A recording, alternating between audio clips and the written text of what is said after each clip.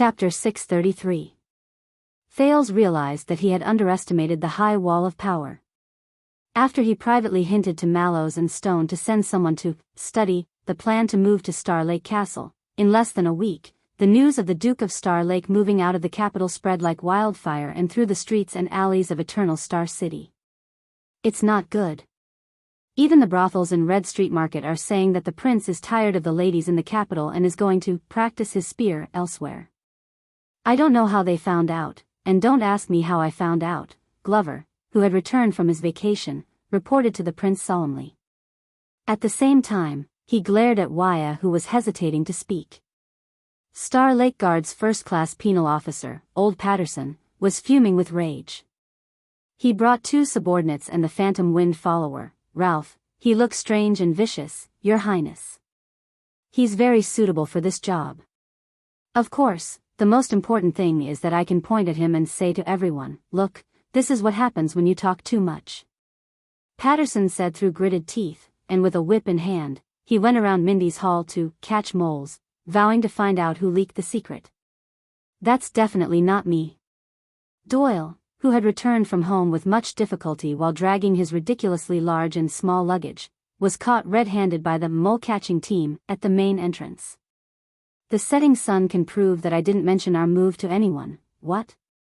You mean these luggage? Hee, my parents forced it on me. I can't do anything about it. Look, even the winter clothes were stuffed in. So annoying. Hey. Mute. Don't touch my lucky teddy. It's a must-have at the head of my bed. Everyone in Mindy's hall was in a state of panic until Mallows appeared and reminded the old penal officer gently and tactfully, the prince's move is a big deal. The prince's move was such a big thing. Even if it was just a preliminary research, there would definitely be a lot of disturbances. In addition to Mindy's hall's deteriorating financial situation, I think we need to hire more people, cooks, gardeners, coachmen, and maids. What? Wine glasses? What does this have to do with wine glasses? Forget it, I'll just ask His Highness. As long as everyone in Mindy's hall still had family and friends, it was inevitable that the news would be leaked. As for why Duke Thales left the capital city, the rumors on the streets spread in an orderly fashion. They ranged from the legend of the past dukes of Mindy's hall being haunted to the legend of the rebellious prince running away from his marriage, and even the legend of Star Lake Castle hiding a mistress. There were many versions of this story. The main dispute was over the identity and number of the female protagonists, and even their gender. This was because Mindy's hall did not have the money to recruit female servants after the prince returned. Interestingly, the people were dismissive of the saying that the prince was bankrupt. Once it was mentioned, the crowd would roar with laughter. Do you know how much the treasures in Mindy's hall alone are worth? Even the prince's underwear is made of gold. Is there a need for you to worry? The rumors were so chaotic that Prime Minister Cullen couldn't help but ask about it at the Imperial Conference one day. It was inconvenient for Thales to answer directly, so he cleverly diverted his fire and took the opportunity to probe the possibility of saving Mindy's hall's finances. Father, what do you think? At that time, the wise King Kessel was reading Jade City's port tax report and listening to Chief Kirkirk's grievous complaints. As the dignified chief of finance, I only receive a salary of 5 silver coins per month. Have I ever cared about money? But this group of profiteers and corrupt officials of the South Coast, who have benefited from your Majesty's wise grace to earn so much, are so selfish that they even want to haggle over this small tax. His brows were tightly furrowed and his mind was preoccupied. Hearing that, he just waved his hand in disdain. Get lost. He approved. After coming out of Renaissance Palace, faced with Mallow's suspicious gaze and Stone's expectant expression, His Majesty can't let you starve to death, right? Duke Thales smiled brightly. Duke Thales smiled brilliantly. He appeared to be confident, steady, and composed. His Majesty has given high praise to Mindy's hall's long-term and fruitful work. He is full of confidence and expectations, and sincerely encourages us to be unique, to keep pace with the times, to be independent, to create new sources of income, to pursue excellence, and to explore the future. Bang. Mallows slammed the table expressionlessly, the main point. The duke's smile instantly collapsed. No money. So, after another 2 days, the direction of the rumors on the streets of the capital changed. In order to resist the marriage arranged by his father, there were also bets on who the female lead would be. It is worth mentioning that although the odds were so high that it was impossible, the prince's old friend, the heir of Walla Hill, Cohen Caribbean, did appear at the bottom of the odds list, behind a group of socialites and noblewomen. Duke Thales did not hesitate to disregard his manners to protest.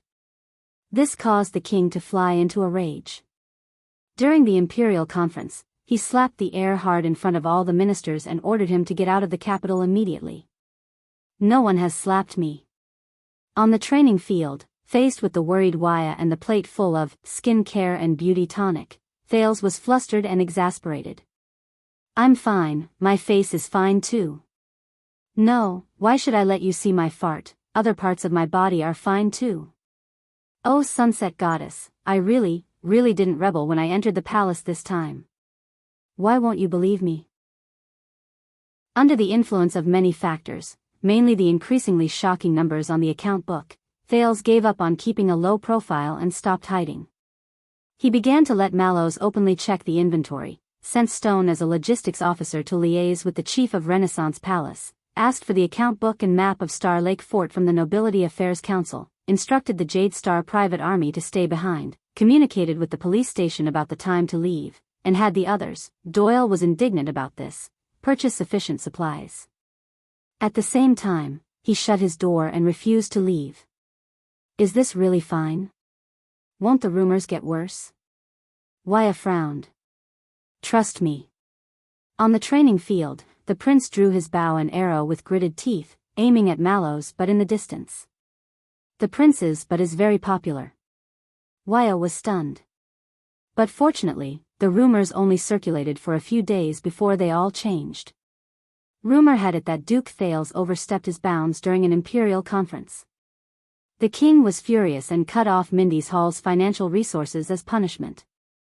The Duke of Star Lake had to leave the capital to find his own way out.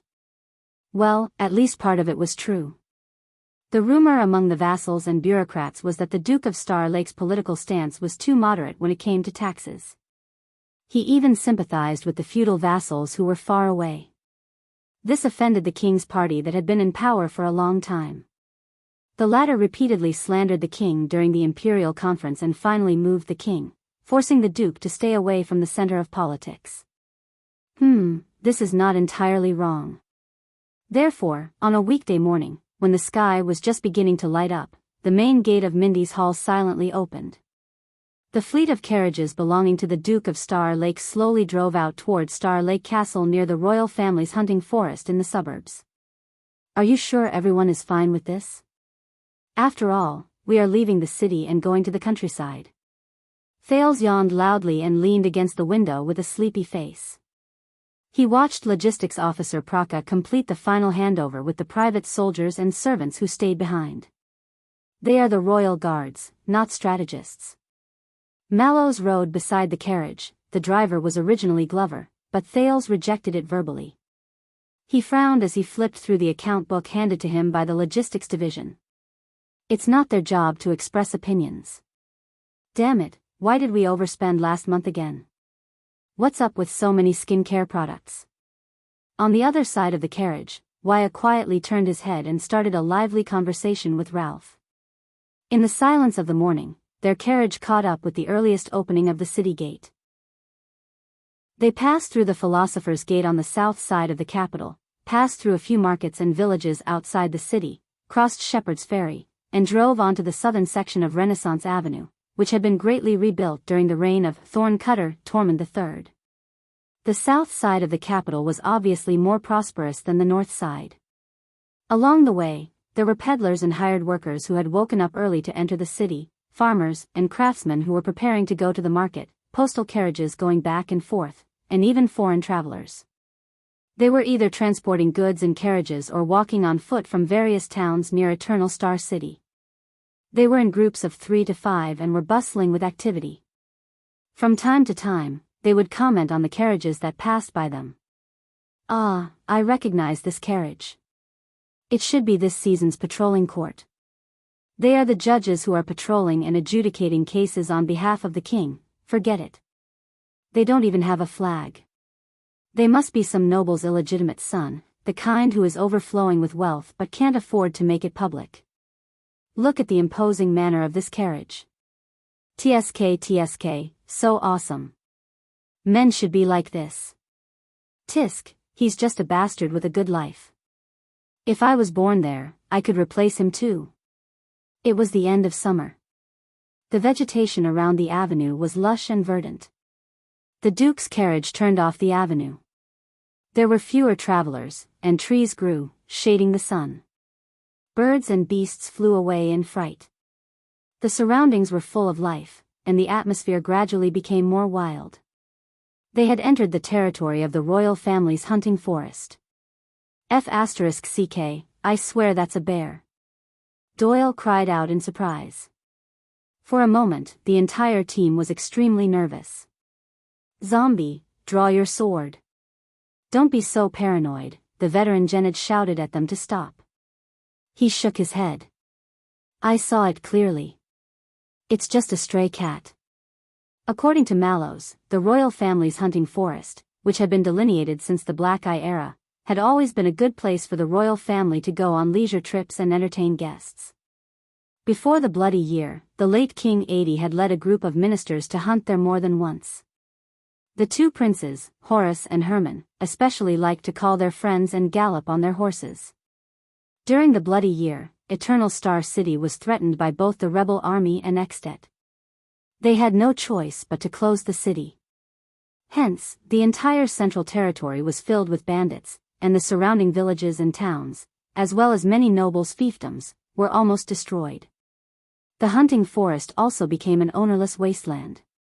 It was not until the Fortress Treaty was signed that the kingdom's wrath returned with the Fury Guards. They reorganized the Central Standing Army and wiped out the remnants of the rebel army and bandits around the capital. After the war, firstly, the national treasury was in dire straits, and secondly, the people's lives were in dire straits. Moreover, the Iron Hand King himself was not interested in hunting or feasting. The royal family's forest protectors who were responsible for guarding and maintaining the forest did not receive any rewards. The merchants and farmers did not have any profits to share either. Hence, they scattered and settled down nearby. Some became tenants in the farmlands, some were hired to work, and some joined the Jade Star private army. Conversely, they became a high-quality source of soldiers when the standing army was reorganized. The kingdom's Wrath's Barren Manor is down that road. Next to it is the barracks of the Central Standing Army. For more than 10 years, he has almost turned the hunting forest into their exclusive training ground and exercise ground. Mallows stared at a small path in the forest that was obviously trampled out. His gaze was profound. But the good thing is that with the standing army here, no one dares to invade the nearby royal territory. Jenny, who was raised as a noble's warhorse from a young age, was extremely dissatisfied with such an environment. From time to time, she would break free from the person who was leading her, neighing as she chased after a deer or a badger that flashed past the depths of the forest, causing the team to be in a flurry. But always, after Thales tried his best to call out to her, she would return dejected and depressed, covered in marks from branches and plants. In the stable, she's the queen. No horse dares to fight with her, the veteran Jennard said cheerfully. But the birds and beasts here don't have such self-awareness. She's not very satisfied. They soon arrived under an iconic tree. The watchman said that this was the most popular campsite when the hunting forest was still flourishing. The thick and dense tree, which seemed to be very old and covered the sky, was called the Star Tree. There were many legendary stories about the Jade Star royal family.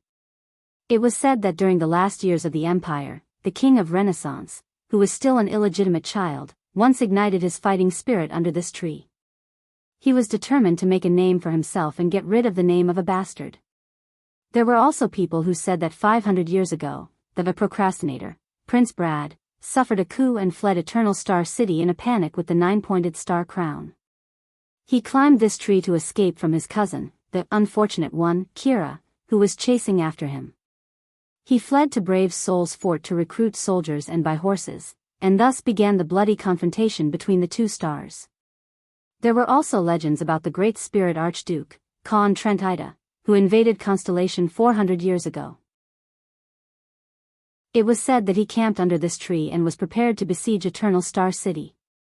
However, in the middle of the night, he saw the King of Renaissance charging towards him with a spear in hand. The brutal and terrifying Great Spirit was startled awake from his dream. He was so frightened that he tore camp overnight and retreated. There were also people who said that 300 years ago, the jackal, Sumer III, invited 5 guardian dukes to a hunting feast under this tree. 3 of them never walked out of the hunting forest. There was even a poem that said that 200 years ago, the conqueror of the north, Erica, who was still a princess, met a mysterious knight who was not recorded in the history books under this tree while she was hunting. That was how she became pregnant with the enemy of the wolves, Kira, whose biological father was unknown. However, even though D., who often came here to play when he was young, narrated the above story vividly, and even though he managed to stun the audience like Willow, Ralph, and Waya, the Duke of Star Lake only laughed it off. Thales originally thought that they would encounter such a dense forest along the way. However, after walking for a short while, the end of the road suddenly opened up. Amidst the green forest, a blue lake came into view. It was as pure as a mirror, and it reflected the pure white clouds in the blue sky. It was dreamlike, and for a moment, people could not tell the difference between heaven and earth. With the beautiful scenery before them, everyone, including Thales, could not help but stop in their tracks. By the sunset goddess. Doyle looked at the blue lake excitedly. This is much more beautiful than the painting. Wait, the painting? Waya reacted, his face full of suspicion. Didn't you say that you often came here to play when you were young? It's not time yet. Let's continue forward. Mallows was in a rare good mood. He ignored the people behind him who were glaring at D. It's not too late to be amazed by it then. The Duke's convoy moved along the lake. The grass and trees became shorter, and the scenery before them became wider. Looking into the distance, the other end of the lake was a towering and precipitous mountain wall. Dozens of raging waterfalls hung on it, rushing out from between the rocks and straight into the lake, like a giant silver curtain falling from the sky. My God, I've read about this in a book. It's said that practicing swordsmanship down there will yield twice the result with half the effort. The young vanguard in training, Ness, pointed at the wide waterfall excitedly. Does anyone want to surf? Don't believe those knights. If you rush down from there, even if you're alive, you probably won't be able to find that story. Second-class protector officer, Hyman Franzuk, mercilessly dampened his enthusiasm. Thales was similarly captivated by the magnificent scenery, and he could not look away. That's one of the downstream branches of Shepherd's River. Mallows patiently explained to almost everyone else in the convoy, who had not seen this scene before, that's not the case. The riverbed falls here, forming a waterfall and depositing a wide, clear lake. It's called Star Lake. Star Lake. Thales muttered the name in his heart and subconsciously turned his head. Sure enough, on the other side of the lake opposite the waterfall, a towering castle appeared in front of him. It was located at the edge of a hill, surrounded by the lake on 3 sides. It was built in an ancient style, and only a small path could go around the hill, over its moat, and straight into the castle. It blended perfectly with the forest, lake, waterfall, blue sky, white clouds, hills, castle, and all the other elements. It was not abrupt at all, and gave off a tranquil and intoxicating feeling. Everyone subconsciously lowered their voices and lightened their footsteps, as if unwilling to disturb this beautiful corner of the scenery. And that is Star Lake Castle. Mallows stopped his horse and sighed quietly. Everyone held their breath. Including Thales. The teenager had done his homework before this. He knew that Star Lake Castle used to be a monastery that was isolated from the rest of the world. Its earliest history could even be traced back to the Black Eye era, and it was filled with Sunset Sect monks who were knowledgeable but determined to train hard. However, the person who truly brought this monastery into the eyes of the world was an old scholar named Sumer nearly 500 years ago. He was born into a noble family, but he was knowledgeable. During the chaos of the confrontation between the twin stars, he brought his family and lived in seclusion here, concentrating on studying the classics of theology. That was until the bloody and cruel confrontation between the twin stars ended with the deaths of two jade stars, who claimed to be kings of their respective countries, one after another. However, the morning party and evening party under them, the domestic suzerains who chose sides, formed a blood feud that could not be resolved for generations through the years of war, death, alliance, and betrayal. It was to the extent that when the kingdom was without a lord and the throne was empty, there was not a single heir who could submit to the suzerains of the two equally powerful parties, ascend to the throne and be crowned without any dispute, and reignite the flames of the confrontation between the twin stars. In fact, due to interests and the situation, during the 8.5-year civil war, many members of both parties had been in more than one camp. It was common for an alliance to suddenly betray and return to the alliance. Today, when the king and his vassals had a heart-to-heart, they would solemnly swear to show their loyalty. Tomorrow, when they were captured on the battlefield, they would suddenly come to their senses and abandon darkness for light. The leader of the Eastern Sea's heroes, the Cullen family of splendid Port City, had repeatedly switched between the two parties. They were a miraculous existence that could remain unscathed despite their defection. That was why the nicknames of the two guardian dukes of the Eastern Sea were Noon and Midnight, respectively. Fortunately, there had been enough bloodshed in the kingdom, so much so that countless Dark Knight priestesses had died of exhaustion.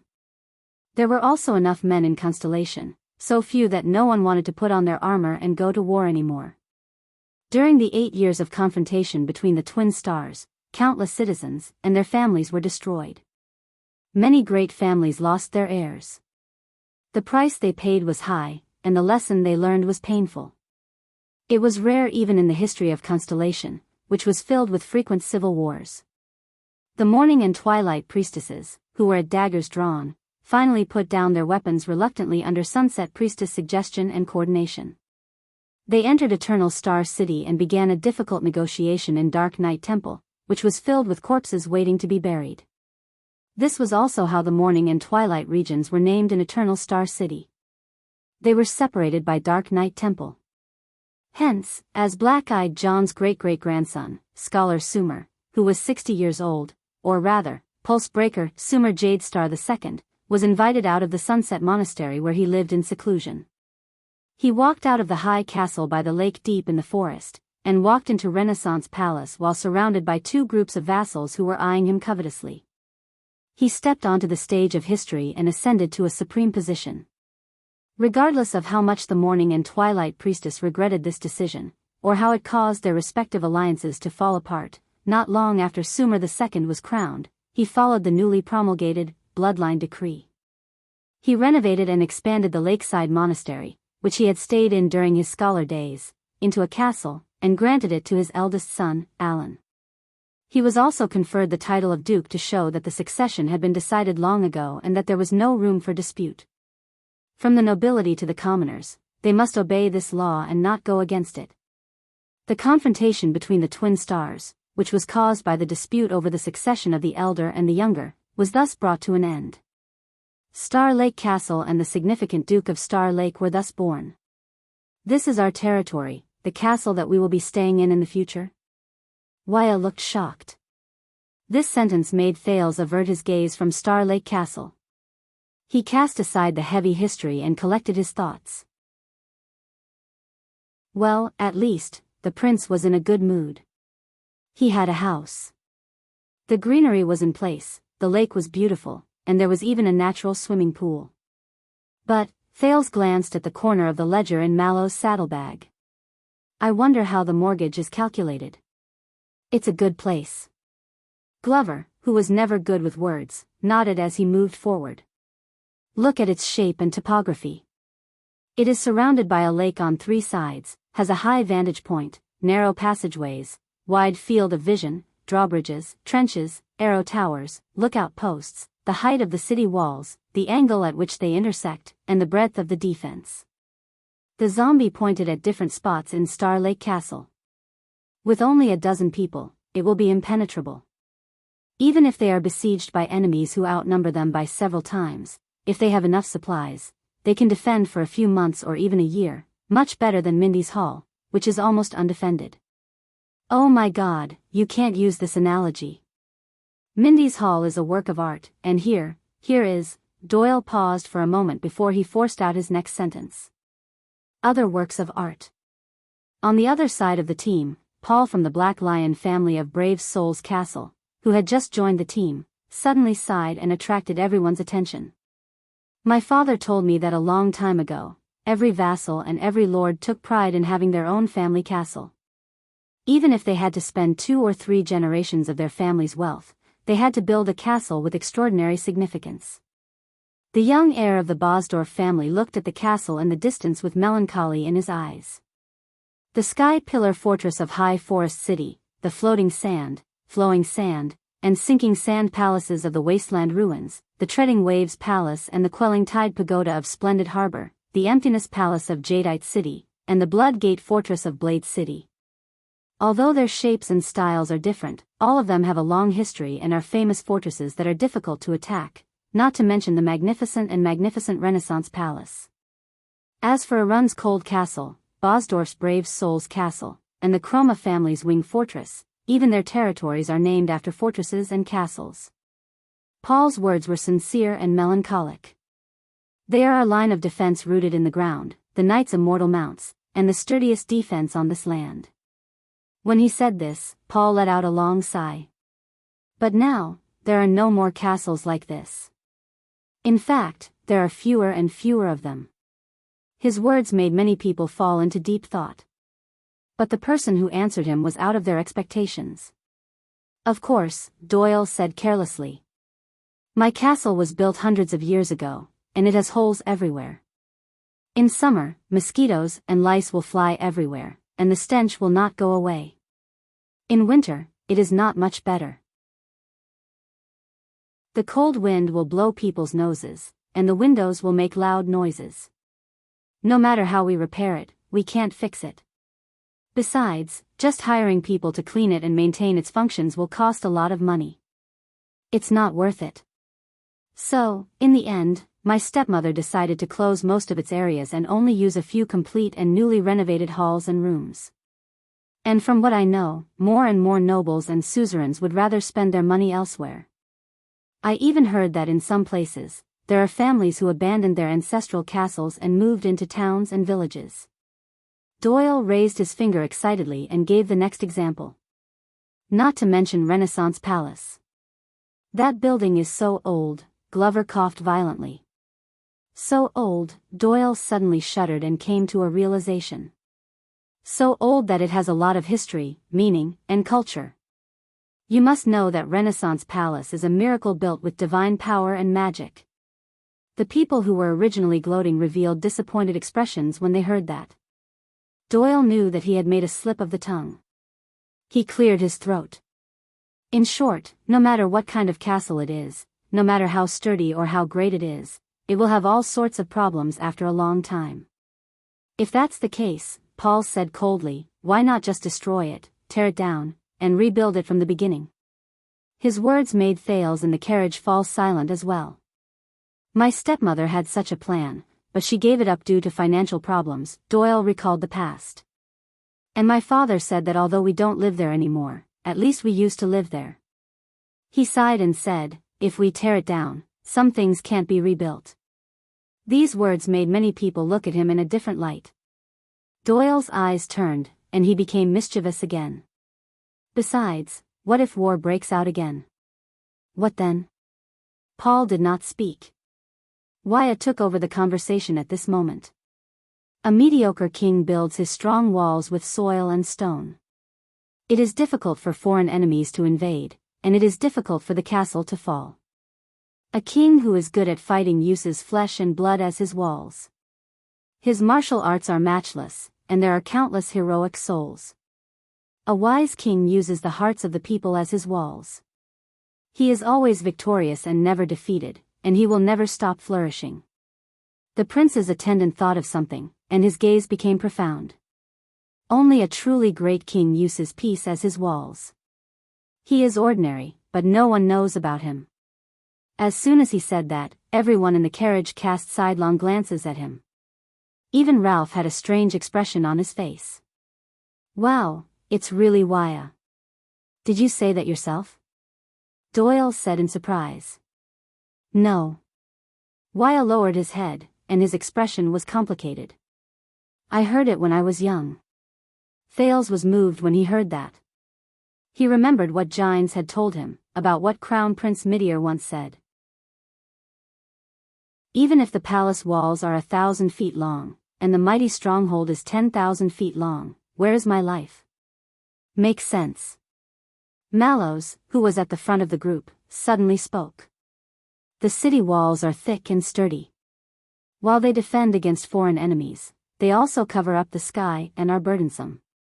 There is no lack of such examples in history. Suzerains are satisfied with a sturdy city, and they are content with the status quo behind the city walls.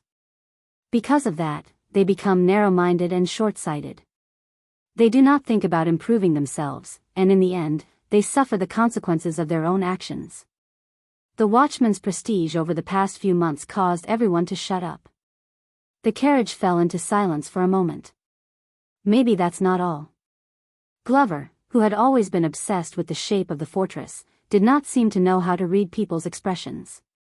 He did not care whether it was time for the commanding officer to lecture. He continued, my grandfather said that the methods of war are destined to become more abundant, especially after the appearance of the mystic guns. Regardless of whether it is defending the city or attacking the city by force, it has become the worst strategy. After all, no matter how thick the city walls are, no matter how wide the battlements are, they cannot withstand the continuous high-temperature bombardment from the mystic guns or the falling stones from the catapults. Paul sighed and said, so, such a castle is destined to decline in the future and become history? Perhaps. Glover fixed his gaze on Star Lake Fortress, as if he was trying to find its weakness. But perhaps our descendants, the people of the future generations, will come up with a better idea, build stronger fortifications, and build a super city wall that even the mystic guns cannot break? Maybe they will be smarter than us, Wuxia interrupted, feeling dejected. Think of ways to resist war and foreign enemies without relying on city walls or fortresses, and ensure safety? Or maybe they will be even more foolish. Mallows also joined the conversation. He sighed and said, maybe they will build more and thicker city walls, and be content with the status quo, complacent, until the self-righteous city walls collapse. Only then will they regret their actions. Thales listened carefully to the conversation and pondered for a long time. Or they will be unparalleled geniuses. Doyle's excited voice suddenly rang, causing many to frown. For true peace, our descendants will build flawless, unbreakable city walls and fortresses that can isolate everything, and the people on both sides will not be able to touch each other no matter what. Doyle bowed on his horse and spread his arms proudly at Star Lake Castle. Clatter, clatter, peace shall come. Listening to this nonsense, everyone in the convoy rolled their eyes and sighed. Until another young voice came from the carriage. So the city walls are tall, the trenches are deep, and the people on both sides can't see each other, can't hear each other, and can't talk to each other. Everyone turned around in shock, only to see the Duke of Star Lake leaning against the window, gazing at the beautiful Star Lake Castle from afar, but his eyes were dead.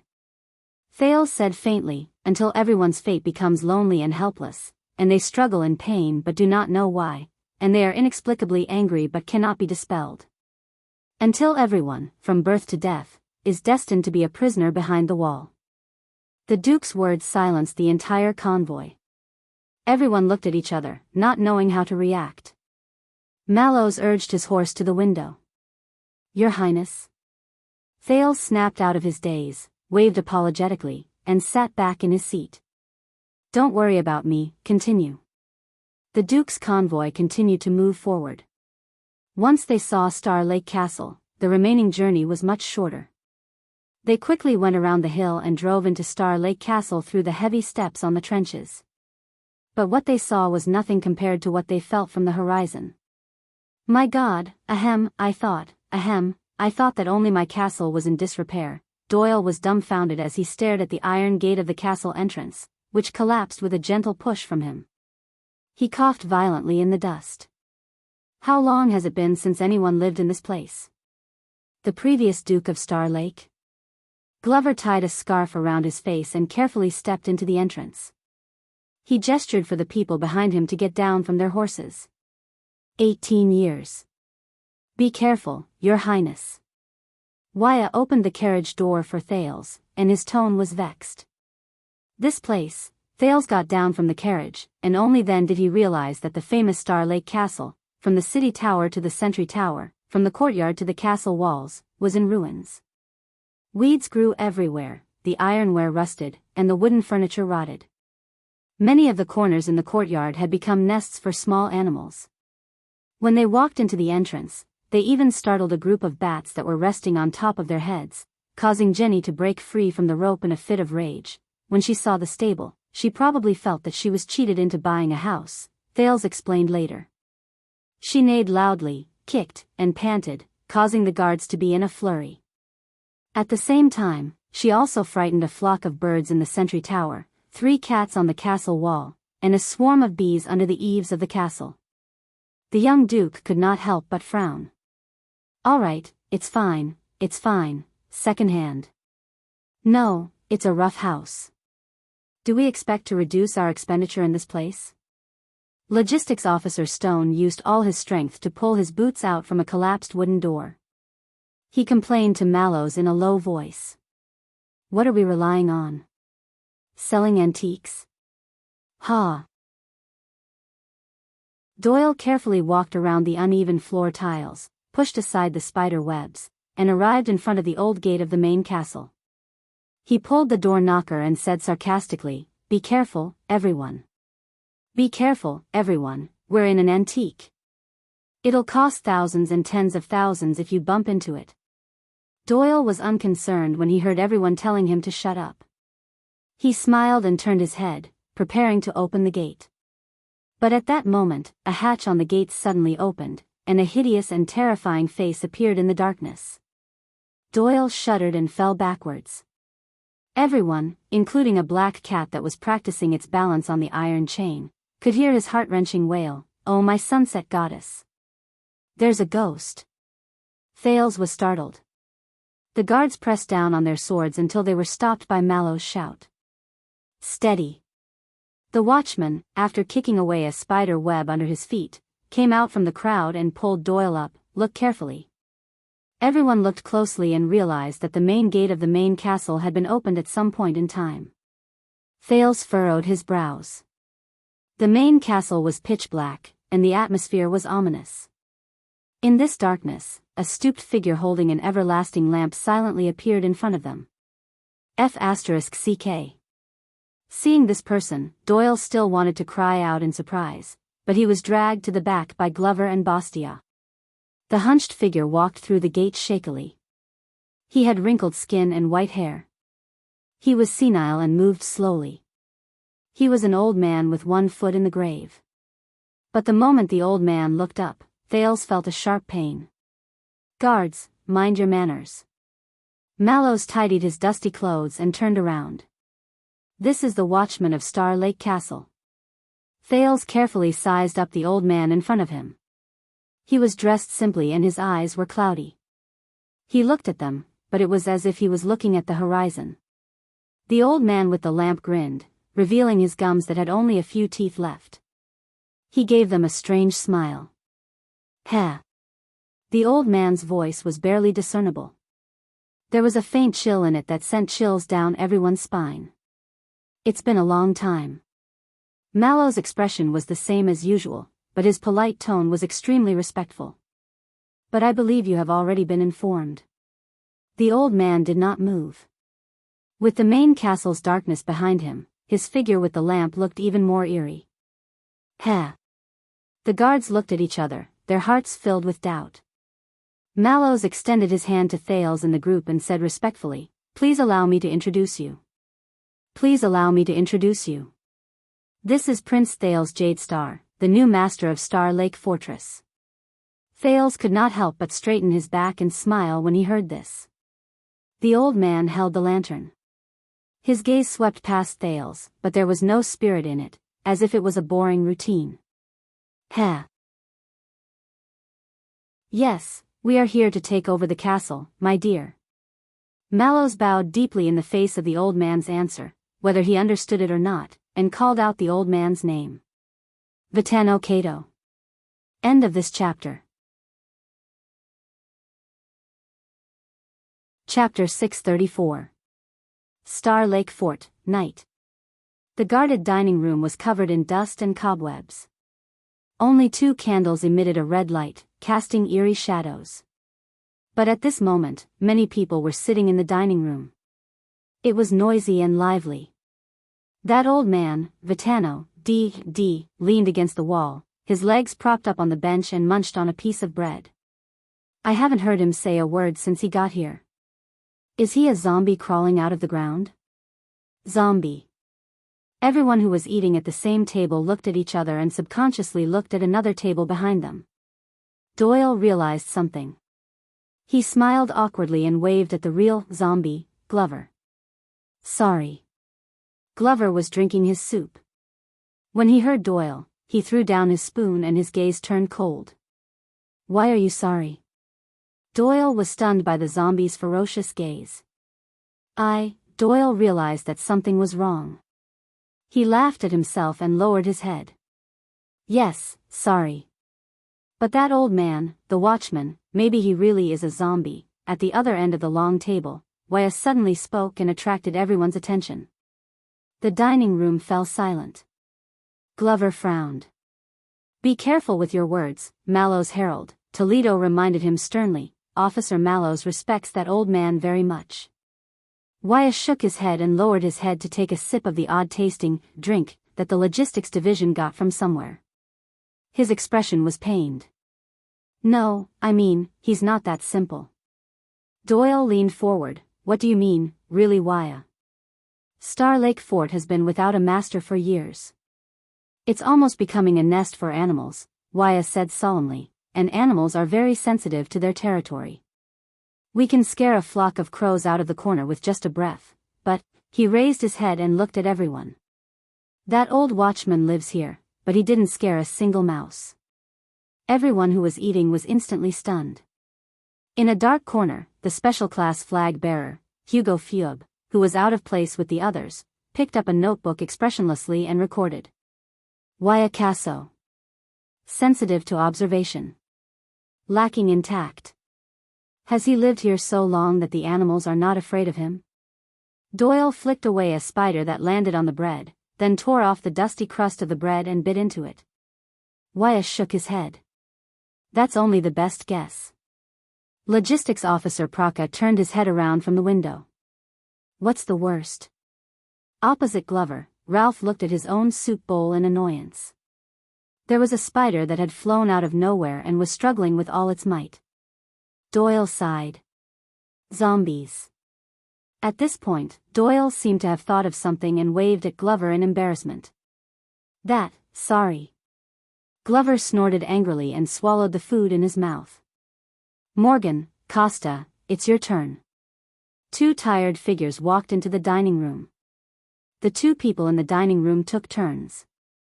Doyle's eyes lit up. Hey, Bastia, Ness. What do you think? Is there anything good in Jackal Tower? You mean apart from cobwebs, ashes, cat droppings, bird droppings, ghosts, rotten wood, and rusty iron? The young vanguard, Ness, picked up the kettle and poured himself a drink. Let me think. Oh, yes, there's a rotten rag, it smells like shit. Pfft, damn it, what's that smell? Mate tea. Praka drank his tea contentedly by the window. Don't ask too many questions. If you do, you'll know it's sponsored by the logistics division. There's a monastery in the southeast corner with a lot of graveyards.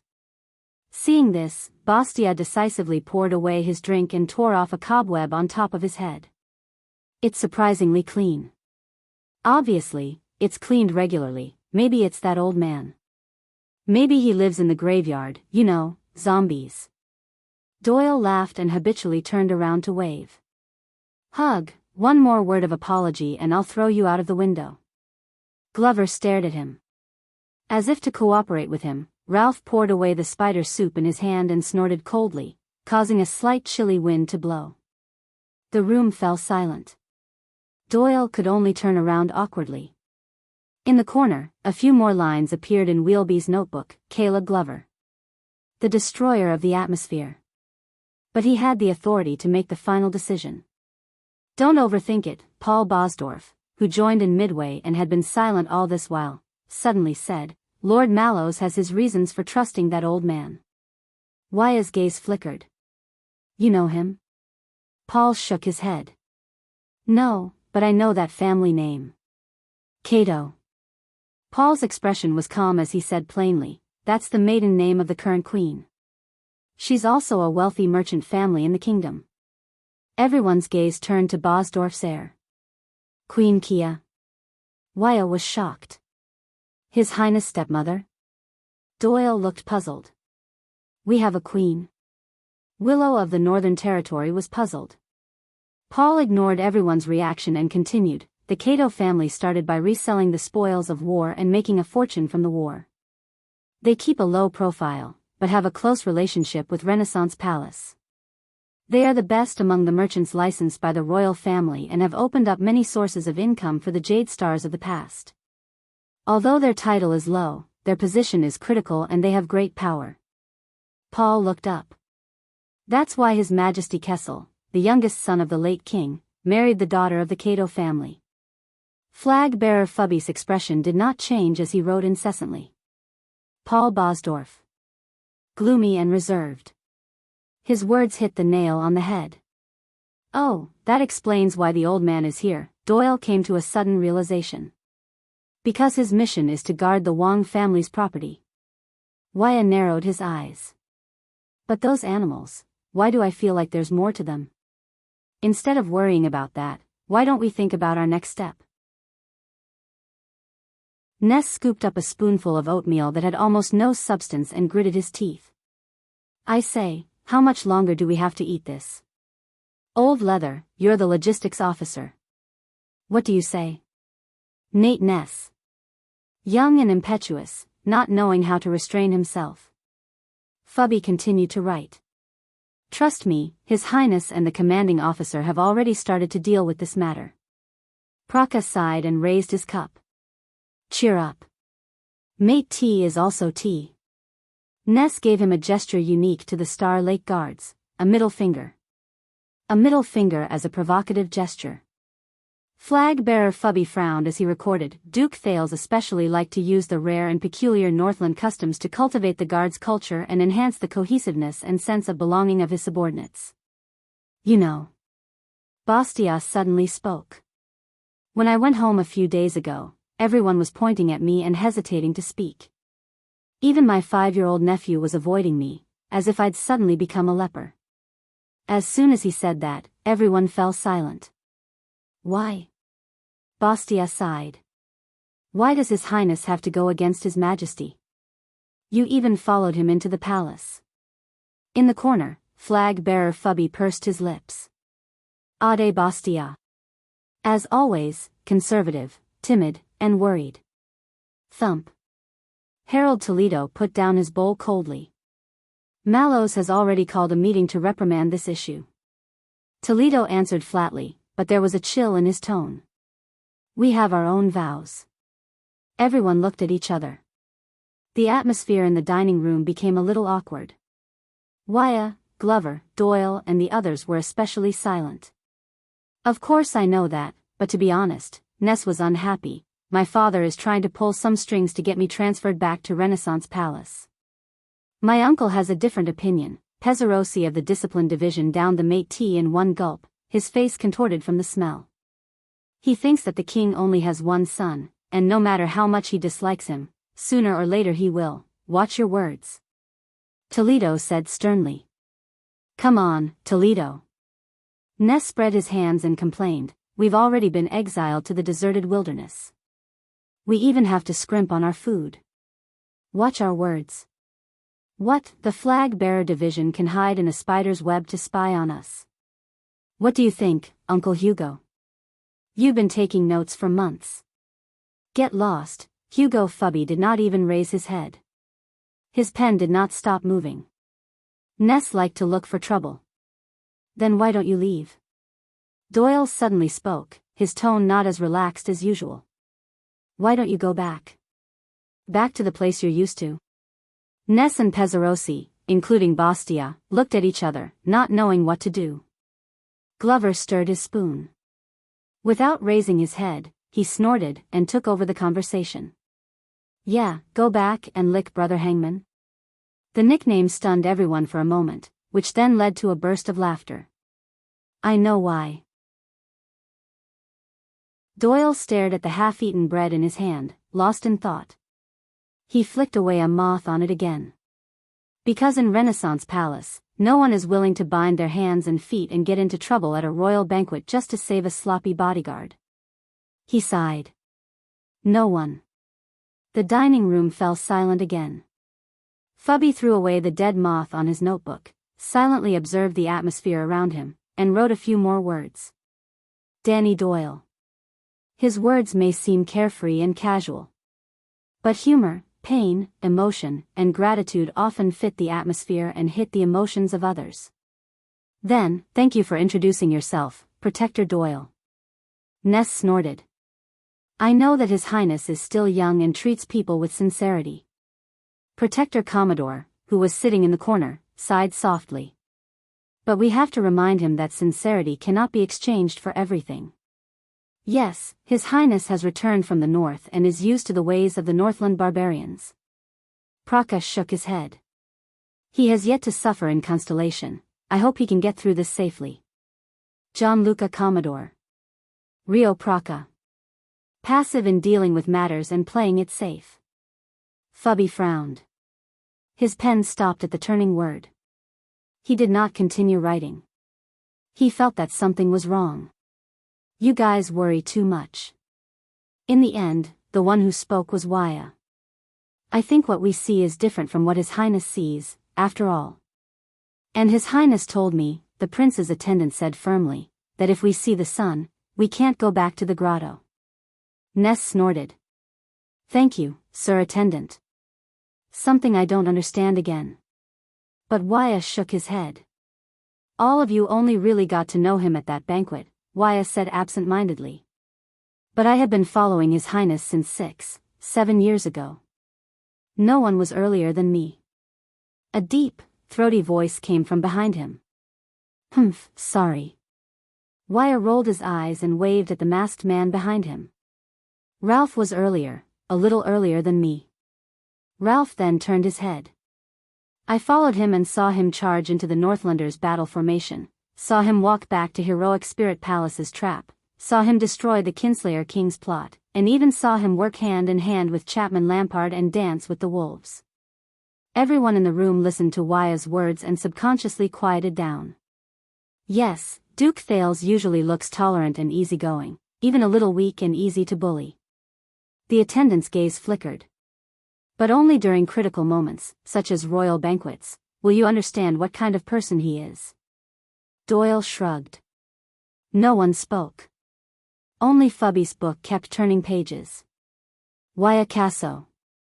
The person who lived the longest, was the closest, and understood Duke Thales the best. In short, I don't really want to go back, but the castle gate has not been repaired. If anyone wants to leave, please go ahead. Glover said coldly, it will be the same after it is repaired. His words made everyone freeze in unison. Yeah. Doyle lay down on the pile of junk behind him and stared at the spider webs in the corner of the ceiling in a daze. You make it sound like we have the money to repair the gate. This book was published by, read the book and get a cash red packet. Everyone burst into laughter. Fubby narrowed his eyes. Danny Doyle. The mediator and manipulator of the team's atmosphere. Everyone in the dining room gradually finished their dinner and left in twos and threes, complaining. Hugo Fubby raised his gloomy gaze and turned to the next page. Thales Jade Star. Hesitation. Weakness. Compromise. Gentleness. Childish. Willful. Impulsive. Unscrupulous. Full of emotions. Vengeful. Lazy and slick. Strange interests. Likes to be alone. Makes a fuss. Never cares for attendance. Does not bend over and pretend. Is not good at establishing prestige. Does not care about etiquette. Does not like to interact with people. Does not need to bribe or rope them in. Does not care about the glory of inheritance. Does not use collective slogans to brainwash them. Does not know any of the methods the nobles use to win over people. When Fubby wrote this, he changed the direction of his pen. But not only did his subordinates' loyalty not decrease, they became even stronger. Rumors were hard to shake. It was surprising. Fubby's gaze sharpened as he wrote the last sentence. Where is the hidden danger? In the next second, he slid his finger across the spine of the book, and the words on it disappeared, as though they had seeped into the paper. Only a blank space was left. Mallow spent a total of 3 days to clean up a part of the dilapidated Star Lake Castle. At least, it was barely livable. Unexpectedly, Star Lake Castle occupied a large area and was fully functional. There was the main hall, the Jackal Tower, the Rapid Shadow Tower, the meditation room, the Ascension Hall, the Brilliant Area, the dining room, and several other different areas. They were used to receive guests, stay, read, meditate, relax, and host banquets. There was also the Lakeside Monastery, which had long been abandoned but was still preserved. There was also the Starlight Courtyard, commonly known as the Lumberyard, which was used to station troops and train soldiers. There were probably no less than 300 or 400 rooms in total, not to mention the possible hidden passageways and secret rooms. Until now, Thales could not remember how many ways there were to get from the main hall to the study and bedroom. Mallows could only order the Logistics Division and the Defense Division to seal off the passageways that led to unknown or dilapidated locations. Then, they worked overtime against the different versions of the old castle map, corrected the markings, and continuously recorded and unsealed the newly arranged rooms and areas. But the good news was that the Chief of Palace Staff, Baron Quinton, was easy to talk to. He notified the surrounding villages and towns in advance, and asked them to compensate the nominal suzerain, the Duke of Star Lake, for his food and clothing so that Thales would not starve to death in the castle. Then, with the help of the Chief of Palace Staff, the Logistics Division continued to recruit servants, cooks, and gardeners from the villages, on the condition that part of the rent and taxes were waived. Your fief is about the size of a small baron's territory. Of course, it's not the barons of the Northern Territory or the Land of Cliffs. All of their territories are uninhabited wastelands, and the area is almost the size of the Count of South Coast Hill. This morning, Thales was walking on the ridge of the fields. Accompanying him was Baron Quinton, who had rushed over from the capital. The latter was talking non-stop about the fields in front of him. 6 farms. Other than one belonging to Sunset Monastery, which serves the gods, the other 5 have to report to you. There are self-owned fields, rented fields, and public fields with a long history. But now, they are all complicated and intertwined. 5 respectful butlers followed behind Baron Quinton. Each of them held a thick stack of account books and records. More attendants, guards, and servants followed behind them, trembling with fear. The production of each farm is different. It's far from enough to feed just the farmers. For this, we have hired many workers to produce grapes, wool, and other primitive crops according to the season and the weather. Of course, in another month, the wheat in the fields will be harvested. It will be very busy then, and we need even more manpower. Thales frowned as he listened. They were in a farm that belonged to Star Lake Castle. Along the way, they saw farmers carrying farm tools and leading cows and horses to the fields, or farm women carrying fur baskets to work in the workshops. They might not know Thales, but when they saw Baron Quinton and a few butlers, their expressions changed slightly. They retreated in unison and lowered their heads as they whispered to each other. There are also 3 villages or small towns with a long history. Even war could not erase them. They pay taxes to the royal family regularly. It's just that things have not been going well recently. Everyone prefers to go to Eternal Star City or other large towns to find work and make a living. The chief of palace staff spoke excitedly as he walked. He was very familiar with the situation of Star Lake Castle's fief. Also, your fief is next to the Wang family's hunting forest. If the villagers want to hunt some game or chop some firewood, as long as they pay enough and don't do it too openly, we will turn a blind eye to it. It can be considered as an output. After all, it's not easy for everyone after the bloody year. Remember, every farm and small town has its own craftsmen. Their products, such as fabrics, furniture, honey, candles, soap, and some rare items, are the easiest to miss. Thales' frown deepened. These registers record the general situation of your farm, including every farmer's name, land, farm tools, all kinds of employees and craftsmen, as well as the annual reference output and taxes payable. In the future, you will be in charge of, wow, Lord Baron. Thales, who was having a headache, had to interrupt him. I need to, remember all of these things? Baron Quentin glanced at him and immediately understood the Duke's current mood. He sighed softly. Every respectable family will have their own trusted butler to manage the master's accounts, collect rent, hire manpower, supervise the work, and take care of the master's basic necessities. In fact, the bigger the family, the more they need a good butler. Damn it, Cordero, don't let me see your subordinates slacking off again. The chief of palace staff used only a second to seamlessly switch from being kind to flying into a rage. He reprimanded the local manor's butler. The latter was drenched in cold sweat as he turned around to yell at a few employees who were hiding in the shade and gossiping while pointing at Thales and his group. Chief Quentin turned around angrily.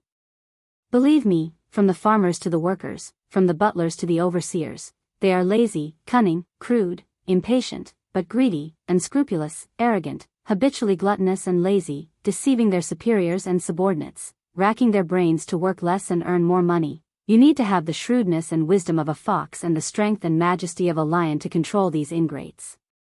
It seems that you are the one who is truly indispensable in this land, Thales said sincerely with a lot of emotion. Baron Quentin coughed. His words were humble in fear and trepidation, but there was a hint of joy on his face that could not be concealed. Oh my, your highness, I dare not say such things. I was merely deceived by the late king's trust. So, butlers? Thales looked at the chief hopefully. Quentin snapped out of his daze. Oh, yes, and we, you can say, are the butlers of the Jade Star royal family, one of them. For this, I need to know all the lands and estates of the royal family, every inch of production, population, and labor. Thales immediately took the bait. If that's the case, I believe that I, a newcomer, should not usurp the host's position. These matters, Baron Quentin reacted quickly. I understand very well.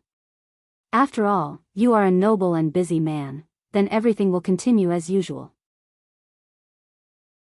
I will separate out the rent and taxes that belong to you, and have the butlers of each estate and the mayors of the towns and villages send them to Star Lake Castle regularly, including the monthly rations, firewood, and fabrics. Of course, the variety and sophistication of food and clothing cannot compare to those in Eternal Star City. Thales waved his hand generously, indicating that the Duke of Star Lake should share the joys and sorrows of his people. Seeing the prince's indifferent expression, Quentin could not help but sigh. In the future, there may be a mistress who will take care of these for you. Unfortunately, you are the heir to the throne, and the future mistress is destined to be the queen. She will be busy enough with the families of the nobles in Renaissance Palace, the capital, and even the entire country. She probably won't have time to take care of these minor details. You still have to find a suitable candidate, that was what he said, but in reality, there was not much for Thales to worry about, because Baron Quentin had already arranged everything before he came. The public and private taxes of the territories around Star Lake Castle, land tax, poll tax, hunting tax, including transaction tax, travel tax, and so on, were all collected by the tax collectors of the Department of Finance into the Treasury. This year, they would all be transferred to Star Lake Castle. It was just that the fief was limited, and getting rich overnight was out of the question. I don't have such extravagant hopes, I just want to get enough to eat and wear. Thales closed the thinnest record in the account book with a headache. Just don't cause any major trouble. In the face of such an unambitious heir of the royal family, Chief Quinton could not help but sigh. I think, as long as you don't order the restoration of the right to the first night, it should be fine. Thank you, Chief Quinton. Thales looked at the Chief Quinton who had served his grandfather. I know, it was your intention to help speed up the handover, which allowed me to take over this land so smoothly. Baron Quinton paused for a moment. He closed the account book and passed it to the other stewards, telling them to stay away. Do you really think that I am the indispensable person to these lands, and that I can decide who they belong to? Baron Quinton looked at Thales with a complicated gaze. I think, he still cares about you. Thales' smile froze. Perhaps. Thales put his hand into his pocket and touched the Gertoxa. It was cold to the touch, and the thorns pricked his hand. Perhaps.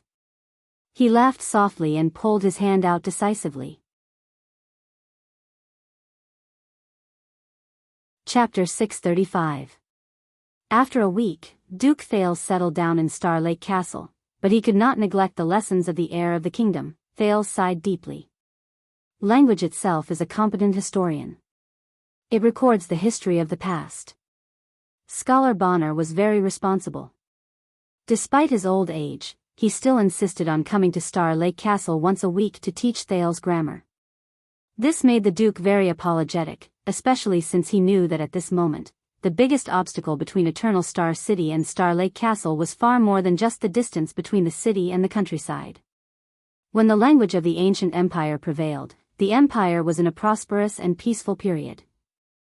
The 5 crops were abundant, and agricultural production occupied a large part of the language. You see, just this small textile house alone, from the loom to the thread winding, has derived many commonly used words.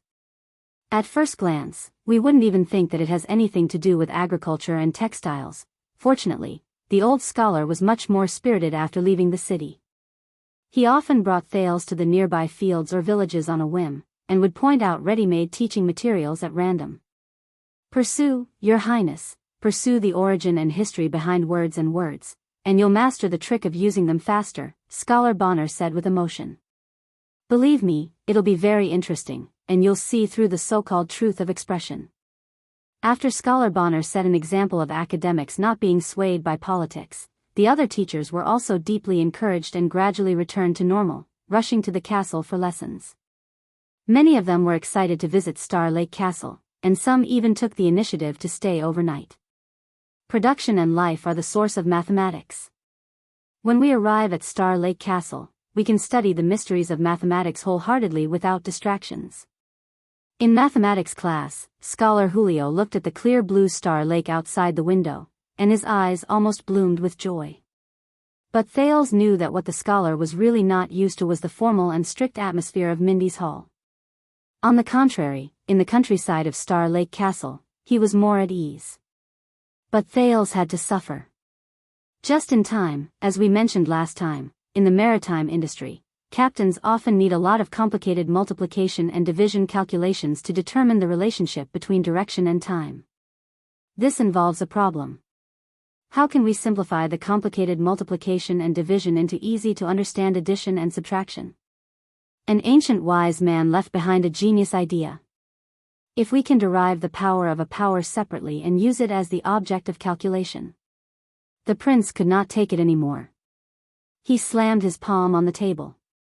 Great timing, Scholar Julio. I have big math questions. Julio's expression changed. He put away the charcoal and sat upright. Yes? Thales crooked his finger, and Ralph immediately walked over with a stack of books. These account books were given to me by Baron Quinton. They record the current population, land, output, and tax situation of Star Lake Fort. The numbers are complicated, and they have been making me anxious and unable to eat or sleep well these days.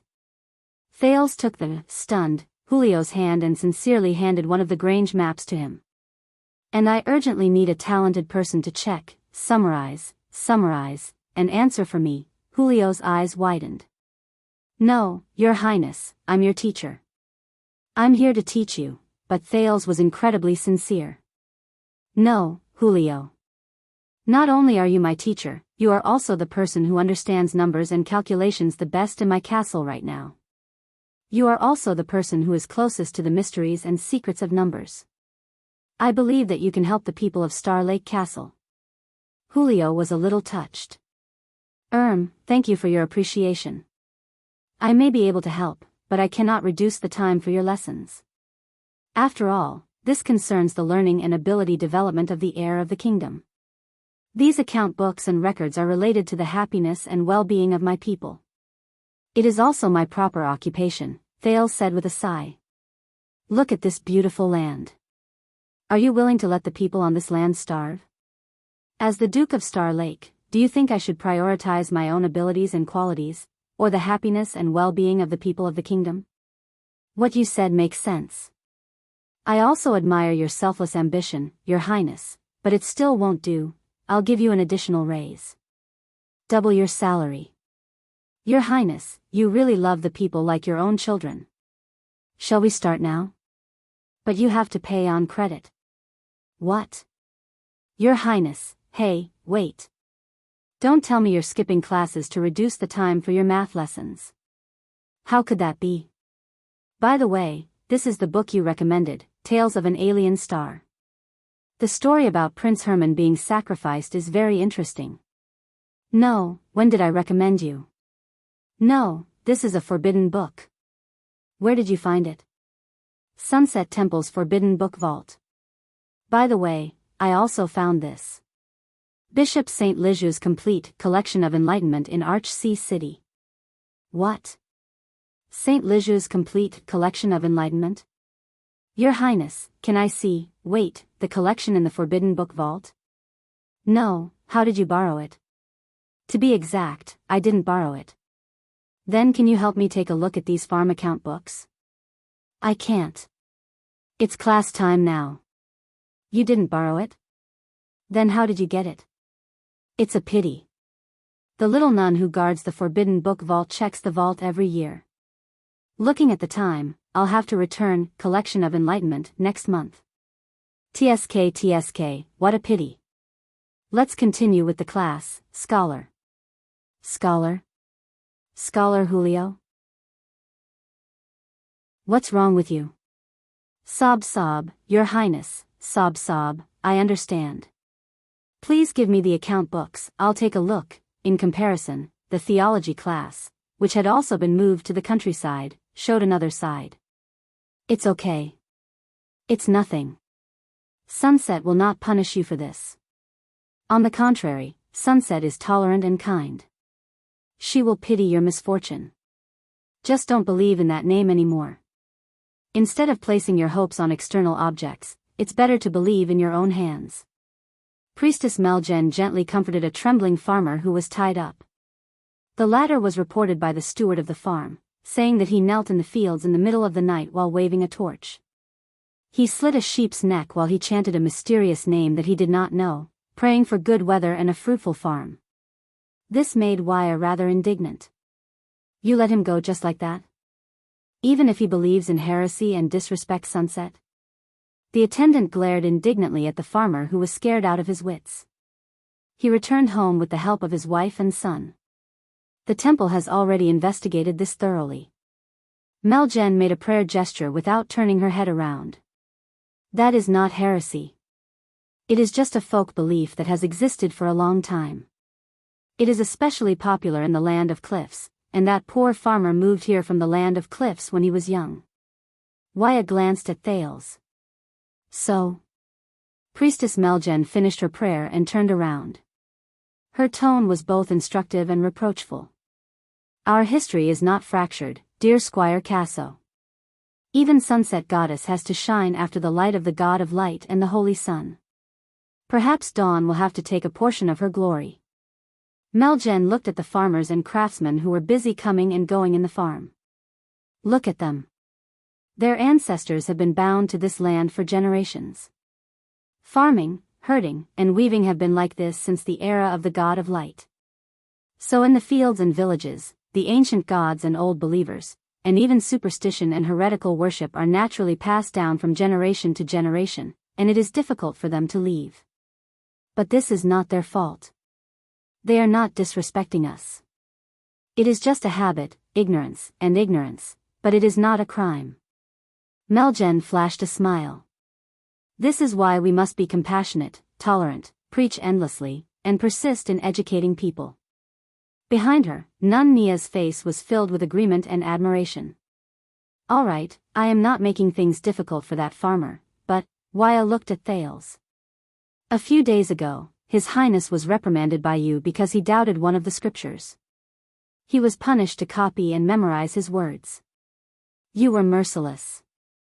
But when they practiced magic in the fields, you comforted them with gentle words and forgave them. This doesn't seem fair. Meljen raised her head and looked at the setting sun in the west. Fair. What is fairness, Attendant Casso? Is it the prince who breaks the law with you, but I give you the same attitude, punishment, and price? Even if the price you can bear is completely different from his? Waya was stunned. The old priestess looked at Thales and Waya with a stern expression. Remember, my Waya Casso. In the name of God, I will always remember. You should be strict to the strong, and be merciful to the weak.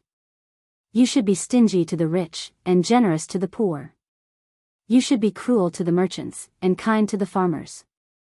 You should be blunt to the nobles, and speak gently to the commoners.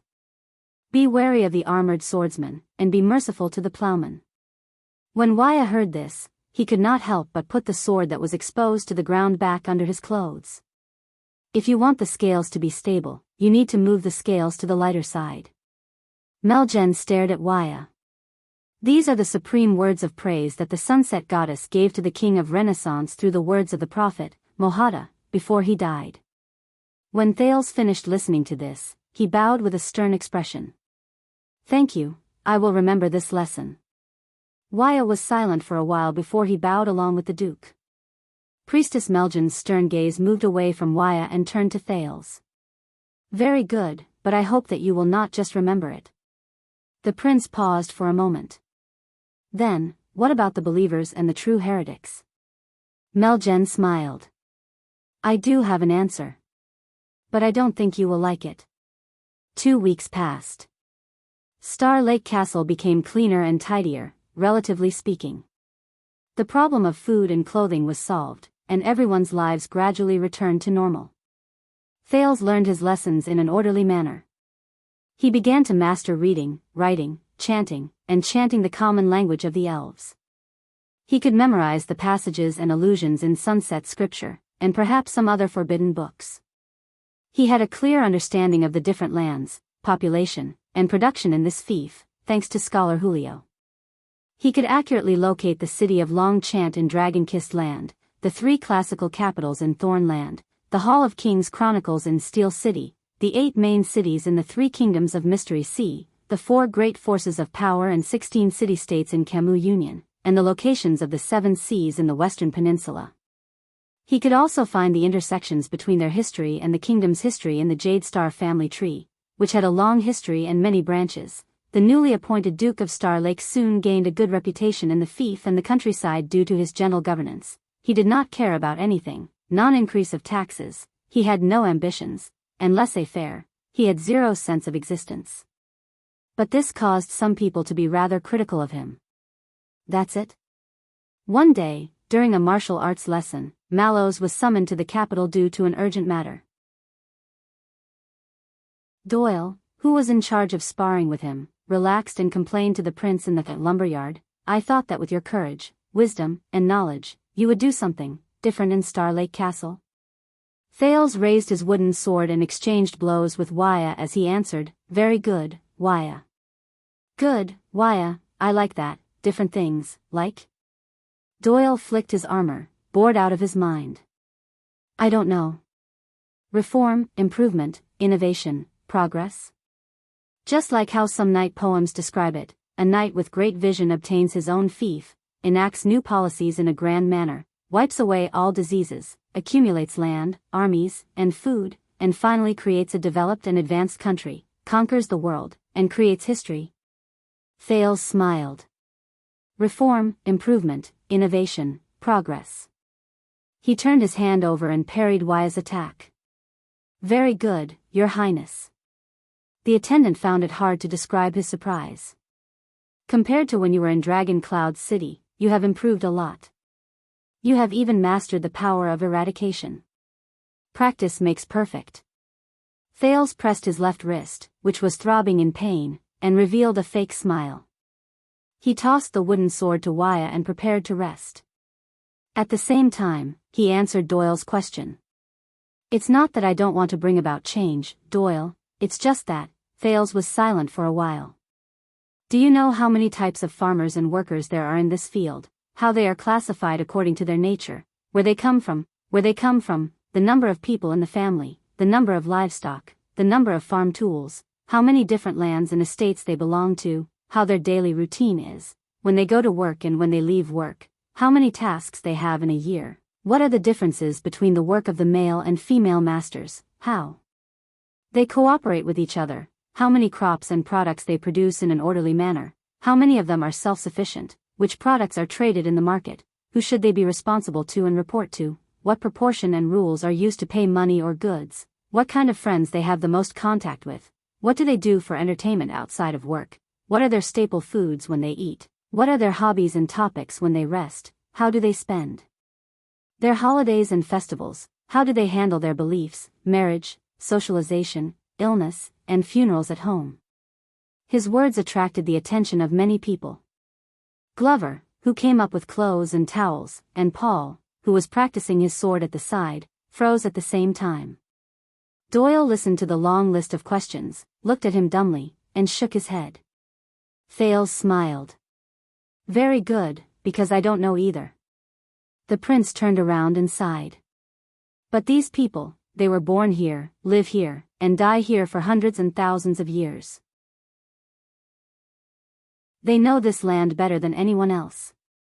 Why should I think that a so-called Duke of Star Lake who just arrived from the sky and has never touched the mud would have wisdom and knowledge that is more profound, more professional, and more suited to the local ecology to guide them on how to live a better life? I am not Brother Mohada, Doyle. I am not a prophet who descended from the sky. That profession only exists in the sunset scriptures, and I am not that arrogant enough to see through history and point out the direction of the future for the turbid world. Thales snapped out of his daze and patted Doyle's shoulder. Let's go home.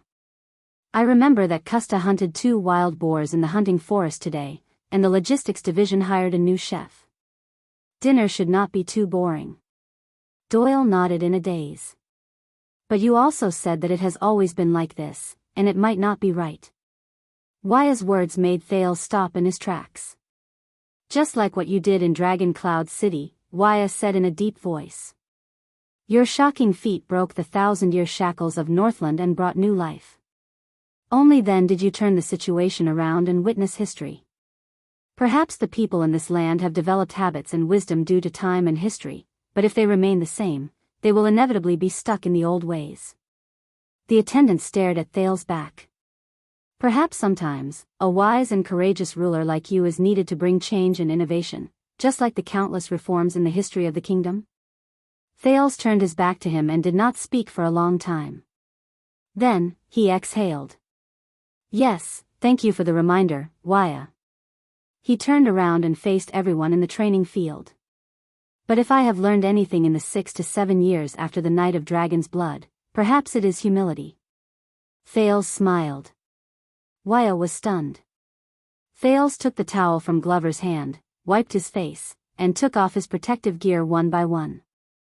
The master of the single-winged crow, the suzerain of Wing Fort, Derek Chroma, once told me a short story. Do you know when did messenger crows appear? Everyone in the training field looked at each other. The ancient empire. The person who answered was Glover. He said seriously, Great Emperor Camelot used messenger crows to deliver military intelligence on a large scale. They played an important role in the war, allowing him to command the army with unbelievable efficiency and control the overall situation. He far surpassed his opponents of the same era and won the first chance to win. Even after the conquest was completed, messenger crows played a big role, Paul continued. No matter how far apart the territories were, the messenger crows would still arrive at any given time. That was how the great emperor who was in charge of the royal territory was able to firmly rule over all the major provinces. His orders came from the same clan, which increased the effectiveness of governance, strengthened the cohesion of the empire, and reduced the possibility of division. It was an important factor in the empire's ability to maintain its rule after the epic conquest. Hearing their answers, Thales nodded one after another. Not bad. But that was not the first time messenger crows appeared, nor was it the first time they appeared on the stage of history. Thales searched for his memories. About the 700th year of the era of kings, which was 200 years before the great emperor was born, a wizard, a wise man discovered that some special birds would react differently to specific magnets. This might be the reason why they could travel thousands of miles without getting lost. The messenger crow technology originated from there. Soon, a king of West Billow Cliff decided to put a batch of meticulously cultivated and trained messenger crows into use. They would replace the communication channels between the cities, replacing all messengers, mails, and beacons. I have captured civilization and the future, he said with great courage and hope.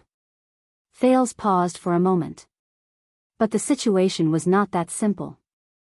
Messenger crows were novel, fast, and convenient, but their technology was far from mature. The cost of cultivating and training them was high. The cost of raising them for a year was enough to feed an ordinary family, and the training period and effect were not satisfactory. Thales' tone became deeper. But the king still believed that messenger crows were the future. Because of this, he did not care about the costs and consequences. He ignored all advice that went against his beliefs and insisted on using messenger crows.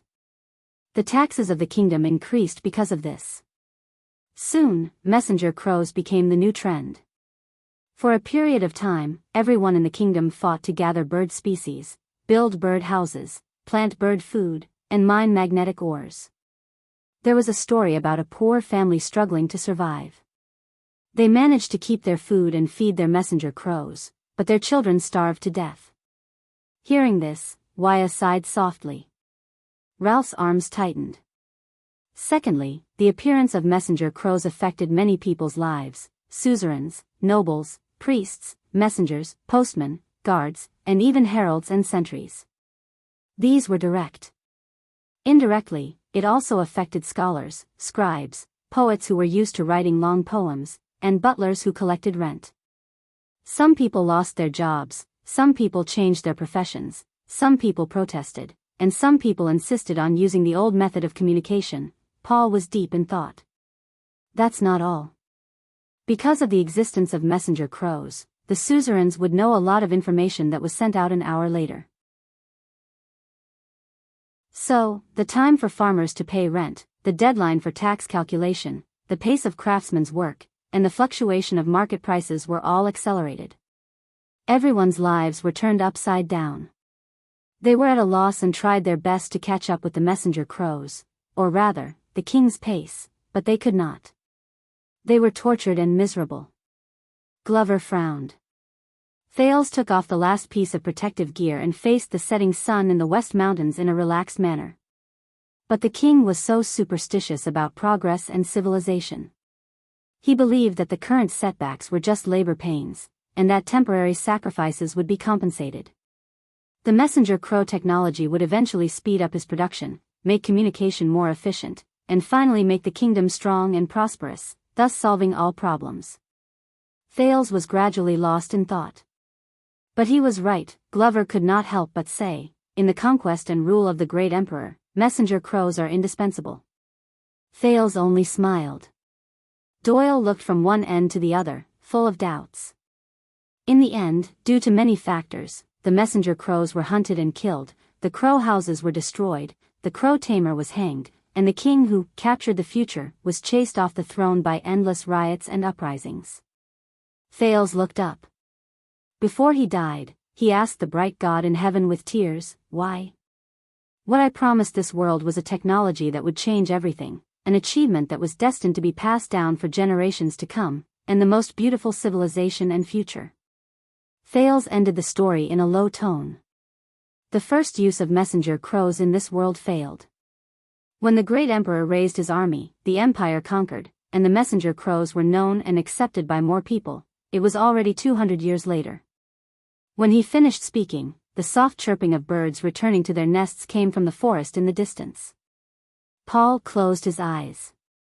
What a pity. The people on the training ground were silent for a while until Wuxia asked tentatively, "Are you trying to say that the king was too arrogant and not humble enough?" Thales nodded, then shook his head. According to historical records, the king of West Biyao, known as the Crow Master, had great ambitions, was obsessed with lofty goals, abused the people with his pet birds, and lost sight of what was right in front of him. Indeed. Paul sighed. If this king had taken things step by step, first using it on a small scale, instead of being eager for quick results, if he cared about the people, knew their feelings, understood political affairs, and took things slowly, if he had waited for the technology to mature. If. Thales interrupted Paul. He stared at the horizon in a daze. If? Yes, we can always be so confident in finding reasons for history, and simply find an explanation for the past. Paul was puzzled. Thales continued to speak in a daze, but from the Crow Master to the great emperor, the messenger crows have been neglected for 200 years. Is this the world's attitude and reaction towards messenger crows? Is it the inevitable result of history's gradual progress, or is it the result of humans' eagerness for quick results? The Star Lake guards exchanged glances, expressing their confusion towards the topic and the Duke. But Thales was still in a daze as he muttered to himself, "The tragedy of the Crow Master is lamentable, but is it inevitable and unavoidable? Is it something that we can't solve no matter how much we say, if only this would have been the case, in the future? Were those 200 years a necessary sacrifice and price, or an unnecessary waste and blindness? As for us, how should we maintain our humility without losing our passion?" These words caused many people to have different reactions. Some lowered their heads in deep thought, while others were confused. "Your Highness?" Wuxia leaned over worriedly. "I don't know, Wuxia." Thales shook his head. "I really don't know. These people in our land, the suzerains, farmers, merchants, craftsmen, they are in the same era, the same history, the same world as us. What right do I have to think that I have the right to be arrogant? What right do I have to think that I can bring them anything? What right do I have to think that there is no wisdom and desire passed down from generation to generation in their history and land? There are no seeds of change and improvement, and there are no sprouts buried with a future and hope that are only waiting for the day to break through the soil and sprout?" A few seconds later, Thales snapped out of his daze and smiled apologetically at everyone, signaling that the martial arts lesson was over. He then asked everyone, who had mixed feelings, to pack up and prepare to return to the castle. Only Wuxia remained silent for a long time. He took a deep breath, mustered up his courage, and moved forward. "Your Highness," Wuxia lowered his voice, "what is bothering you is not Star Lake Castle, nor is it the messenger crow, but something else, right?" Thales paused and looked at Wuxia. Viscount Nemain said, the attendant said worriedly, that when you are upset, you like to talk, a lot of things, often full of emotion and sighs. Put Ray Nemain. The image of that old smoker flashed across Thales' mind, and he could not help but curl up the corners of his lips. "You know, you do not have to shoulder everything alone. You can trust me, or anyone else you think is worthy of trust," Wuxia said sincerely. Thales stared at Wuxia for a long, long time. He could not help but recall the first time he met Wuxia. This old-fashioned and stiff young man had sworn loyalty to Thales in a very serious manner. The prince put his hand into his pocket and tightened his grip on the covenant again. "It's time to eat. Let's go back." A few seconds later, Thales put his hand out of his pocket and flashed a warm smile at Wuxia. "Whether you are hungry or not, you still have to eat." Wuxia's expression became gloomy. Thales patted his shoulder and walked towards the castle on his own. "But the Crow Lord is also respectable, isn't he?" Wuxia's voice rang behind him. Thales' footsteps slowed down. Regarding the messenger crow, he failed, but the world succeeded in the end.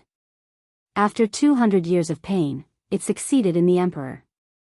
Wuxia's voice was rather anxious. Whether it was inevitable or unnecessary, no matter what the outside world said, the Crow Lord made the choice he believed in. For him, this might be enough. Thales was silent for a long time. After that, he strode forward and walked into the castle. That night, after Thales finished his meal, he went to Jacalta's study room as usual. But this time, after he greeted Glover and Ralph, who were standing guard outside the door, and asked them to close the door, Thales' expression changed. He turned around and looked at the figure standing behind the study table.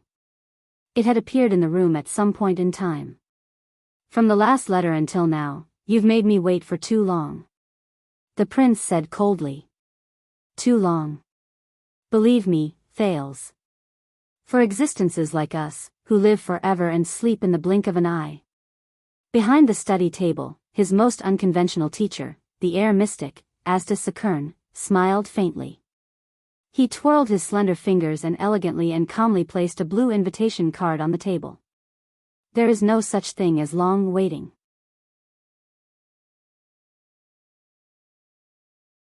Chapter 636. This is the best place you can find?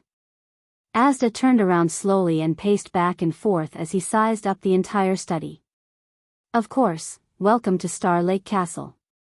Thales walked to the window and looked at the lake of stars under the moonlight. He spread his arms in a bold and imposing manner, looking like an overlord. A fortress that belongs solely to me. Secretive, tranquil, remote, safe. Before Thales could finish speaking, a strange sound came from the ceiling. It was a creaking sound, a clanging sound, and a rumbling sound that traveled from one end to the other. Asda glanced at the ceiling expressionlessly. This made the Duke of Star Lake feel a little embarrassed. It perfectly meets the requirements in your last letter. It's the best place for us to meet. Thales regained his composure and calmness. His voice rose above the strange sound of the ceiling. Not only is it far from Renaissance Palace, it also comes with natural scenery.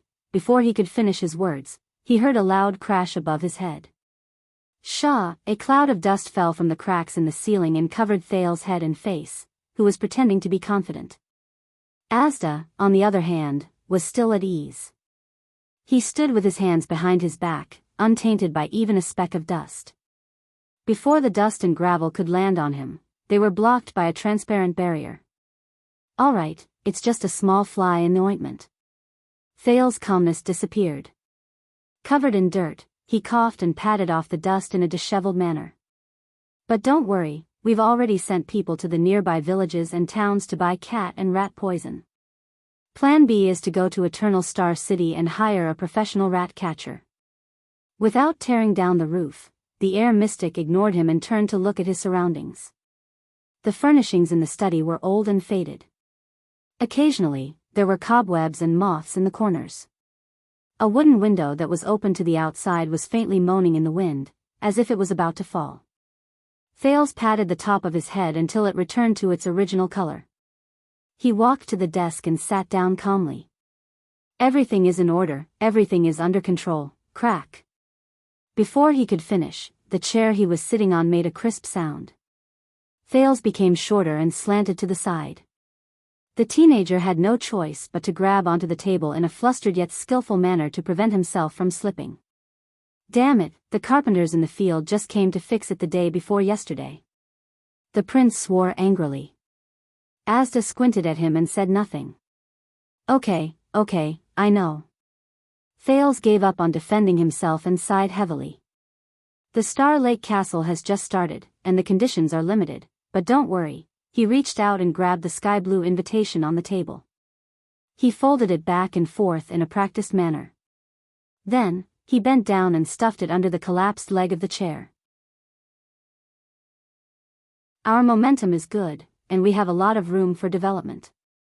Thales twisted his buttocks to make sure that the chair was stable. Only then did he stand up and sit properly. However, he was shocked to find that the air mystic was already sitting in front of the study table. His gaze was dark and calm. I won't invite you to sit down, anyway, the Duke of Star Lake pouted sourly, feeling helpless and envious. You brought your own chair. But Asda did not respond to his joke. The mystic gently pointed at the window, and the mountain wind, which had been making rattling noises, immediately stopped. Asda's tone was gentle and his voice was pleasant. You're different. What? Asda's tone was cold, and the mysterious blue light in his eyes seemed to have some power. I mean, you're different. Thales sneered. Yes, I've grown up. The corners of Thales' lips curled up. He leaned back and crossed his arms. By the way, after returning to the country, you're probably the 20th person to say this to me. Unfortunately, only the top 19 get a prize. Asda did not move. Only his eyes looked straight into Thales' eyes. No. The air mystic's voice was mechanical and hollow. Child, you are far from being as relaxed as you appear on the surface. On the contrary, at this very moment, you are impetuous, confused, and uneasy. Troubled by a fog that I can't see clearly. Thales subconsciously stopped smiling. Impetuous, confused, and uneasy. His pocket, which contained the covenant ring, suddenly felt heavy. The place where you become different is in the depths. The mystic was still staring at Thales. A strange blue light overflowed from his pupils and filled his entire eye sockets. Deeper. The deepest. At that moment, Thales subconsciously tensed up. He had the illusion that his soul was being peeped at. The sin of hell's river surged uneasily. God. What? Thales was stunned. When you hear this word, the mystic said coldly, what do you think of? Thales came to his senses. This was the training they did in Dragon Cloud City. But, answer me, now. Asda's attitude was uncharacteristically strict, almost like a command. God. Damn it. We haven't seen each other for a long time. We should at least exchange some pleasantries, but we're already taking a test in class. Seeing that the mystic was insistent, Thales could only sigh and answer the question. Indistinct, illusory, the teenager lazily muttered the words God. He racked his brain and said whatever came to his mind.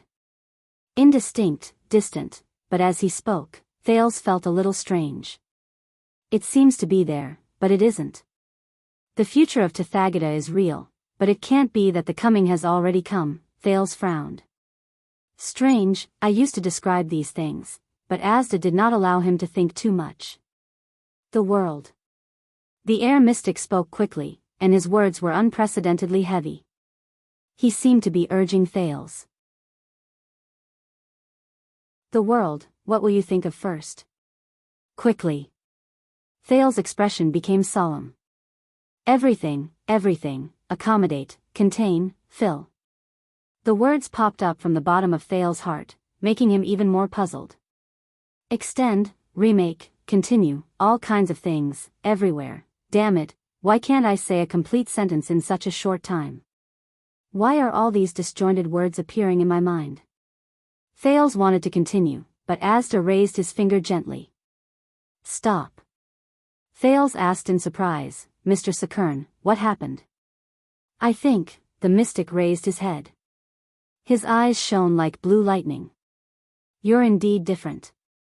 Thales' heart sank. Asda stared at him solemnly. A few months ago, a mystic tried to knock on the door, the air mystic said in a deep voice. But it was different from the time you were in Dragon Cloud City. This time, it was very cautious. A few months ago, knocking on the door, Thales' heart tightened. Cautious? The mystic nodded. It was like standing in front of the door, touching the door with a finger, and withdrawing it before knocking even once. It was more like a test. The scene in the prison of bones appeared before his eyes. Thales gulped. Asda stared outside the window. His gaze was unfocused. It even made me think that it was an illusion for a while. But he immediately turned his head and looked at Thales, who was still feeling uneasy. At first, I didn't think it was you, because only a complete mystic can have that kind of control.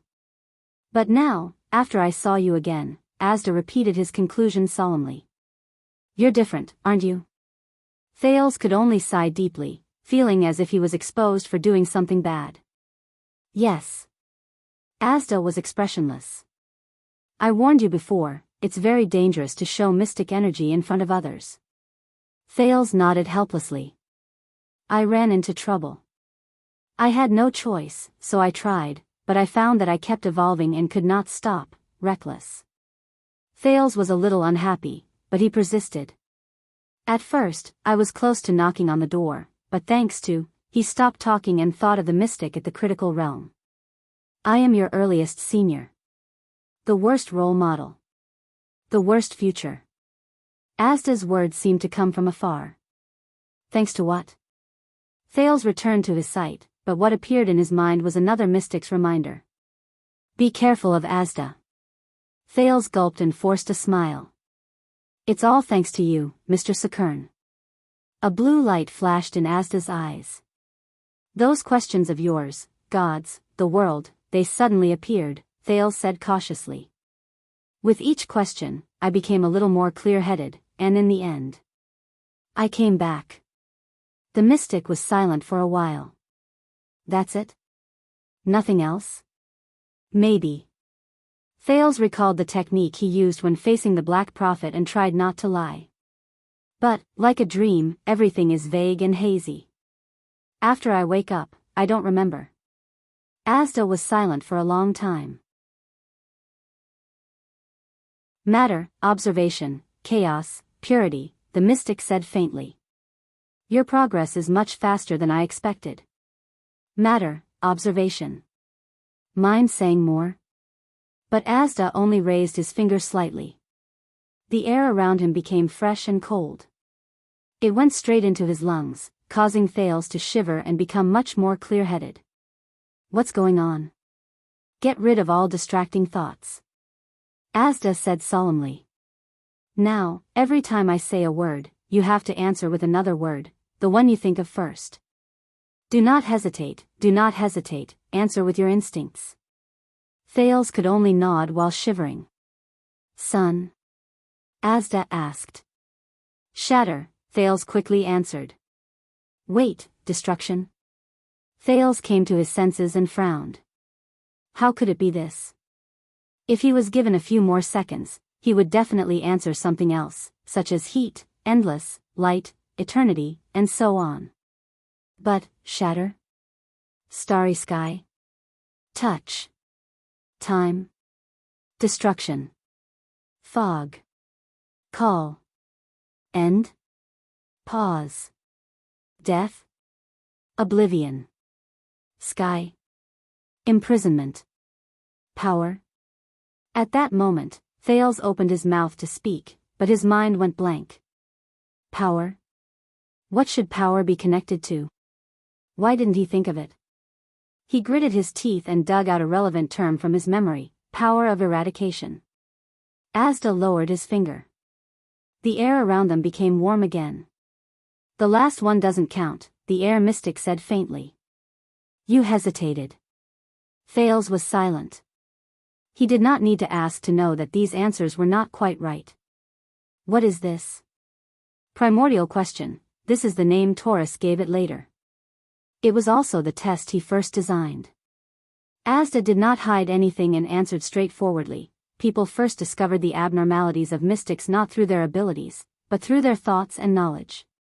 Hearing the familiar name, Thales rolled his eyes. Who is Taurus? A senior. Asda did not want to say more.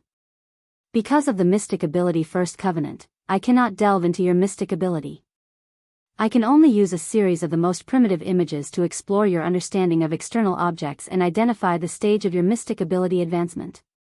It is like using a needle to prick the skin and bring out the blood. I obtain a diagnosis with the least amount of damage and cost. Primordial question. Thales probed. So what is your diagnosis? Am I still alive and well, eating and drinking well? Or am I in the late stages of my illness and am preparing for my funeral? The air mystic shook his head. I do not know. Obviously, you have already come into contact with mystic ability when you've lost control. That is why your answer changed. This is proof that you have reached the thing stage. We usually call it contactee. But the problem is, in history, there has never been a case of someone coming into contact with mystic ability after knocking on the door. Asda thought silently. Just like a beginner without any foundation, only after completing a series of complicated and advanced calculations, he learned that 1 + 1 = 2. Contactee. Thales ruminated on this word. At the same time, he compared it with the knowledge he heard when he knocked on the door. To be precise, it was from the kind senior named Taurus, whose face he could not see clearly. Asda continued, "But you are very lucky. But you're very lucky. You lost control and evolved at the thing stage, but you were able to return in time from the critical point of knocking on the door." In history, half of those who came into contact with the door intentionally or unintentionally became idiots, lunatics, or even monsters. Thales frowned. Idiots, lunatics, monsters? What about the other half? Asda shook his head. I do not know. They disappeared. Disappeared. Thales felt a chill in his heart. Then, under what circumstances do I need to worry? When one day, I answer every primitive question with F***CKU? Asda turned around and glanced at Thales. His glance was very strange, even unfamiliar. When I am completely unable to understand or even hear your answer, the mystic said faintly. Unable to understand or hear. Thales was puzzled. I don't understand. Asda nodded. That's it. Thales became even more puzzled. What? But in the next second, the mystic changed the topic. His tone was cold. And, that's right.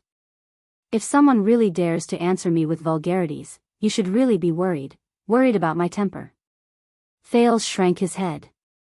Then, I am already a so-called contactee. What should I do next? I do not know. Oh, you do not know, what? Thales widened his eyes. Asda shook his head. Based on the examples I know, from this step onwards, the contactee of mystic energy must learn to observe step by step while he meticulously prepares to lose control of mystic energy. He must resist the temptation and impulse of blindly evolving. Only then can he reach the level of observation and become an epiphany. Wait. There are too many unfamiliar terms. I need to find a notebook, but just as Thales reached for the pen, a breeze blew the pen and paper off the table. Thales raised his head gloomily and looked at the indifferent Asda. All right, I can't leave a record. As for the epiphany, they must carefully and restrain themselves from trying to evolve. During the evolution, they will see themselves clearly, search for a specific threshold, and enter the state of chaos. We call them fused. The fused will take the last dangerous step. They will reach out and knock on the door for the first time, break through the threshold, and completely integrate into their original state, which is the level of purity, the air mystic said softly. If they succeed, they can find and define their own name of origin, which is the mystic. At this point, Asda paused for a moment. But, Thales came to his senses and said in a daze, but I have already lost control, evolved, and even knocked on the door. So, what does this count as? Exactly. Asda nodded. So, normal standards cannot define your stage and level. They are not applicable. Then, what should we do? It doesn't matter, the mystic said faintly. Although mystics who do not take the normal path are rare, there are still a few. 1 or 2. When he heard that he could still be saved, Thales' spirits rose. Is that so? Can we refer to them? No. What? Why? What is the first pact of mystic energy? Learn from each other? Say it again. The air around them froze, making it difficult to breathe. And not delving into each other's affairs. Very well. The airflow returned to normal. So, if you don't know what to do next, then what use do I have for you? Say it again. I mean, respected Mr. Sakern, may I know how you intend to explore the unknown and guide me step by step? Asda was silent. He looked at the moonlight outside the window. I don't know. But we can explore together. So, Thales, let me ask you again. Are you willing to let go of worldly restraints and come with me? The mystic said faintly. The path of mystic energy is extremely arduous and dangerous. We need to explore the unknown with more freedom and efficiency. F***CK. Here it goes again. Thales immediately became vigilant, preventing himself from flying out of the castle again, just like in Dragon Cloud City. But fortunately, Asda was no longer so violent when communicating with him. He no longer dragged him out to be a human kite at the slightest disagreement. But we talked about this 7 years ago, and you agreed, Thales said sternly. If mystics do not want to be hated by the world and be beaten by everyone, and do not want to be called a calamity, then we have to use another method, the crown in my left hand, and mystic energy in my right. Asda's words were concise, and he summarized his explanation in one sentence. I can somewhat understand your commendable but childish ideals.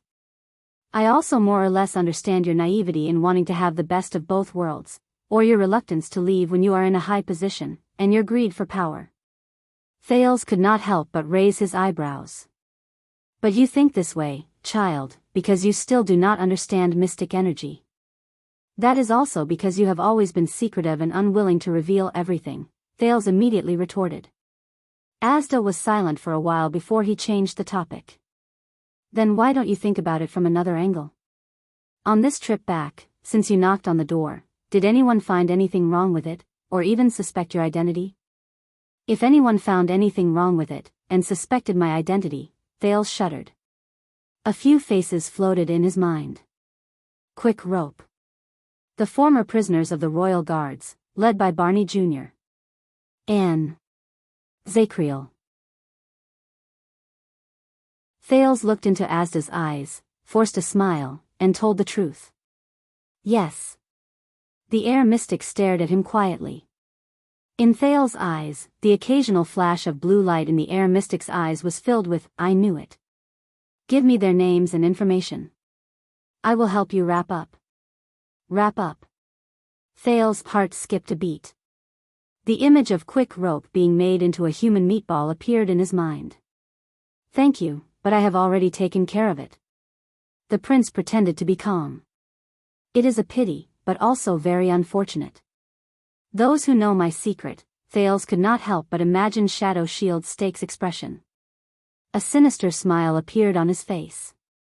They will never be able to tell anyone else. This time, Asda did not answer immediately. Instead, he stared at him for a very, very long time. It was so long that Thales felt goosebumps. Fortunately, the mystic finally spoke, but his tone changed. Very well, you escaped this time. But what about next time? Thales tensed up. Asda said coldly, why do you think I disappeared all these years, and only came to you in the 6th year? Lazy? Coward? Delay? Forget? Death threat awakening? Thales buried these speculations deep in his heart and put on a humble and eager face. Asda's pleasant voice suddenly became tense. 7 years ago, an unfamiliar rookie mystic knocked on the door blindly in the middle of the night. Also 7 years ago, Giza appeared in Dragon Cloud City and fought against the great dragon who descended from the sky. Do you really think that no one will connect the dots? Thales frowned. Such as, the 2 empresses? They are just one of them. Asda's tone was worrisome. And in the past 7 years, they have visited Dragon Cloud City countless times. Thales held his breath. During these 7 years, I had to put in a lot of effort and use every method I could think of to make them look away from you. Fortunately, you are very special. Fortunately, all the mystics believe that the person who knocks on the door definitely has a name of origin, and a brat definitely doesn't have this ability. Thales' heart sank. Fortunately. The air mystic's attitude softened. That was not the only thing that happened in the world that night. Thales looked up. What do you mean? The mystic shook his head. Swampy land, the sea of eradication, the great desert, Sunset Forest, Rayardon, Chelan City. That night, many places were not peaceful. Dragon Cloud City and Giza were just two of the suspected targets. Thales was puzzled. What? Asda nodded. That's right. So sometimes I even suspect that you were not the only mystic who appeared that day. Not the only one, Thales was deep in thought. Asda snorted coldly. Of course, if there really is one, I hope he is not like you, stubborn and reckless. Thales could only show a polite smile. But you are now back in Eternal Star City. Asda spoke faster and faster, making people's hearts race. This is the center of politics that attracts the attention of the world, and you are the heir to the kingdom. Every move you make will attract attention. If you have another accident here, whether it is evolving or knocking on the door, if you attract unnecessary attention. Thales recalled the scene at the royal banquet and could not help but clench his fists. Asda warned, don't worry. For the sake of your safety, reconsider my suggestion. When that time comes, it will be too late for you to leave with me. Thales was silent for a long time. For the sake of my safety. Safety, but, Thales remembered the covenant he made with the king in Ballard Room and could not help but clench his teeth. Asda quietly waited for his response. After a few seconds, Thales took a deep breath and looked up at his guide. Thank you for the reminder. I admit that it may be safer and more convenient for a beginner to go with you. Thales paused. But I still have a question. Asda nodded. Very well, at least we have a pretty good consensus. Who is Furland? The air mystic's words came to a halt. Furland. Thales stared at him. But Asda did not react. He was expressionless and did not move. But Thales knew that a mystic's reaction could not be measured with common sense. Or I should change the question. Thales leaned against the desk and narrowed his eyes. You and the sensory mystic, or should I say the former Queen Fiosa, why and how did you work together? The silence lasted for a long time. The blue light in Asda's eyes flickered back and forth. Thales was unmoved. He gradually increased the stakes. And how did the former Three Disasters Alliance infiltrate Constellation's court and bewitch the former king? Asda still did not say a word. Until the next question. Just for a legendary anti-mystic equipment that could threaten the two empresses? At that moment, Asda's eyes shone with a dazzling blue light. Thales had to raise his hand to block it. A few seconds later, the blue light dimmed. You. Like a statue, Asda regained his vitality. Where did you hear that name? Damn it. Thales put down his arm and exhaled. Don't forget, I'm not just your student. I'm also a jade star. I have the crown in my left hand and mystic energy in my right. The prince shrugged and spread his arms. I'm in such a high position, but it's not just because I'm reluctant to leave and greedy for power. Thales' smile froze. Mr. Sakern? The blue light in Asda's eyes flowed rapidly. It's been a while. You've learned a lot of new things. Thales curled his lips. Not as much as you've hidden from me, Mr. Sakern. The atmosphere in Jackal's study room suddenly became tense. The Duke of Star Lake and the mystic looked at each other in silence. But Thales was not afraid. In Ballard Room, after experiencing the difficult game with the Iron Hand King, Thales felt that he had grown. At least, he was getting better at seizing the initiative and leading the situation. Even when facing a mystic.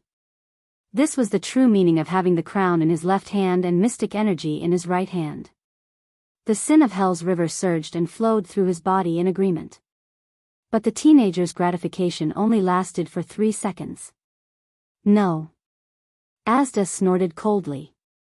If you really learned of this name from someone in a high position, Thales, why do you need to ask me? It's precisely because you know nothing that you're here to sound me out and try to learn more. Thales' expression froze. The air mystic curled his lips and mocked. From this, it can be seen that you can't touch the crown with your left hand, and you can't use mystic energy with your right hand, you can't do anything with either hand. He said bluntly. A prince who has lost his power without mystic energy. In the old and dilapidated study room, Thales sat on a broken chair with a corner missing. He was silent. Actually, he did not have to be so harsh. A few seconds later, Thales sighed. All right, you're right. But the teenager's expression changed. But at least, you should know why I'm not willing to go with you, right? The mystic fell silent again. You're rebelling. I'm not telling you precisely because you're not willing to go with me. Asda opened his mouth again. There was a hint of difficulty in his words. If I can teach you all these things from the past. Thales smiled. He shook his head and leaned back, the wobbling chair let out a painful groan. So, you won't tell me the answer, will you? No. Can I ask why? No. But, no. At least, no. Asda rejected Thales' questions one after another. He raised his head and did not waver. No matter what the reason is, if you're not willing to give up your worldly ties, I won't tell you more about mystics. Thales immediately felt bored. But at least, he achieved his goal. Furlan's news had diverted his attention. The mystic no longer insisted on taking him with him. But you know, child, you always have that choice. The mystic leaned forward. His words were bewitching. I'll always be here, with an open embrace. Forever. As he listened to this familiar tone, Thales snickered. He suddenly thought of Quick Rope and Asda. Could they be a pair of golden salesmen? The former would deliver a carrot with flowery words, while the latter would wield a stick with a ferocious expression. All right, then let's each take a step back. Thales proposed a solution and set the tone for this conversation that was heading towards an unpleasant one. I won't ask you who Furland is, and don't force me to go with you. Asda did not speak. But based on Thales' understanding of him, a certain someone was obviously not very satisfied. Thales snorted and stood up. By the way, speaking of this, I still have something to ask you. Thales walked straight to the window before turning around to look at the mystic. Asda snorted softly. Under the moonlight, the prince smiled faintly and raised his hand gently. Asterisk thud. Asterisk the chair behind the desk suddenly trembled, and a corner bent. But Asda did not pay attention to the chair. At some point in time, he had already stood up. The mystic's glowing blue eyes were fixed on Thales' hand. Between the teenager's fingers was a folded sky-blue cardboard ball. Thales smiled and waved his hand at the mystic. In the next second, the blue light in Asda's eyes suddenly intensified. Thales only felt a light breeze. He could not hold the paper ball anymore, and it flew out of his hand. The sky-blue piece of paper flew over as if it had a life of its own and stopped in front of Asda. It unfolded in the air, flattened out, and resumed the appearance of an invitation card, revealing the beautiful writing on it. Turn around, this is. Asda's eyes were obscured by the blue light. It was as if he could see through the invitation card in front of him and look at the air. No change, no trajectory, no momentum, not even. His words were emotionless, but they were filled with a strange echo. Thales revealed a mysterious smile. He bowed and spread his arms, as if he was thanking someone after a performance. The crumpled invitation card floated to the ground. The mystic turned his head and stared at Thales' right hand. Again. There was an unusual fluctuation in Asda's words. Whatever it is, do it again. Now. The blue light in his eyes no longer flowed, and it was always bright. Of course, I will. In the face of Asda's rare eagerness, the teenager was a little overwhelmed. But before that, the Duke of Star Lake crossed his arms and smiled coldly. Who is Furland? Thank you for your support, I have been working hard on my writing. End of this chapter.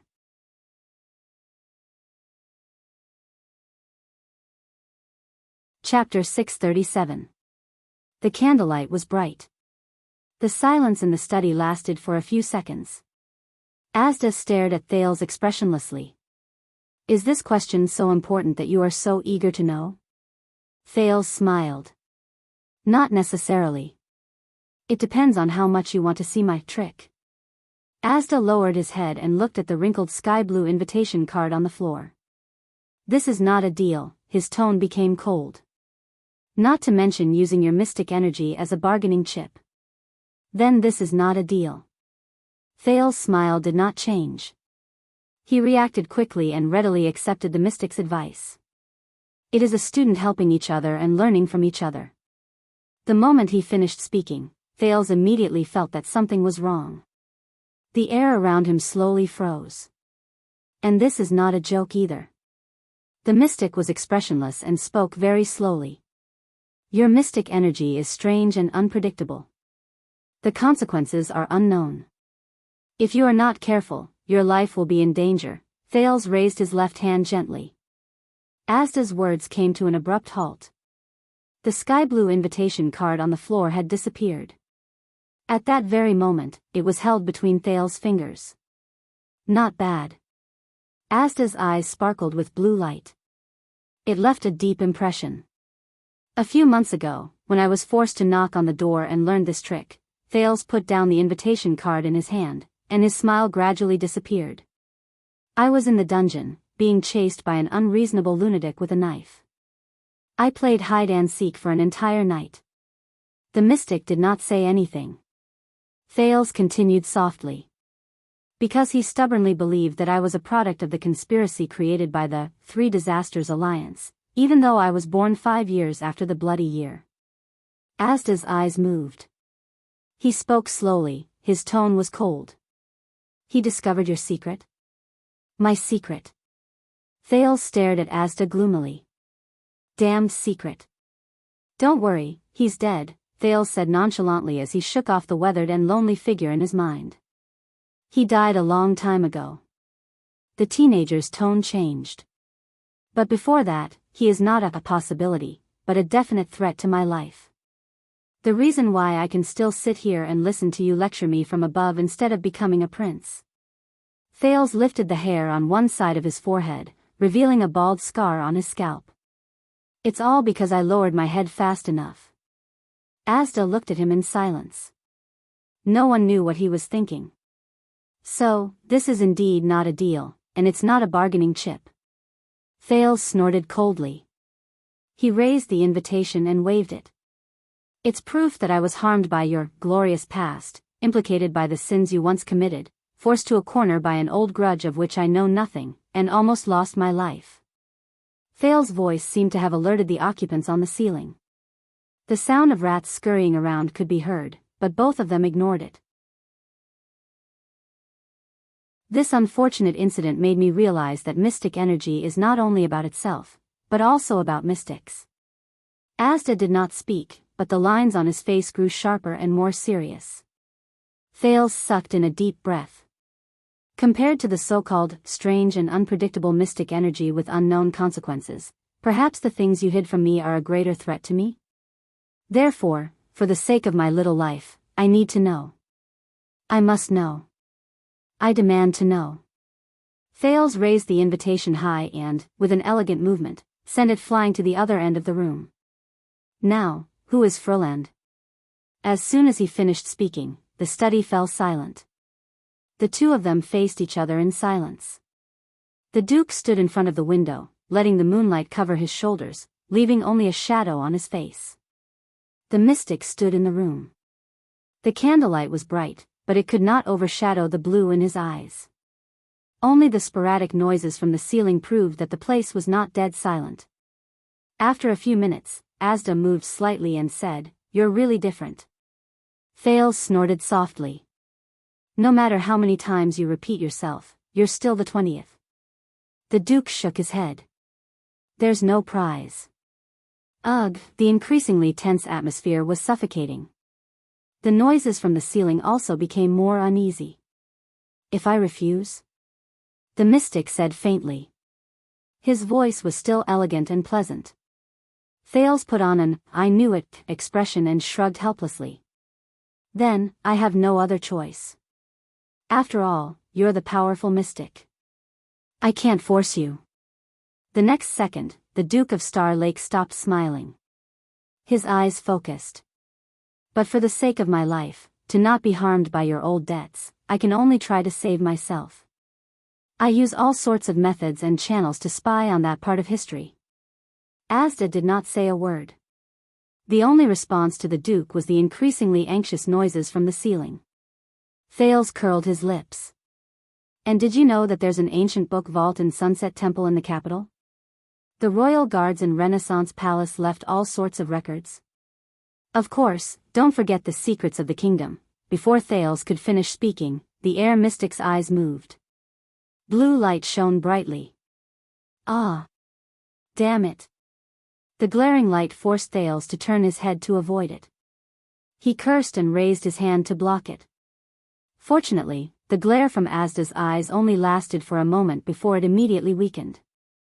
Thales raised his head in a flustered manner. He blinked continuously, waiting for the afterimage to disappear from his sight. What are you doing? The moment Thales said those words, he froze. Asda just stood there elegantly and calmly as usual, staring at him quietly.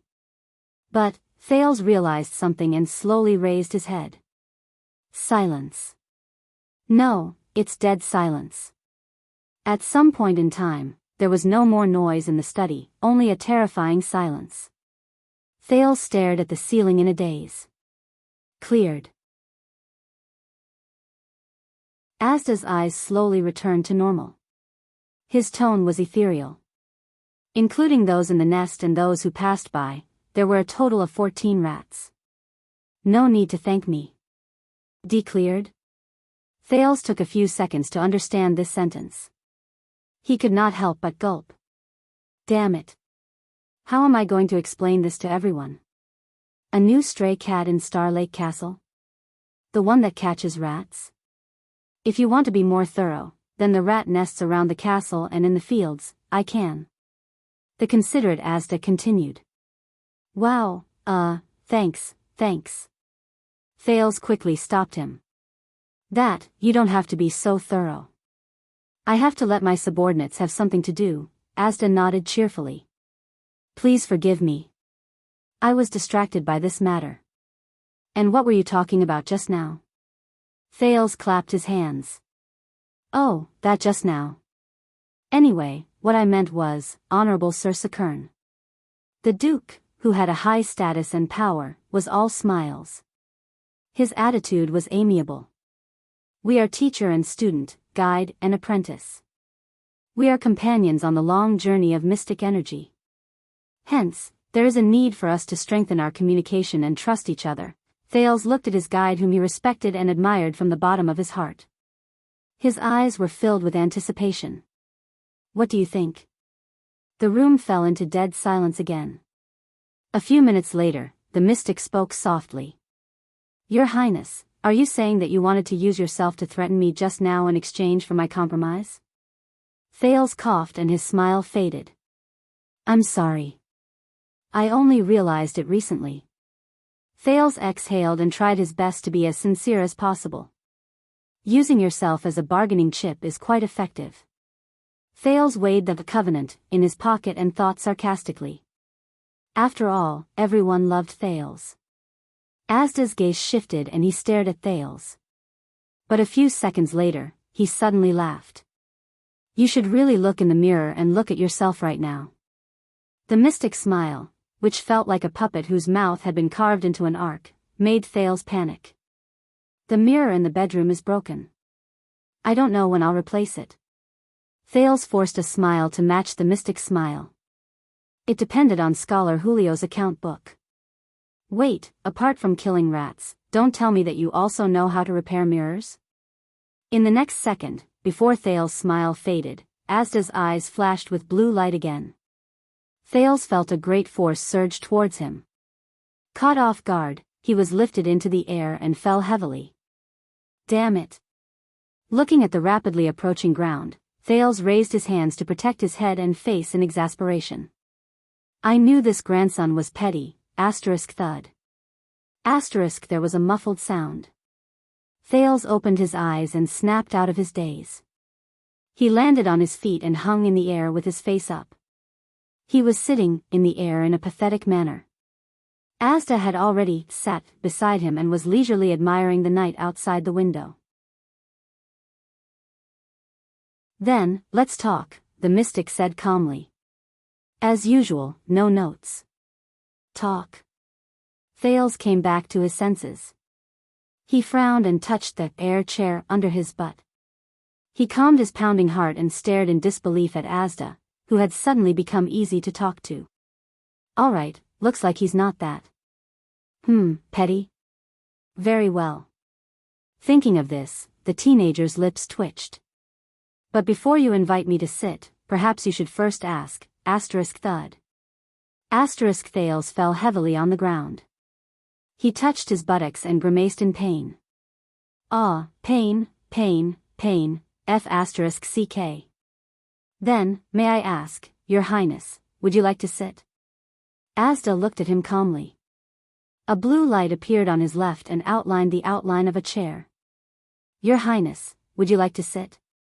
Thales covered his butt and gritted his teeth as he climbed up. Sit your ass. But just as the word no reached his lips, he caught a glimpse of the mottled and faded old, crooked chair that belonged to the Duke behind the study table from the corner of his eye. The noble and dignified Duke of Star Lake could only smack his lips in annoyance. Sulking, he sat on the chair that Asda had prepared for him. Damn it. Petty. Frillan Sanchez. In the room, Asda stared at the small patch of night sky that was locked by the window. His gaze was unfocused. This is her name, at least the part that I know. Frillan Sanchez. Thales muttered the name in his heart. She was born very early. It is said that she witnessed the empire during its heyday. I guess even among fellow mystics, there are very few who can surpass her in terms of experience. Asda's tone became tense. Before becoming a mystic, she was a magic apprentice at the Alchemy Tower. After becoming a mystic, her line of origin was named Senses. Alchemy Tower, I know. Thales raised his hand excitedly. Towards omniscience, right? But Asda did not give him a positive answer. What did you say? Alchemy Tower, their motto, Thales recalled and repeated, towards omniscience. It's under the symbol of the strange eye. Asda narrowed his eyes and looked at him strangely. Seeing this, Thales had no choice but to stretch out his hand and draw a sentence in the ancient language of the empire in the air. Towards omniscience. The mystic was silent for a long time. They taught you the language of the empire, right? Of course, why? So, you failed? Thales' small face darkened. Why don't you try taking lessons 8 days a week? What? You're asking where the extra days came from? Of course it's squeezed out from sleeping time. Thales was puzzled. What's wrong? Or is it better to translate omniscience into omnipotence? The languages in this world do not correspond to each other, Asda said coldly. If that's the case, why don't we just learn nouns one by one, and when it's time to use them, we only need to say, you, learn, grammar, class, idiot. Thales shrank back into his chair and crossed his arms in a daze. You, actually, really don't have to be so mean. And if you can be a little more generous and magnanimous, noble, studious, knowledgeable, and progressive, Your Highness. Asda said faintly, release a little of your touching feelings of being diligent in government affairs, worrying about the country, and caring about the welfare of the people. Squeeze out a little of the time you stand in front of the window and sigh at the majesty of the kingdom's vast rivers and mountains, or a little of your heroic courage to bargain with me in the face of death, and then generously and mercifully give them to some boring grammar lessons that you think are insignificant. Then, you may be lucky, coincidentally, unexpectedly, touching, and miraculously notice an insignificant point in an inconspicuous corner. In the language of the ancient empire, your so-called path is a concise combination of a noun and a verb. Thales felt dizzy as he listened. It took him a lot of effort to digest this long paragraph. Only then did the corners of his mouth twitch. You only need to say the last sentence. That's enough. Asda ignored him. So, the Alchemy Tower's motto in the language of the ancient empire was not literally, path to omniscience. For the sake of his academic dignity, Thales had to pull himself together and began to draw in the air again. Then, path is a noun, so it is not path, but path, or even simpler, road. And the verb, road leads to omniscience? Thales looked at his guide expectantly. Asda did not even look at him. He said indifferently, look at the verb for omniscience. Thales scratched his head and continued to draw. All right, let me see, oh. Thales came to a realization. So, path to omniscience is a modification of road. Path to omniscience? Asda snorted coldly. Look at the verb for road. Thales frowned. Look again? But there are only a few of them, oh. The teenager's expression changed again. I get it, road is a passive object. It has a corresponding subject-predicate. But Thales was immediately confused. But this sentence does not have a subject-predicate, Asda snorted again. This time, Thales did not need to be reminded. He had an idea. I remember now. In the poems and proverbs of the ancient empire, according to the context and logic, certain elements would be omitted, such as I and I am. Thales slapped his thigh and said excitedly, so, the Alchemy Tower said, I am on the road, and the road leads to omniscience? Asda was expressionless. Do you usually speak like this? Thales coughed and adjusted his words. I am on the road to omniscience, not simply heading to omniscience, right? This time, Asda did not say anything.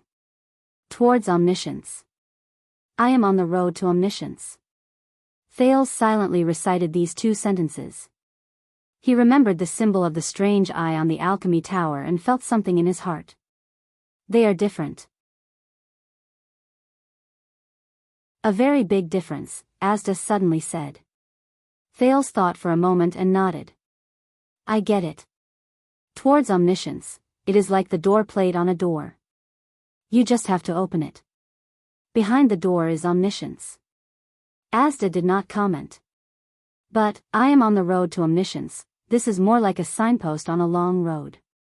Thales' eyes brightened. You walk past it, you know you are not there yet, but you know the direction is right, and then you continue forward. The former was a complacent master who guarded the door. The latter was a traveler who carried a heavy burden and had a long journey. They are different.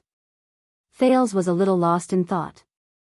Mussulmen may be rigid and stubborn, Asda looked at the moonlight outside the window and said faintly, but they are also wizards. Thales came back to his senses. Mussulman? The mystic tilted his head. Soul Tower uses a derogatory term to mock them. I understand. What do they call you? Thinkers. Thinkers? Thales raised his eyebrows. Why not bookworms? Because it is ironic. Thales narrowed his eyes. Asda snorted coldly. We use the most direct and simplest derogatory term that they will not misunderstand no matter what. And what they use to insult us is an ironic term that can only be understood by connecting the context, history, and reality. Thales was in high spirits. Interesting. Even though they use derogatory terms against each other, the logic used by Soul Tower and Alchemy Tower is completely different. Am I right, thinkers? Once he finished speaking, Asda looked at him expressionlessly. The air around him became heavy. Thales reacted and had to cough vigorously. Ahem, back to the topic at hand. The Duke's expression became stern. So, Mr. Sakern, Froland, she is an extremely experienced mystic, sensory mystic? Don't what? The mystic's tone instantly became cold. Don't call her that. You can either call her by her mortal name, or use her full name, sensory mystic. You can even inadvertently mention sensory mystic in a sentence. The blue light in Asda's eyes was extremely sharp. But the only thing you should not do is call a mystic by her name of origin in such a pure, simple, and crude way when you know who you are calling. Don't call her by her name of origin? Thales was puzzled. Why? The air mystic was silent for a while, as if he was thinking about something. But he still spoke in the end. Because we do not know Furlan's current situation. Whether she is sealed, whether she is complete, how she is, whether she still walks freely, and whether she exists in the world, we do not know. If you call a mystic's name of origin wholeheartedly when you know who you are referring to, and if the other party is normal, you will sense it. Thales' expression froze. If I call her name of origin seriously, alone, and intentionally, the other party will sense it? That means, once or twice might not be a big deal, but if it happens too many times. Trust me, no matter how soft it is, no one wants to be knocked on the window for no reason. Asda ended his sentence with a warning tone. Thales had a brainwave. It's that amazing? Then let me try yours, air. At that moment, the air around him was compressed with the force of an avalanche. No, Thales had difficulty breathing. His face flushed and he waved his hands randomly. Ha. In the next second, Asda put down his finger. Thales only then regained his breathing and panted in pain. F***ck. He's definitely doing it on purpose. First of all, this is not a friendly move. Asda snorted coldly. Secondly, remember, the magic empresses stand at the pinnacle of the path of mystic energy. I strongly suspect that they can use some unimaginable method to sense and monitor known names of origin. Once a mystic reacts due to being called too much, the B***cheese will notice that something is wrong. Magic Empress. Monitoring names of origin? Thales tugged at his collar and said unhappily, so strange? The mystic did not answer. He only stared at him coldly. Thales could only continue asking. So, a name of origin is like a website, an address? Once you call it, it's like throwing a stone at someone's window. And the two empresses live in the tallest villa. They're hunters with sniper rifles and crossbows who stand at the highest point. If someone's window rings, they pull the trigger and kill them in one shot. Hearing this, Asda heaved a long, deep sigh. He seemed dissatisfied. Metaphors, analogies are always like this. But he only paused for a few seconds before his eyes glowed with blue light. No. In a sense, a name of origin is more like a gate with a sign hanging on it. It's used to distinguish our territory and boundaries, and to warn others. The air mystic's eyes were bright and piercing. He stared at an unknown place. To prevent us from clashing, fighting, and killing each other. Distinguishing territory and boundaries. Gate. Thales furrowed his brows and asked further. But, if the other party can sense it by directly calling a name of origin, then it's like a gate deliberately erected to attract people to knock on it? Asda turned his head. Isn't this the reason why a gate is stronger than a wall? The mystic's voice sounded as if it was thousands of miles away, indistinct. It also leaves space for others to visit. Thales blinked in pain. It's a little complicated. You'll understand. The blue light in Asda's eyes slowly disappeared. When you understand. Thales nodded and forced a fake smile. Thank you for your nonsense. However, he suddenly realized that after he displayed his mystic ability and resolutely expressed his opinion that, I don't want to be implicated by your old debts, this time, Asda seemed to be willing to teach him more, deeper, and more difficult to understand. In the study room illuminated by candlelight, two people, one big and one small, were suspended side by side in the air. One was quietly contemplating, and the other was gritting his teeth with his arms crossed. It was an extremely strange sight. Thales thought of something and immediately asked, then, is the World Cleansing Project 700 years ago, which aimed to destroy the records and history of magic related to this? The mystic turned his head. When there are fewer and fewer people who remember you, there are fewer and fewer people who call out to you. The teenager slowly sorted out the logic and gradually felt that it made sense. Then, when your names of origin are heard, it will be extremely conspicuous. It will make it easier for the two empresses to hunt you down. Asda was silent for a while. Perhaps, the mystic said faintly. But it's not just that. Thales was about to ask, but Asda had already spoken. Whether it's when demons bewitch people, asking the victims to call out their taboo names loudly, or when religions spread their beliefs, asking the believers to repeat the admonition of the gods, or when the emperor rules over the world, asking millions of people to shout, "Long live the empire," over and over again. The mystic seemed to be immersed in his own world again. Summoning symbols is always the most direct way to strengthen connections, establish habits, and build authority. Mystic abilities are the same, and even more so. Thales was puzzled by what he heard. I actually, don't quite understand. Asda raised his head and was extremely certain. You will understand. Sooner or later. Thales could only hug his arms tightly and chuckle. Thank you. Another nonsense. And this is why, Mr. Sakern, you have been unwilling to tell me the names of the two empresses and the unsealed mystics. This is one of the reasons, Asda said solemnly. And you have to be careful, especially since you have already started to come into contact with mystic abilities and even knocked on the door. A mortal calling out their names of origin and a mystic calling out their names of origin are on a completely different level.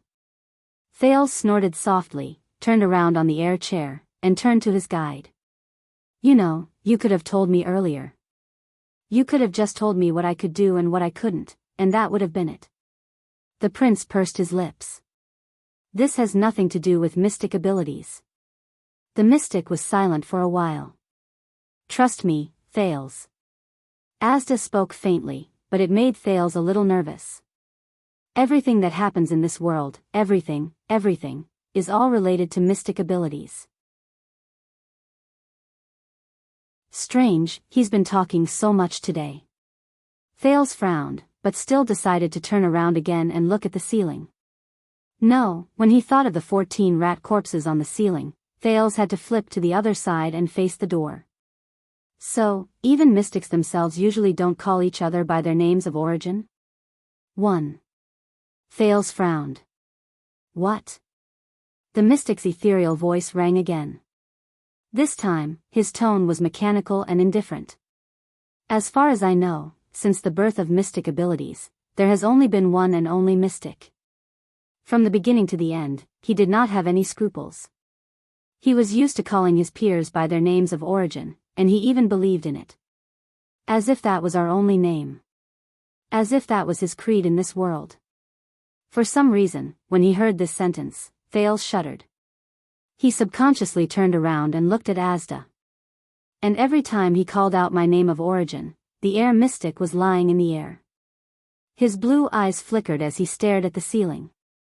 But it did not seem like he was staring at the ceiling. Instead, it was something above and beyond it. Thales had rarely seen Asda like this. Who is he? The teenager could not help but ask. Asda did not move. But in the next moment, there was a flash of blue light. The air mystic's gaze, which was filled with blue light, locked onto Thales. This gave Thales a shock. It was like a comic strip flipping on a book. In the blink of an eye, it changed to the next page. Fortunately, he and his brother had been confirmed to be sealed. The blue light in the mystic's eyes flowed out of his eye sockets and climbed up his face like cracks. Before they destroyed the world. The two rays of blue light made Thales extremely uncomfortable. He subconsciously turned his head to avoid them. In the next moment, the air mystic instantly turned towards the sky and called out a word coldly and numbly. Exist. Exist. Exist, exist, exist, exist. This word seemed to have some kind of power. Under Asda's call, it seemed to echo faintly. In the next moment, Thales felt as if he was hallucinating. All the sounds and colors in the world disappeared at the same time. Even his thoughts had come to a halt. Everything was over. After an unknown amount of time, he felt a movement somewhere. Soon, the ceiling, the ground, the walls, the door. Everything in front of him and beside his ears gradually returned to him. In the next second, the teenager took a deep breath and sat up. Thales came back to his senses and realized that he was drenched in cold sweat. Asda sat beside him. Just like before, he looked at him calmly, elegantly, and indifferently. Thales panted rapidly and blinked his eyes frantically. Everything is normal. Normal? The only extra thing, or rather, what was left behind, it's an omnipresent feeling from the inside out. Deep palpitation.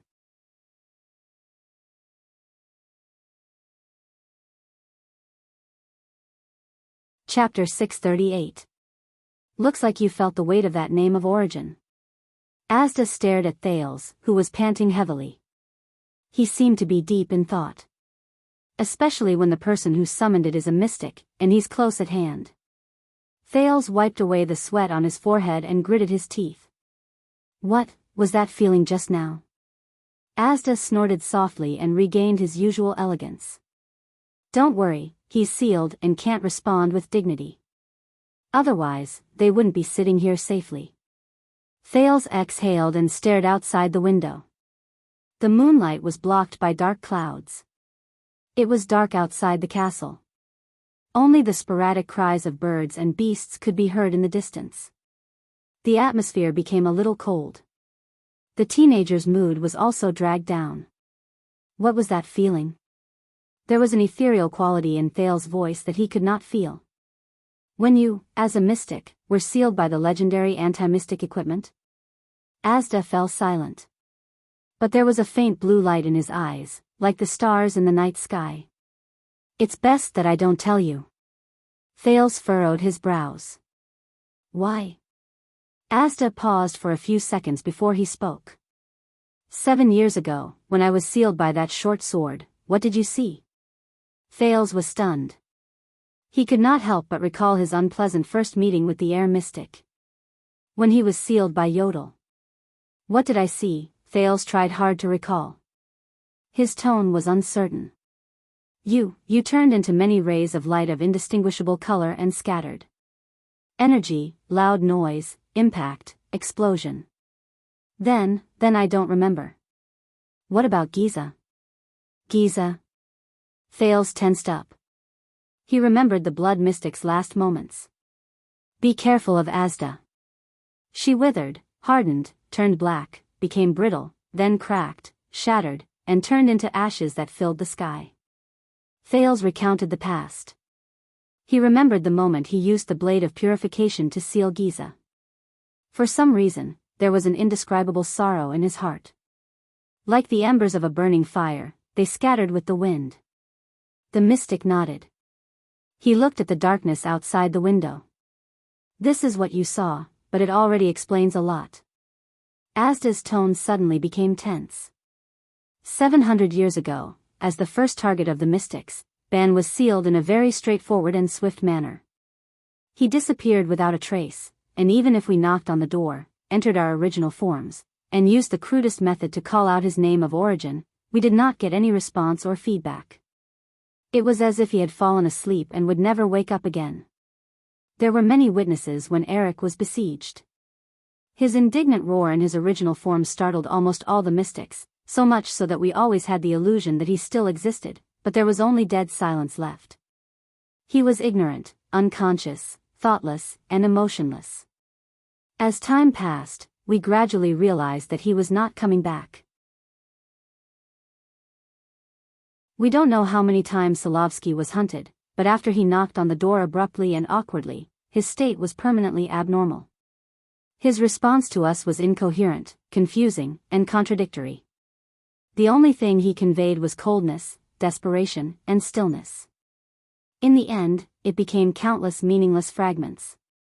Ben, Eric, Solovsky. When these familiar names appeared from Asda's mouth, Thales' expression changed slightly. Lebla was hunted by 3 legendary anti-mystic equipment. Each time, he was restricted and weakened a little. In the end, he fell to the 4th one. But after he was sealed, he did not disappear immediately. Instead, he lingered in our senses for 3 months before gradually weakening, becoming silent, and returning to stillness. Thanks to him, we knew that the seal was not death and destruction, but another incomprehensible state. We also knew that Helen and Blood Spike were already existences of another level, the supreme empress of all magic. L's seal was the strangest and most mysterious. As the scariest mystic aside from B, even though we don't have any news about him, we all know and feel that he still exists in the world. But at a certain moment, you turned around and realized in shock that he had disappeared a long, long time ago. You just inexplicably, forgot about him. And Curie, a mystic as valiant and iron-blooded as he was, who was so proud and sharp that he dared to fight against two mystic brothers at the same time, the last time he knocked on the door, he conveyed a bottomless pain, anger, disgust, and even despair. As for Giza, in 700 years, she encountered no less than 2 calamity hunters and no less than 6 legendary anti-mystic equipment one after another. She fought back and forth. Although it was inevitable that she would end up in a pathetic state, most of her life was spared, until you placed the last straw on her, and she turned into innumerable dead things and ashes. When he said this, Asda's tone changed. And finally, Thal's expression tensed. When he was sealed, even though he was thousands of miles away, Asda's voice was ethereal. The shock and waves that tore everything apart and destroyed everything made me think that the world was about to end. Hence, every mystic's performance and effects are different when they are sealed, and we suspect that this is because every mystic energy? Thales took over the conversation. The teenager's expression was solemn. So you can't tell me because of the mystic energy first covenant? Asda pondered for a while and nodded. Every mystic's mystic energy is unique. This might decide how they are sealed, as well as the state and feeling of being sealed. Thales was silent for a long time. His expression was solemn. Then, as someone with experience, do you have any suggestions? The teenager looked at the guide. When we face legendary anti-mystic equipment? The air mystic was also silent for a long time. No. Every legendary anti-mystic equipment can weaken mystic energy or even render it completely ineffective. We can't even get close to it, let alone touch it. Even if the same equipment is in different times, in different hands, and when faced with different enemies, it might have completely different effects and functions. You might not even be able to prepare for it in advance. This answer caused the atmosphere to become heavy. Thales furrowed his brows. Then, why do I still want to become a mystic? At the very least, I can still touch them now, but after I take that step, I will have a fatal weakness, and any legendary anti-mystic equipment can kill me? If you don't take that step, you'll be full of fatal weaknesses. Asda shook his head with slight disdain. Even if you don't use the legendary anti-mystic equipment, any weapon, even a small nail, can kill you. Thales choked. All right, let's get back to the topic at hand. The Duke waved his hand. So you're wondering. Furlan's current situation is unknown? Which camp does she belong to? How did you guys end up together? Furland. This name made the blue light in Asda's eyes flash. It branched out and seeped into his face. But he did not answer. Instead, he looked at Thales coldly. Tonight, I have already told you a lot of things. And what is your reward? Reward. Thales paused for a moment before he realized what the man was talking about. But you just said that this is not a deal. That's right. Asda tidied up his clothes, which were actually not messed up at all, in a calm and composed manner. So, I call this, teacher and student helping each other, and learning from each other. Thales immediately choked. A few seconds later, the teenager gave him the middle finger gloomily. F***CKU. What does this mean? The middle finger? The Northlanders' new trend of swearing on the street. Then, Asda's expression was indifferent. I can only tell you about Furlan next time. All right. Thales had no choice but to raise his hands in surrender. He stood up in annoyance and pointed at the blue invitation card on the ground. Then, don't blink. The next second, the invitation card reappeared in Thales' hands.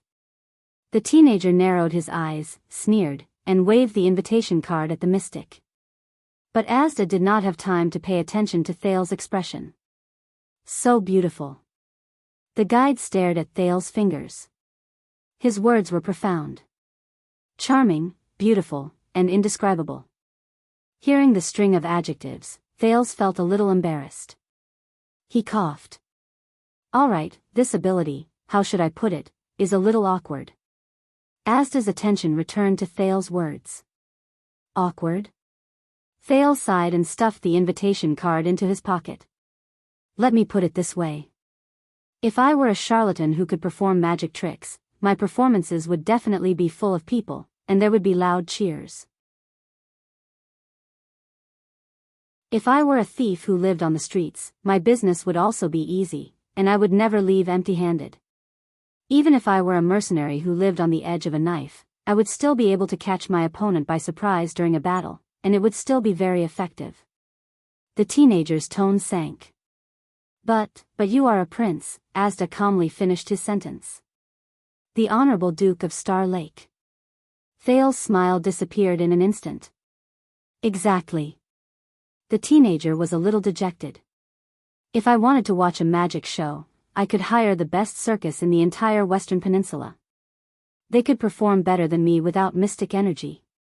If I wanted to get something from afar, why don't I ask the guards and servants to get it directly instead of using mystic energy?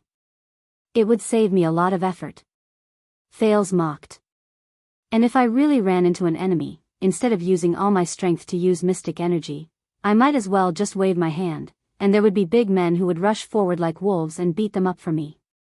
Asda listened to him in silence and did not express his opinion. Also, for an outstanding street beggar, if you want to steal something from someone's pocket without anyone noticing, you really don't need any mystic energy. Thales snapped his fingers, and the invitation card from his pocket magically appeared in his other hand. You really don't need any mystic energy. So, for now, its greatest use is to steal 2 forbidden tomes when I visit Sunset Temple to ask for advice and pray. Thales sighed and ended his lamentation. Fortunately, you are a prince. Asda looked at him quietly. Your identity is set in stone. You can't go out and embarrass yourself with these petty tricks and bring trouble upon yourself. Thales raised his eyebrows. Very good. Asda nodded. Keep it.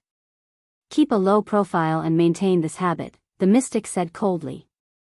Don't use it easily, and don't expose it on your own. Sometimes, you'd rather go through more trouble and take a few extra steps to get a cup than let others find out about it. Otherwise, you'll be in big trouble sooner or later. Thinking of Watchman Zacriel in the dungeon, Thales said gloomily, Thank you for the reminder. I understand. At this moment, a blue light flashed in Asda's eyes. You're bleeding. Thales was shocked and reached out to wipe his wound. *T*, you know, the weather has been hot recently. Thales rubbed his nose in a natural manner and chuckled. He put his left hand, which was covered in blood, behind his back and raised the invitation card with his right hand again. So, do you still want it? He skillfully took out a handkerchief and sat back on the chair, revealing an evil and bewitching smile. Do you want more? Asda stared at him with interest, which made Thales a little uneasy. A few seconds later, the mystic snorted softly and returned to the topic that Thales was most concerned about. Furlan did not participate in the Battle of Eradication, so she was classified as a moderate by the extremists. But this classification is not convincing, because Furlan is estranged from most of her peers. When he said this, the air mystic suddenly changed the topic. However, even an omnipotent being like Bee respects her, or should I say, is wary of her. A mystic that even Bee is wary of. Thales pressed the handkerchief against his nose while he silently memorized these words in his heart. Is she very powerful? Asda shook his head. Powerful cannot be considered an appropriate description. This word is too general and pale, and its meaning is limited. Then, let's put it another way. Is she very special? Every mystic is special. The mystic's eyes shone with a strange light. But according to a senior, Furlan saw things that were even more amazing. Sensory mystic is even more amazing. Thales could not help but recall what he saw in the prison of bones and Zakriel's trembling statement. In fact, she has lived longer than all of us royal guards put together. Asda continued to speak. In the battle of eradication, the two empresses rose to power, the extremists suffered a crushing defeat, and the remaining mystics were hunted down one by the disaster hunters. Thales' gaze shifted. Disaster hunters? The first batch of masters of the legendary anti-mystic equipment, Asda explained softly, and there was a hint of displeasure in his tone. Unlike now, when the warriors who were granted the equipment were focused and pure, and they only had one goal. But in comparison, Furlan received special treatment. What special treatment? Asda paused for a second. His eyes showed caution and wariness. The two magic empresses, Helen and Blood Spike, personally went to hunt Furlan. What? Thales was shocked and put down the handkerchief. The two empresses personally went to hunt the sensory mystic. So, Furlan survived the two empresses' attack? Asda nodded. His gaze was profound. In the 700 years after that, I went into hiding. I once thought that Furlan was doomed. The mystic raised his eyes and looked straight at Thales. Until she took the initiative to contact us. Or rather, she tried to contact a lot of people, but the only ones who really responded to her were me and Giza. Thales' eyelids twitched. Contact you? For what? Asda snorted softly. She had a plan to rebel against the two empresses. Rebel, against the two empresses of magic. Thales gulped. What plan? Asda stared into the distance. His gaze was sharp. Furlan believes that the oldest royal family in the world, even if most of them are greedy, short-sighted mortals, and as stupid as pigs, hides an important secret. An important secret. Thales thought of the greatest king, mentioned by the mercenary Ricky in the prison of bones. He still clenched his fists. Thank you for your evaluation of our family. Thales' expression was solemn. What secret? Asda smiled. Do you really want to know? Thales became alert. Wait, you're not thinking of ending class, are you? The mystic smiled softly. Furlan did not say. I don't know either. Thales was stunned for a moment before he reacted. What? Aren't you working together? Asda shook his head. That's just Furlan's plan. Giza and I have our own plans. The three of us are working together, but we each get what we need. Thales was silent for a while. He felt a little helpless. So, the three of you in your small group do not communicate with each other, and each have ulterior motives? What a model of teamwork. But Asda was not bothered. This is the norm for mystics to get along, and you should be glad about it. Why? Because the last time, there were more than two mystics working together. Asda glanced at him. There was a hint of warning in his teasing tone. It was the battle of eradication. Thales pursed his lips and raised his hand. Pretend I didn't say anything. But Furlan said that once she unravels that secret, the magic empresses will not be a threat anymore. Asda's eyes shone with blue light. Unravel that secret, the two empresses will not be a threat anymore. Thales thought of something, and his breathing froze. A legendary anti-mystic equipment without any trace of the two empresses, without any restrictions or taboos, a secret weapon that can completely seal the Blood Spike and Helen. Thales tried hard to shake off Ricky's words and the appearance of the small red sword. He asked tentatively, so, for Furlan's secret, you attacked my grandfather, and in the end, brought about the bloody year? Asda snorted coldly. First of all, we did not bring about that disaster. Secondly, I said that we each get what we need. And Furlan is fully responsible for all the matters of the palace, including the king. Giza and I have no right and no intention to interfere. Thales narrowed his eyes. No intention to interfere. This doesn't sound like your style, does it? The mystic shook his head. Eternal Star City is not a fun place. As the political center of the Western Peninsula, more than one legendary anti-mystic equipment is stored here. Not only can mystic energy not work around it. When he said this, Asda paused for a moment. You've also seen what happened the last time I entered Eternal Star City. Thales pursed his lips. Don't worry, Yodel is not here. Asda glanced at him. I know. I probed, or else I would not have shown up. Thales glanced at him with complicated feelings. Then, since Renaissance Palace is so dangerous, and there is a legendary anti-mystic equipment, how did Furlan succeed? The air mystic was silent for a while, as if he was reminiscing about the past. A mortal's method. Asda said faintly, she lurked in the secular world. For several generations, she carefully and persistently observed, waited, and probed to find a way to infiltrate Constellation's court. And it was not easy. Thales nodded and was immediately shocked. Several generations. Wait, how long ago was this? Asda was silent for a while before he slowly said, when Furlan came to us, John the Red King had just ousted his own sister from the throne. John the Red King. John II and his sister, Queen Erica the Conqueror of the North. Thales' expression changed. That was 200 years ago. The mystic snorted coldly. As I've said, to us, there's no such thing as a long wait. 200 years of planning, after the shock, Thales sighed. So, she succeeded in the end, patient Furland, or should I say, Queen Fiosa. When he said this, Thales could not help but remember the watchman's words. His Majesty has been bewitched, coerced, and controlled by the most evil existence in the world. She could not defeat the legendary anti-mystic equipment, Thales said absent-mindedly. But she defeated those who had the right to control them.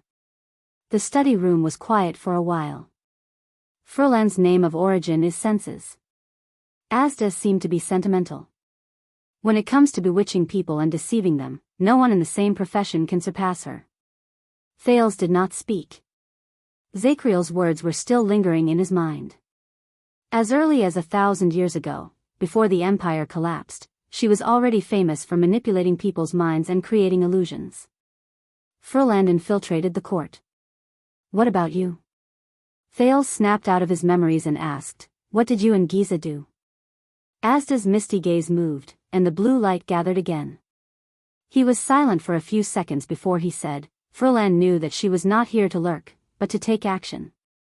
Whether it was the legendary anti-mystic equipment in the court, the calamity stories passed down from generation to generation in the great families, the kingdom's secret intelligence department, or the Jade Star royal family's top secret methods, as the plan progressed and the goal became clearer, the closer she got to the secret of mystic energy, the more flaws she revealed, and the more suspicion she aroused. This was inevitable. Yes, Thales agreed wholeheartedly. For example, a certain former watchman in the prison of Bones who liked to hack the prince with a knife. To make matters worse, after the Battle of Eradication, the history of mystics disappeared from the world because of Project World Cleansing. This left us with nowhere to hide. In the secular world, which was like a pool of stagnant water, any unusual movement would be extremely conspicuous.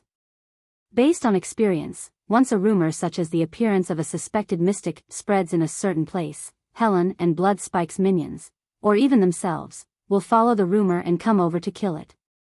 Asda's gaze became fierce. For this, she needs cover and divert attention. And we cannot only rely on the channels in the palace. Thales pondered for a moment before he said, Blood Bottle Gang? The mystic nodded. It was originally a smuggling gang formed by a few desperate winemakers at the border of the kingdom. But as the Blood Bottle Gang expanded, the rumor that there were two mystics behind it began to spread on the streets. In addition, Giza showed up a few times to cause trouble. This was enough to arouse the vigilance of the higher-ups of the kingdom and the church. It even attracted the attention of the Magic Empress who was lurking behind the scenes, Asda said flatly. Thales thought for a moment and came to a realization. You use yourselves as bait to divert attention? He said in surprise, this is a very big risk. Asda glanced at him. If the Blood Bottle Gang wanted to plot a rebellion or a coup, or even reveal the truth about the calamity and start the second battle of eradication, yes. The mystic changed the topic. But what if the biggest goal of this so-called mystic gang is just to control the smuggled alcohol in the underground black market? Those with ulterior motives would suspect, probe, and investigate, but they would only find that this gang, which originated from the streets and was formed by peddlers and servants, had the biggest goal of dominating the market, seizing territory, smuggling contraband goods, and fighting for fame and profit. And the story of the so-called mystics behind the scenes, which they used to threaten and bewitch the outside world, was even more absurd. It was full of mistakes and had nothing to do with the calamity of the world's destruction. Perhaps it was learned from an ancient book by a fellow who smuggled alcohol? Asda said coldly, hence, for more than 100 years, through generations of agents, we continued to repeat the boring, small-scale fights between gangs, which were akin to playing house. At the same time, we spread the false and inaccurate rumors of the mystics to the lower classes, until it became a legend in the streets and alleys. Hearing this, Thales understood a little. He sighed. Then you succeeded. When I was young, I heard from Rick, a child beggar leader, that when he was rich, he would hire 2 mystics to guard his door and be his bodyguards. There was a rare teasing tone in Asda's words. Then, he had to be very rich. In the next second, the mystic's tone became cold. Just like that, although we could not reveal the truth about the calamity, we foiled the world-cleansing plan and awakened the people's fear and opposition towards the 2 empresses, but starting from the borders of the kingdom, in the quagmire of the lower classes far away from the nobles, we spread a layer of fog throughout the entire western peninsula. When mystics were mentioned time and time again in a teasing or exaggerated tone, they became commonplace, and it was difficult to distinguish the truth from the lies. Then, we hid in the sea of countless people at the bottom of the hierarchy, and successfully relaxed their vigilance and attention. This way, when Froland truly infiltrated the upper class of the palace and even took control of the kingdom, questions like mystics plotting to steal the country would be drowned in the rumors of mystics ambitious to unify Red Street Market, blood calamity dominating Black Gold Casino, and apocalyptic calamity dominating the 3 major commercial streets. Thales understood the process and frowned. All right, I have to say, this idea is quite interesting. And he could even imagine the following scene: a spy came to report to the Magic Empress. According to reliable information, the terrible calamity who once tore the continent apart has returned and secretly formed an underground force, a private gang. The 2 empresses were murderous as they drew their weapons and prepared for battle. What are they doing?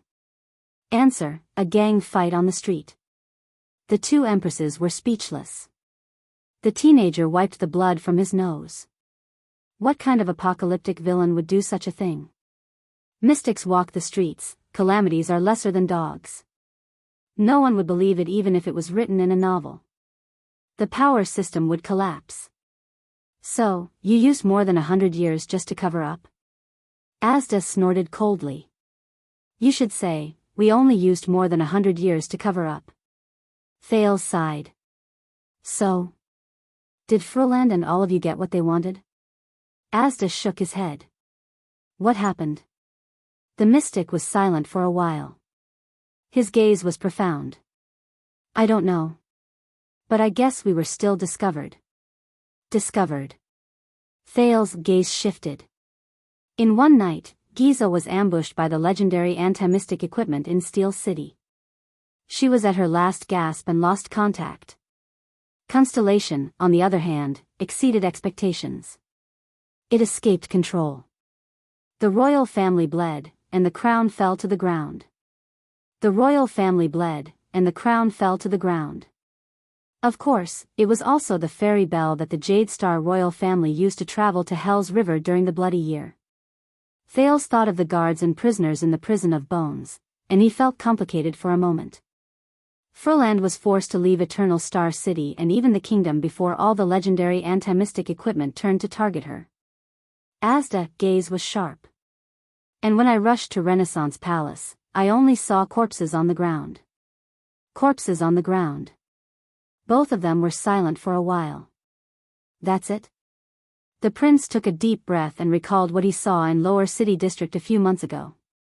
He asked cautiously, "Then why did Black Sword say that you once started a massacre at the palace gate?" "At the palace gate. Started a massacre." The mystic glanced at Thales and seemed to be deep in thought. That glance made the prince nervous for no reason. 18 years ago, in this very city, the air mystic, that undying monster, stood in front of Renaissance Palace, killed Constance Morris of the Brotherhood. His words were faintly discernible in Thales' ears. They saw me as an enemy and attacked me brazenly. Asda did not care. Naturally, I responded with straightforwardness and returned the favor. Thales sucked in a deep breath. Responded with straightforwardness. All right. Then, how did you expose yourselves? Thales suppressed the sensitive question and asked another question. What exactly did Furlan do? What happened to the Jade Star royal family? Why did they escape from your control? I'm not sure. Asda shook his head. He looked disinterested. I've said it before. Furlan was in charge of all matters in the palace. All we know is that the plan failed. The mystic looked out of the window gloomily. After toiling for 100 years, we have nothing. The two empresses are still here. More powerful than before. The two empresses. Thales mulled over these two words and felt a little depressed. But he quickly looked up again. You said that the Three Disasters Alliance has its own agenda. What about you and Giza? Why did you join them? The teenager sniffled and narrowed his eyes. It can't be, to unify Red Street Market, can it? Asda chuckled. I don't know Giza's goal, but based on my understanding of her, the mystic paused for a moment. Blue light flowed in his eyes. What she wants is definitely much more than we, Furlan and I can imagine. He said gloomily. Much more greedy, much more crazy, much more terrifying. Much more unbelievable. The study room fell into silence again. What about you? A few seconds later, Thales spoke again. He stared at his guide. Air Mystic, why did you cooperate with them and extend your hand to Constellation? I recently made a chart of the Jade Star royal family's lineage and posted it in the usual place. End of this chapter.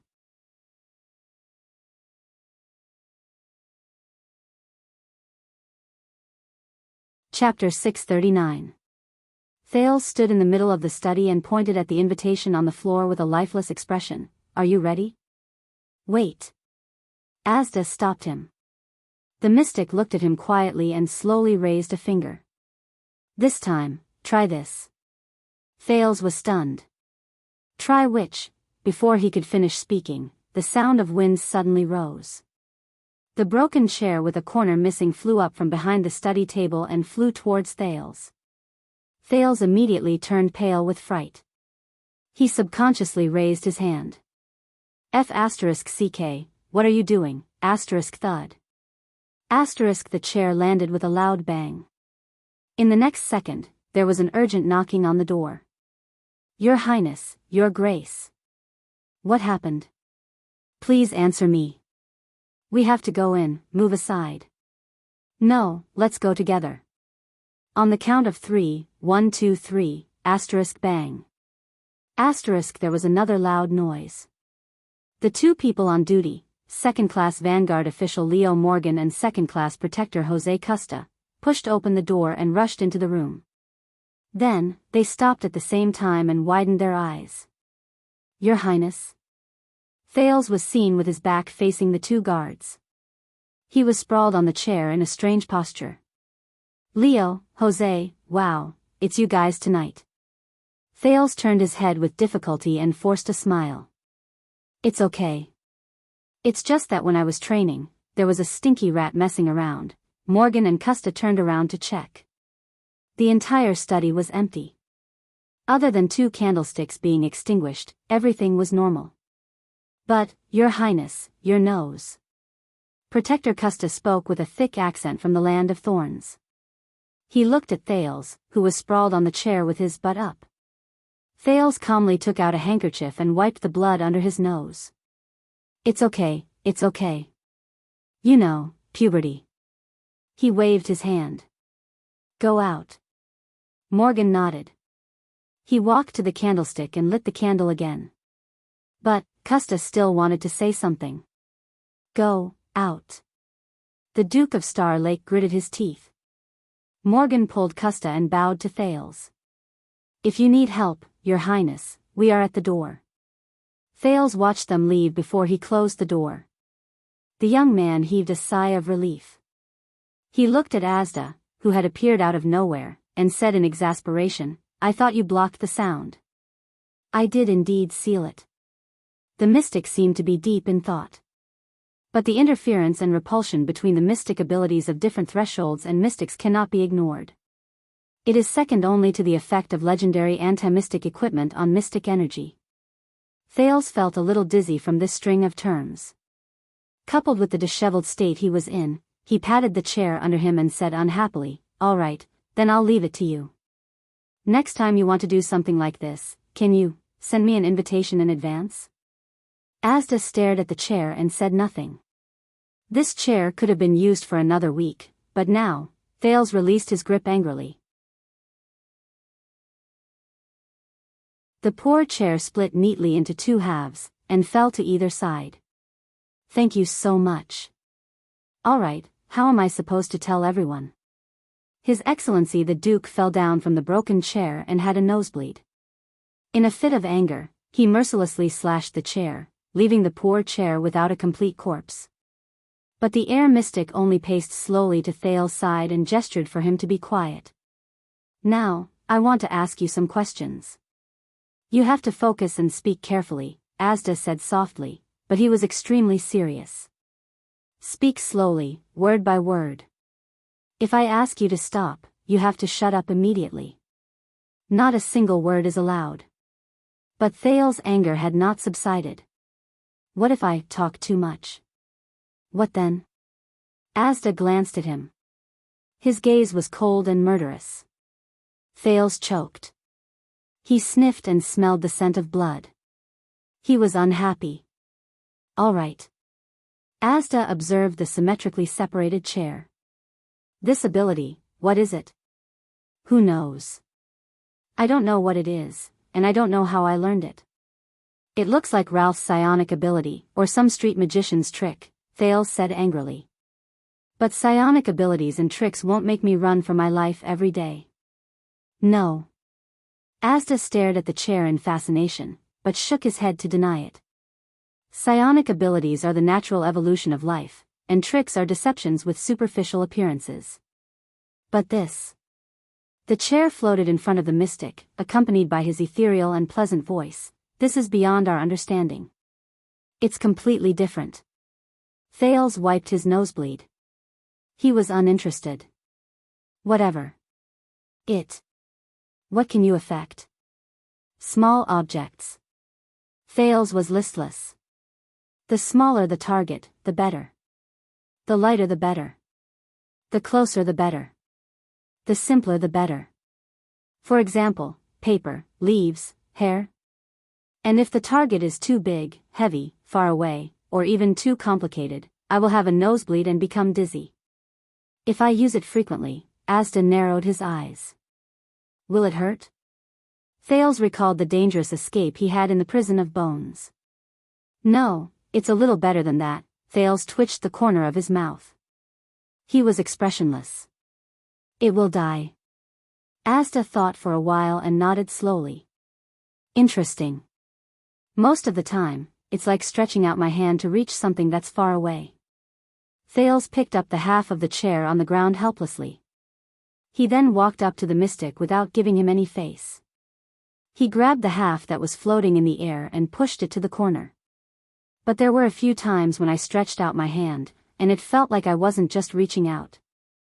It was more like, at this point, Asda suddenly turned his head. Stop. Thales was startled by the abrupt interruption. Asda closed his eyes. A few seconds later, he spoke. How long has it been? This thing? Thales cursed the little dummy in his heart as he adjusted himself. I've been practicing for about half a year. Every time, I'm tormented until my back hurts and I can't get out of bed. Now I've finally found a way. Asda suddenly opened his eyes. Stop. Thales choked again. It was as if he had a fishbone stuck in his throat. It was extremely uncomfortable. F***ck, again? Remember what I said. Be careful with your words, the mystic said carefully. You said you found a way. What way? Thales gulped. Let me put it this way. Once, I got tired of practicing with a piece of paper and wanted to try changing it to a bridle.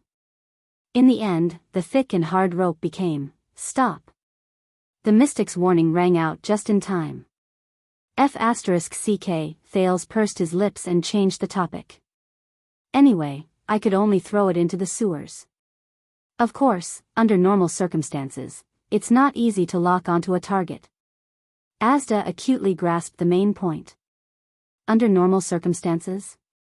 Thales shrugged. Yes. Obviously, when I knocked on the door, everything was very easy. It was as natural as breathing and drinking water. Asda raised his hand again. Stop. Thales sighed helplessly. Can't we talk properly? Asda fell silent and pondered on his own. I know. This feels weird, right? The prince, who was displeased because he was interrupted many times, sneered. You're very curious and want to understand and explore, but because of the mystic ability First Covenant, you have to desperately restrain your impulses and resist the temptation. You keep telling yourself that you can't go deeper, that you can't continue, that you have to stop. He looked at Asda, whose eyes were glowing blue, and revealed a sinister and cunning smile. Then, do you want to know more? Do you want more? Hee, I can give you everything. A blue light flashed in Asda's eyes. Air. I was wrong, teacher. The blue light flashed again. The Duke of Star Lake, who was second only to him and above tens of thousands of people, regained the right to breathe freely. He lay on the desk and panted pitifully. So, the First Covenant of mystic ability, Thales turned around with his last breath. What is the original purpose of its existence? Asda did not speak. He stared at the chair in the corner and said faintly, for ourselves. Nonsense again. Thales sighed. Having lost the chair, he could only turn around and sit on the desk.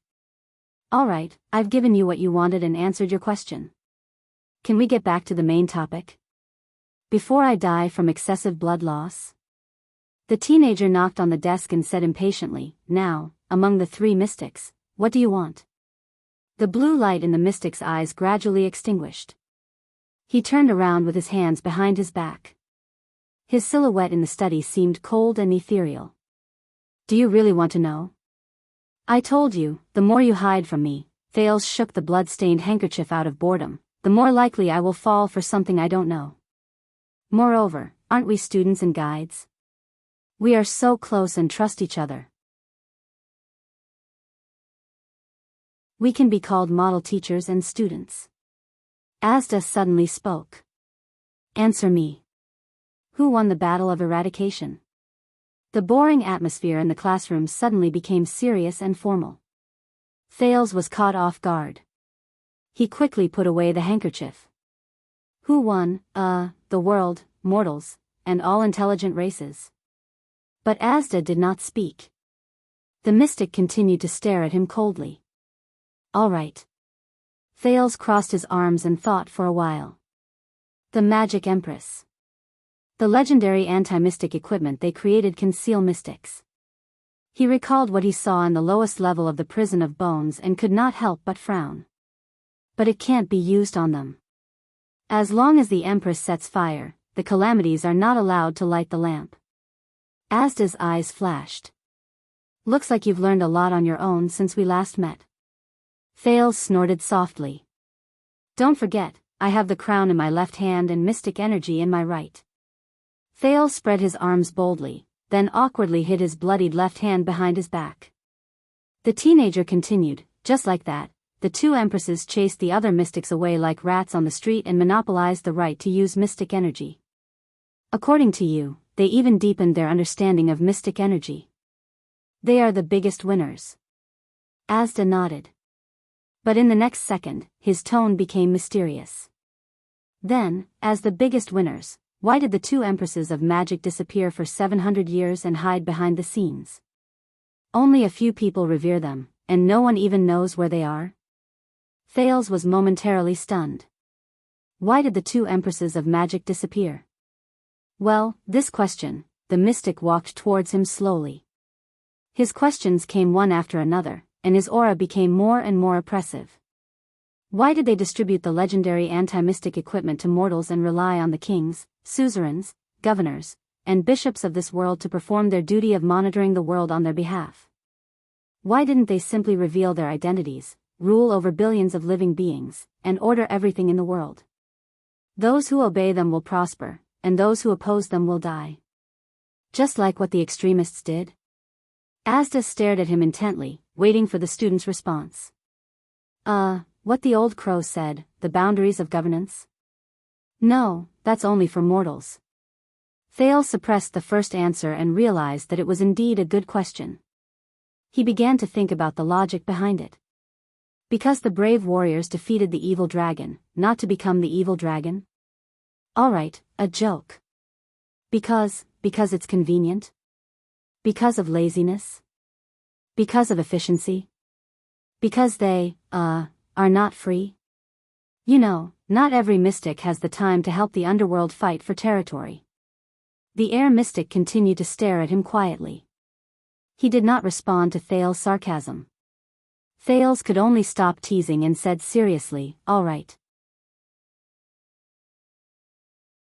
To be honest, what I can think of is that since they used the world cleansing plan to erase the existence of mystics, it would be inconvenient for the two empresses to appear in front of the world to prevent the effect of sealing off information and covering up history. Asda stared at him for a very long time. It was as if he wanted to connect to Thales' heart with his gaze. This made Thales a little nervous. Wait, did I stray from the topic? What did I ask just now? Finally, the air mystic smiled coldly. I have been curious about this question for a long time, and in order to solve it, Asda's gaze burned, I need more information. And Froland was right about one thing. The guide said slowly, since the Battle of Eradication, the Jade Star royal family has been passed down for a long time and participated in many things. There must be many secrets that mystics do not know about. Thales slapped his forehead. Oh, right. This is the reason why Asda joined the Three Disasters Alliance. So, you took the risk of having your address searched and registered as a member of the Befroland Mutual Assistance Group, with your real name to see references that are not available elsewhere and to research why the two empresses are so homebuddies? Thales probed. Asda stared at him silently and did not move. Alright, looks like he did not get the joke. Thales could only sigh. So, what is the conclusion of your research? Asda averted his gaze and turned to look outside the window. They hide. The mystic's eyes shone with a blue light again. His tone was empty, but it made people's hearts beat faster.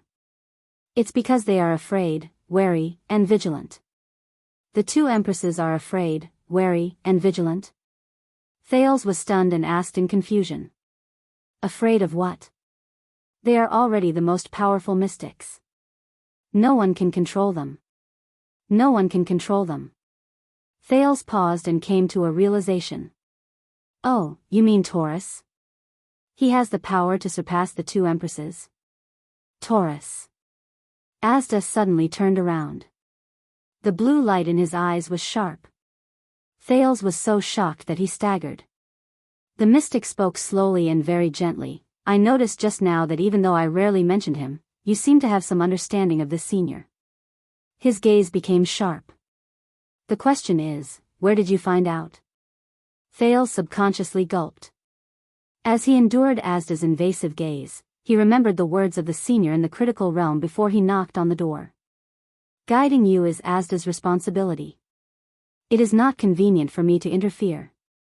In the group of mystics, there is a sacred and inviolable relationship between the guide and the guided.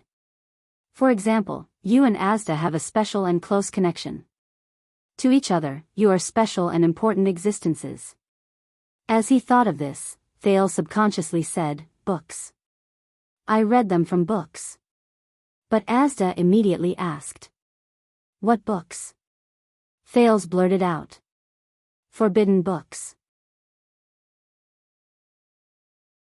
In the collection of Sunset Temple, the mystic continued to pursue him. Which book? Thales choked. He could not help but show an apologetic smile. All right, I'll tell you the truth. It's actually the records of the guards. The flag-bearer division of the Royal Guards. They record the words and actions of past generations of people. Asda narrowed his eyes. Whose records? The king of renaissances. Thales did not even blink. Tormund I. He mentioned the, experiences of the Battle of Eradication. Among them was Taurus. Oh, the records are stored in Renaissance Palace. Do you want to take a look? Asda was silent for a few seconds. No. The mystic looked at him quietly. There is a legendary anti-mystic equipment inside. It's not safe. Thales looked as if he had just realized something. Oh, what a pity. Do you want me to steal it for you? No need, Asda said softly and turned around. But no. The mystic continued the topic. They're not afraid of Taurus. His words were filled with deep wariness. You can't imagine what level and height the Magic Empress has reached ever since she created the legendary anti-mystic equipment. I think that even someone as experienced as Taurus can't fight against the two empresses, who no one can control. Even Taurus can't fight against the two empresses? Thales was slightly shocked at first, then he asked doubtfully. Then what else can they be afraid of? Asda did not answer directly. Think, Thales, think. The mystic stared at the lake of stars that reflected the stars in the sky. Don't develop the bad habit of waiting for answers. Thales frowned. The two empresses who no one can control. No one, no, Thales' gaze shifted. It's not, no one. Not entirely. Both of them. Thales stared at the chair that had been split in half in the corner and said seriously. Blood, Spike and Helen, as the victors of the Battle of Eradication, as mystics who surpassed most of their peers, he looked up at the mystic. The only people who can truly fight against the two empresses are each other. The teenager said solemnly. They are wary of each other. Asda snorted softly. Looks like you're not stupid after all. Thales' eyes brightened when he was acknowledged. So, without a common enemy, the two empresses became each other's greatest threat. After the war, they broke up and became enemies. And they hid behind the scenes to guard against each other's sneak attacks. This is a game where whoever finds the other first wins? In the face of the student's hopeful questioning, the mystic did not comment. He only said faintly, as I said before, you're getting closer to the truth of the world. This is probably Asda's version of, you're awesome, Thales criticized in his heart.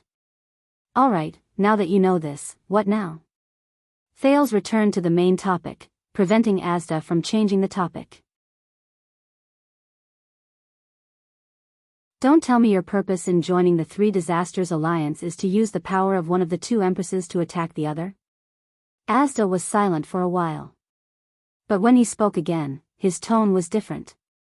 Thales, are you sure you want to continue listening? The mystic said faintly. Thales was stunned. What? The mystic turned around. His figure blocked the moonlight, giving Thales a sense of oppression for the first time. You must know that the truth and secrets often carry heavy burdens. Asda spoke softly and meaningfully, are you really ready? Looking at him, Thales frowned in confusion. Why do you suddenly sound like you're telling a ghost story? His teacher smiled coldly. Because once you know, you can't turn back. Can't turn back? Thales curled his lips nonchalantly. Even if I don't know, I can't turn back, right? What a joke. Do you really think that I, Thales Jade Star, the first person in Errol to turn misfortunes into blessings, was scared since I was young? At this point, Thales suddenly became vigilant. He raised his finger and said fiercely, "And don't even think about ending the lesson now."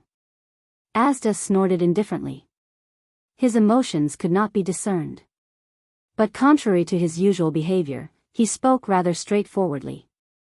"During the time I worked with Froland, through the Jade Star royal family, the kingdom's secret intelligence department, and even Blood Bottle Gang, I obtained some precious historical records." Thales narrowed his eyes. "About?"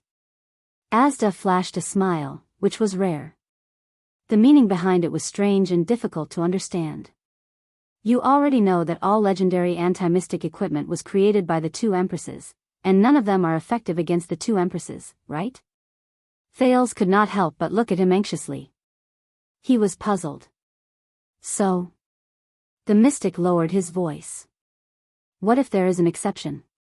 What if there is an equipment in this world that was not created by the two empresses?" Thales was stunned at first, then he understood. Damn it. 18 years ago, the first and only legendary anti-mystic equipment in history that was not created by the Magic Empress, in the Prison of Bones, the mysterious voice of the leader of the Disaster Sword seemed to ring in his ears. In Constellation, on the base of this Dragon Breaker, it was just barely forged. So, what he said, was right. Thales took a deep breath. "So, you're going to tell me that you discovered a legendary anti-mystic equipment that is effective against the Magic Empress and is not recorded in the records?" This time, Asda stared at him for a long time before he spoke seriously. "In case you regret it after listening to me, I will ask you again. Are you sure you want to listen?" Thales rolled his eyes in his heart. "Cut the crap." The Duke was resolute and left no room for doubt. "Speak. Why are you trying to be mysterious? Do you really think I don't know?" The Dragon Breaker, the Blade of Purification, the greatest king's achievement, and also the only weapon that can possibly seal the two empresses, has been in his hands for a long time, and he has even used it before. Do you really think you can scare me by putting on this act and stirring up the atmosphere? Asda revealed a mysterious smile. Wait. When he thought of this, Thales felt a headache coming on. Aside from the indifference of having experienced hundreds of battles, how am I supposed to control the right amount of shock to show that I have seen the world, and not arouse his suspicion? In the Battle of Eradication, every legendary anti-mystic equipment was created by the two empresses, and then distributed to the chosen disaster hunters so that they could use their power to hunt down mystics. While Thales was thinking, the air mystic had already spoken. However, what Asda said was not what Thales thought. But after combining and comparing all the relevant records in Constellation, I confirmed something interesting. Some of the equipment was definitely distributed after the Battle of Eradication. Thales, who was looking forward to hearing about the Blade of Purification, did not react for a moment. He paused. So, this is very normal. The teenager picked his ears and continued following his train of thought. Although the war has ended, the hunt for the calamities is still ongoing. The two empresses' target is not only the extremists, but also other mystics, such as you. Moreover, a troublesome person like Giza is still alive and kicking. When he said this, Thales shuddered violently. Wait a minute. There's something wrong with what Asda said just now. Outside the study room, Vanguard Morgan and Protector Kursta stood facing each other. One had a cold expression, and the other was focused. Our Highness, Kursta stared at the door intently, but he did not hear any sound from inside. Sometimes does something unexpected, doesn't he? Morgan did not respond. Kursta snorted softly. Did you hear what Commodore said? They are in Scarlet District. Don't bother trying to get close to me, Thorn Barbarian. Vanguard Morgan rudely cut him off. He did not even look at Kursta. I'm not interested. Kursta, expression froze. Thorn Barbarian. Kursta, who had bronze skin and an exotic face, took a deep breath. That's right.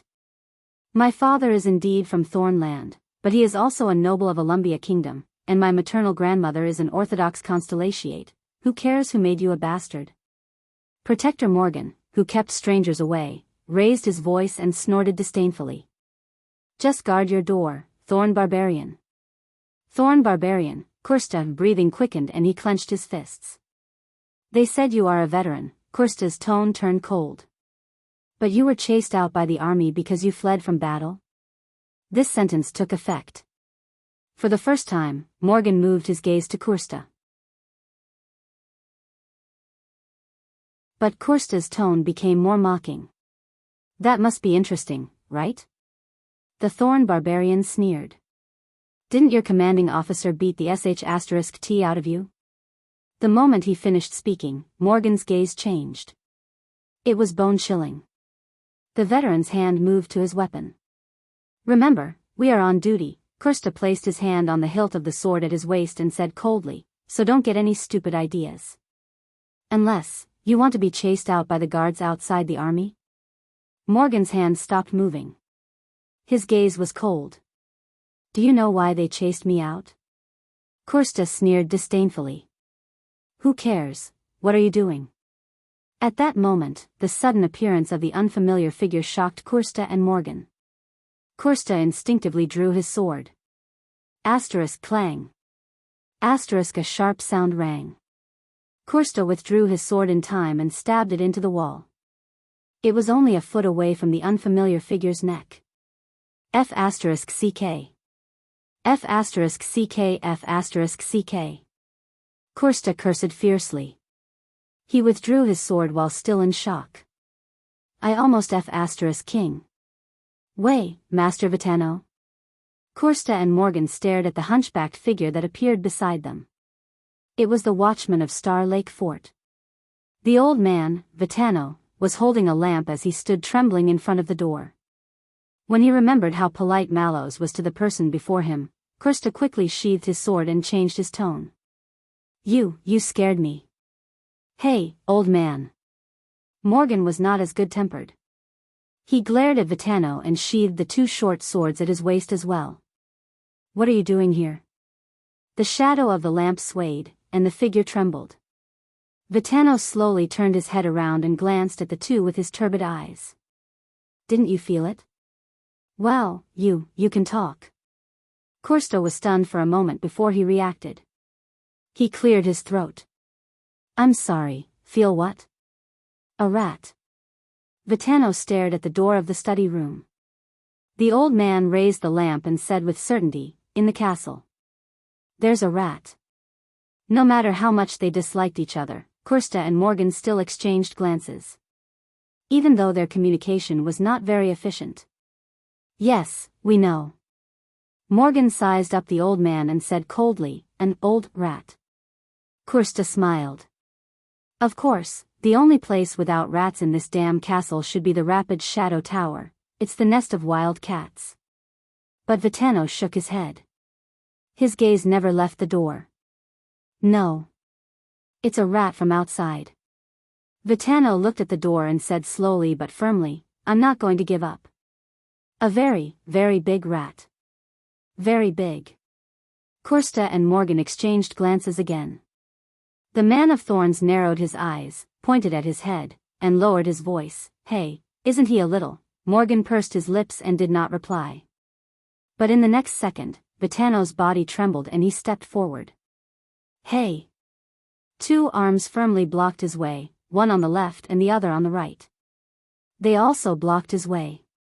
Please stop, Master Vitano. When he saw the direction the old man wanted to go, Kursta was firm and stern. If you really want to see the Duke, I can inform him first. This path is blocked. Morgan was even more concise. Vitano recovered from his shock while trembling. He began to size up the two people again. Are you royal guards? The old man asked softly. Kursta put down his arm and smiled.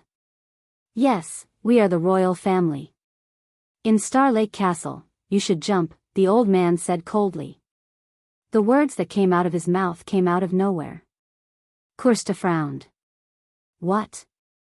All of you, Vitano's words were drawn out. He was panting like a dying man. All of you should jump down from the castle. Jump down? Morgan's gaze sharpened. He placed his hand on the hilt of his sword. Jump down? Why? Kursta was puzzled. Vitano turned his head. He first glanced at Kursta, then glared at Morgan, and finally fixed his gaze on the door of the Duke's room. Because all of you are useless. You can't even catch a rat. The moment he finished speaking, the old man ignored the two puzzled people and turned around. Under the flickering light, he left the place with difficulty, step by step, and disappeared into the depths of the corridor. Kursta and Morgan stared at his back, unable to make heads or tails of it. D was right. Watching him walk away, Kursta shook his head. That old man, even if he's not a zombie, there's definitely something wrong with his brain. Kill him, Morgan said coldly. Yes. What? Kursta was stunned. Morgan stared at the cold corridor and gritted his teeth. His tone was chilling. The next time he appears like this, we will kill him together. Kursta blinked. Are you crazy? Morgan bared his teeth. His killing intent was overflowing. No, I'm serious. Kursta took a deep breath and looked around. No. Oh, Lady of Harvest and Sunset Goddess above, why? Morgan snorted coldly. The veteran's gaze was sharp. Because, from the distance when we discovered him, he would have been able to kill us. Kill us? For Thornland's sake, I really can't King believe it. Kursta was puzzled and did not know whether to laugh or cry. Alright, let's kill that old man, and then how do we explain it? Because he said that we, can't catch a rat? Morgan nodded. He still stared at the corridor as if there was some threat there. Yes. And he is the rat, the damned rat. Kursta looked confused. Crazy. The Thorn Man tried again and again, but in the end, he gave up and sighed. You and him, both of you are crazy. Oh, Lady of Harvest above, if there's a next time, I'd rather be on duty with that crippled mute. The damn rat.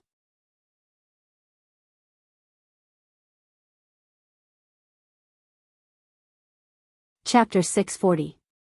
In the study, Thales stared at the mystic in a daze. After the war.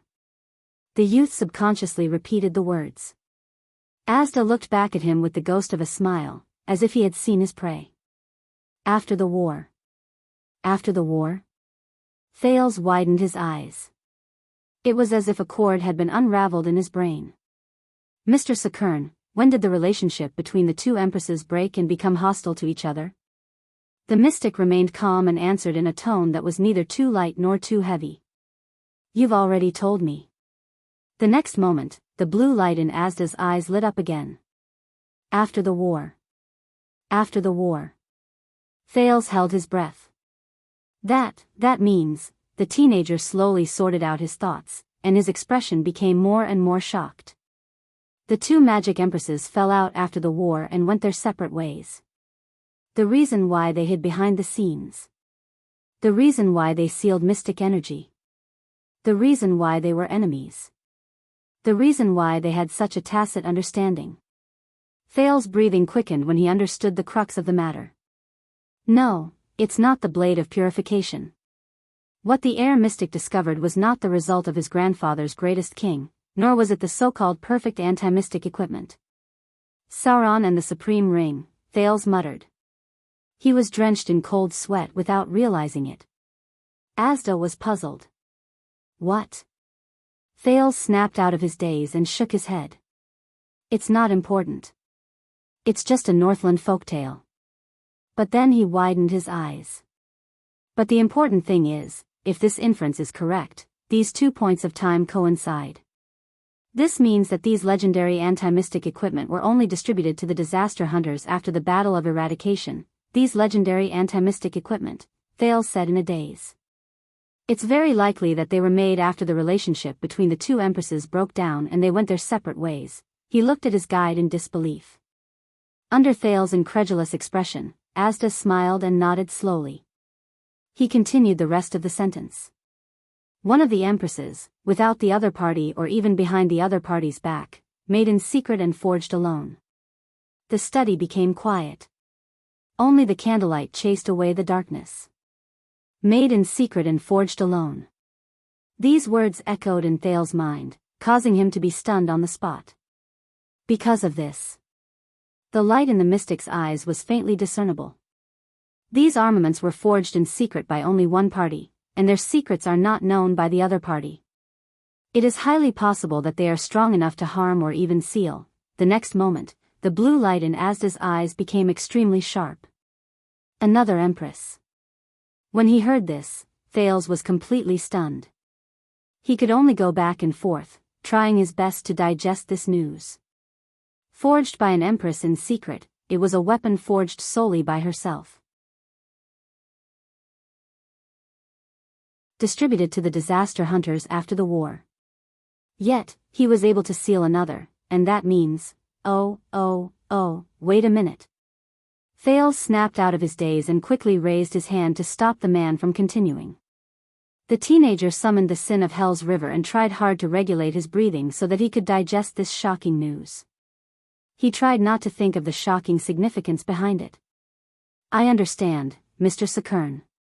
This is no small matter, but before we come to a conclusion, we must be cautious. Thales lowered his voice and subconsciously looked around. First of all, we have to figure out why the legendary anti-mystic equipment cannot seal the two emperors. Is it because the two emperors, as the creators, understand the mechanism of the anti-mystic equipment? Or did they leave something behind in the equipment? In fact, what if the legendary anti-mystic equipment cannot seal the two emperors is not because the two emperors created them, but because of their level of power or something else? What if the two emperors' level or characteristics determine that they cannot be sealed? Thales looked at the mystic seriously and gesticulated to express his thoughts. Asda also stared at him quietly, his face expressionless. At this moment, they were like a pair of teacher and student, having the purest discussion about a certain problem. Your rebuttal is not without reason. Not long after, the guide spoke again. His voice was rational and clear. But this at least means that one of the two emperors has the ability to forge a legendary anti-mystic equipment alone. Thales clenched his fists. No, that is not necessarily the case. The teenager shook his head and questioned, why must the equipment issued after the war be forged by a certain empress alone, and not by the two emperors before they turned against each other? This does not prove that the two emperors can be, it does not prove your conclusion. Hearing this, Asda chuckled. He did not directly answer Thales' question, but changed to another topic. Do you know, with constellation as an example, the origin and manufacturing information of the legendary anti-mystic equipment in each country can only be traced back to year 14 of the calendar of eradication? Year 14 of the calendar of eradication?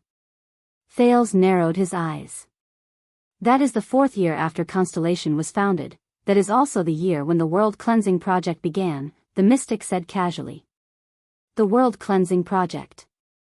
The term returned to Thales' mind and awakened many of his memories. The mystic leaned forward slightly, his tone full of suspicion and vigilance. The question is, why? Why does the World Cleansing Project hide this information? Why? Thales did not answer. But a small voice rang in his heart. Because this information is crucial, very sensitive. Very deadly. They must be hidden from the world.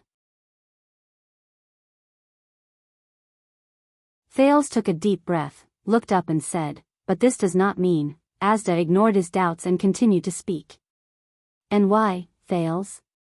Why for thousands of years, people have tacitly agreed that all legendary anti-mystic equipment cannot affect or seal the magic empress? Why? Thales was stunned. Did the two empresses tell them themselves? The mystic was extremely serious, and if not, Thales remembered something. After the war, the heroes of mankind used tragic facts to prove that all existing legendary anti-mystic equipment could not seal Blood Spike and Helen. In the prison of bones, Ricky's strange smile appeared in his mind. Someone, there must be someone. The teenager took a deep breath and continued to speak based on his memories and train of thought. To be precise, some disaster hunters must have tried. They held legendary anti-mystic equipment and attacked the magic empresses. Really crazy. Asda nodded. There was an indescribable fluctuation in his tone. And they failed, and not just once. That's why the world can come to such a firm conclusion. In the next second, the mystic's tone suddenly changed. The question is, which disaster hunters did it? Which equipment? Which empress? This question also aroused Thales's curiosity. He waited for the mystic's answer. There is no answer. Asda shook his head slowly. Even with Froland and Giza's help and the support of the vast amount of information in Constellation, I did not find any records of the two empresses being assassinated by the legendary anti-mystic equipment. Only the conclusion that the two empresses are not afraid of the legendary anti-mystic equipment, which is as unquestionable as common sense, is circulated in the circle of those who have access to and use the legendary anti-mystic equipment, as if it is a self-evident truth. After listening to this, Thales's expression changed. There is no solid evidence, but there is an incomparably firm conclusion. That can only prove one thing. In other words, the conclusion is that they were, the mystic snorted coldly. That's right. When you just mentioned why the legendary anti-mystic equipment could not seal the two empresses, if we follow the clues, we can easily find that from the beginning, this concept has been very strange. Thales tensed up. Asda continued, now, let's assume that the hunters who tried to assassinate the two empresses with the legendary anti-mystic equipment, stop. Thales interrupted him forcefully, waving his hands in the air. No, there are too many hypotheses. It is too risky, there are too many uncertainties, Asda replied coldly. Hypotheses are one of the most important ways to advance knowledge. If we can verify it. Seeking proof. Thales took a deep breath and said seriously, but what if you can't even establish the basis of your hypothesis? What if no one had tried to assassinate the two empresses? If even the incident of someone assassinating the two empresses with the legendary anti-mystic equipment to prove that they cannot be sealed is false and non-existent, and was fabricated. When he said this, Thales was stunned. It had been fabricated by someone else. Seeing the teenager's dazed expression, the mystic snorted coldly. Yes, Thales. If the assassinations were fake, if the stories such as somebody tried to assassinate the two emperors and it was discovered that the anti-mystic equipment was ineffective against the two emperors a long time ago, were fabricated and told to the world, and the two emperors simply allowed them to spread for thousands of years, Asda did not continue, but his eyes were extremely sharp. Thales nodded and continued the conversation absent-mindedly. That's even more proof that there's a big problem behind these rumors and the concept that people with ulterior motives have fabricated. Looking at him, Asda smiled. Now, let's go back to the previous step, if those assassinations were true. If there's really someone who's not afraid of death, if there's really a hunter who tried to assassinate the two empresses with the legendary anti-mystic equipment, the mystic's words made Thales gulp unconsciously. He felt as if he had returned to 700 years ago and saw those crazy warriors. Then they can only happen when the two empresses have yet to live in seclusion. At least then, the hunters can still find them and carry out more than one assassination. Asda's tone became very soft and gentle, but to Thales, it sounded as heavy as a mountain. And here comes the problem. First, the humans assassinate them, then the two empresses live in seclusion. Is there any logical connection between this? The mystic said softly, why? Why is it so coincidental? If those assassinations completely failed, and the legendary anti-mystic equipment was also proven to be ineffective against the creator, then why would the two empresses live in seclusion? Is it really as you said, because they're very homebodies? At the end, Asda made a rare joke that was neither too big nor too small. But Thales was not in the mood to listen to his jokes. The teenager shook his head and sorted out his thoughts. No, it's a little messy, a little messy. Why did the two empresses live in seclusion after they encountered the ineffective assassinations in the eyes of the world? No. Thales rubbed his forehead desperately. No, you can't infer cause from effect. This is too hasty. Have you ever played Sudoku? Thales was stunned and looked up. What? Asda looked at the air and moved his fingers gently. Sometimes, when there is insufficient evidence, we need to fill in a certain number in the blank, and then go through step by step to verify, test, and compare to verify whether the number is in line with the rules of the game. The mystic turned his head back. Verify whether it is the only answer.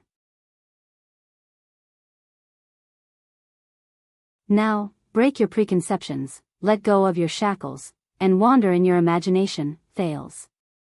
Think about it, if our guess is true, there was a hint of bewitchment in his tone.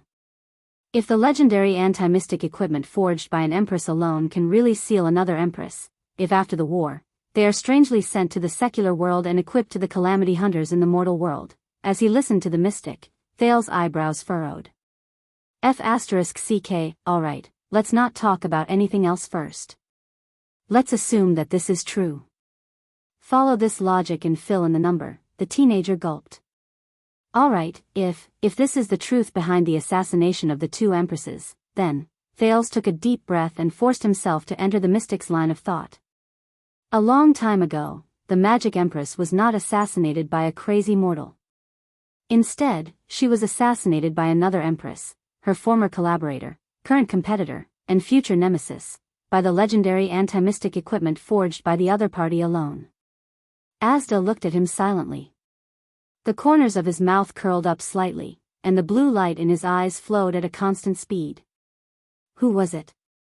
Thales raised his head, his gaze sharp. Forging the equipment behind the other party's back and using a mortal to plot an assassination. Was this done by Helen or Bloodthorn? My guess? The mystic said faintly, both. He snorted in disdain. The two bitches did the same thing. Thales frowned. Asda continued to speak. Both of them betrayed each other and secretly created secret weapons that could seal each other. At the same time, they planned to use the hands of mortals to give each other a fatal blow. After the battle of eradication, they would enjoy the supreme throne of mystic energy alone. But, Asda stared at the starry sky outside the window and did not continue. But they survived, Thales muttered. The two empresses met their match. They saw through each other's schemes and escaped from the equipment that could threaten them. This was the real reason why they avoided the secular world and hid behind the scenes, so that no one could find them. The more Thales spoke, the more shocked he became. Because from that moment on, they could no longer walk around the world without fear. The two empresses had grasped the secret of sealing the mystics, and with the greatest malice towards each other, they each forged weapons that could seal each other. They then distributed them to the hunters, and as time passed, they scattered them to various countries. Thales said. They were hidden in the so-called legendary anti-mystic equipment that could not seal the magic empress. Thales froze in place. All the equipment could seal mystics. But there were a few that could seal the magic empress. Asda raised his head and let out an unusually pleased laugh. Therefore, they were afraid, wary, and vigilant. Among the legendary anti-mystic equipment possessed by the secular mortals in various countries, there were a few special equipment that they did not recognize. They came from the hands of their mortal enemies, but they could endanger themselves. The mystic stopped laughing, and the killing intent in his eyes rose. Then, the question left for us is, which one? Thales raised his head abruptly. Which one? With indescribable panic, he asked which legendary anti-mystic equipment was forged alone, and which magic empress could be sealed. But Asda's emotions cooled down. He shook his head. As I said, all the production records of the legendary anti-mystic equipment have been destroyed. We do not know. Thales gritted his teeth. At that moment, countless weapons flashed through his mind. The supreme sword, the staff of constellation, the dark night black coffin, the supreme shield, the motionless bow, the rising sun saber, the severing soul's blade, the soul slayer pike, the crossbow of time. Which ones are not, which ones might be, wait. Thales seemed to have thought of something.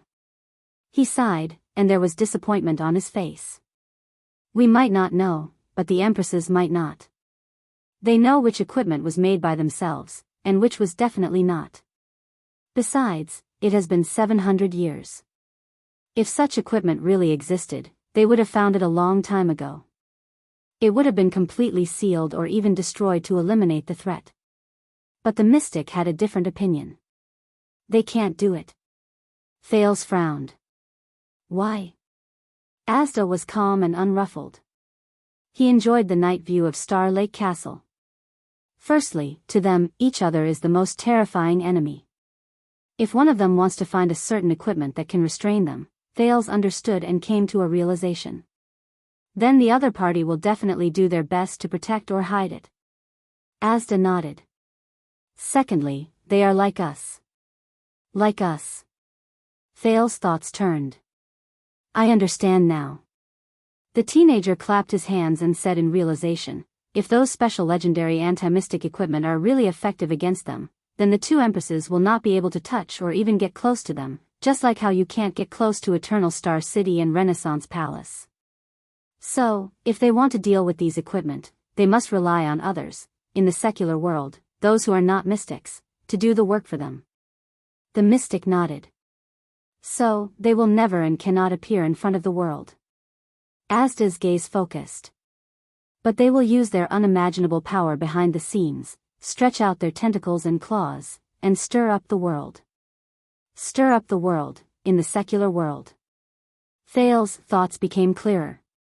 Thirdly, Asda continued, the hypothesis has been completed. Now, it is time for us to find evidence and verify it. In the next second, he looked at Thales and uttered a word. Peninsular War. Thales' gaze shifted. What? Asda regained his elegant demeanor.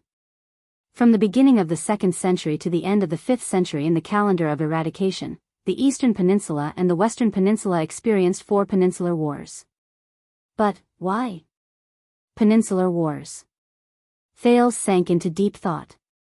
The two peninsulars are separated by a great distance, and it is difficult to hear from each other.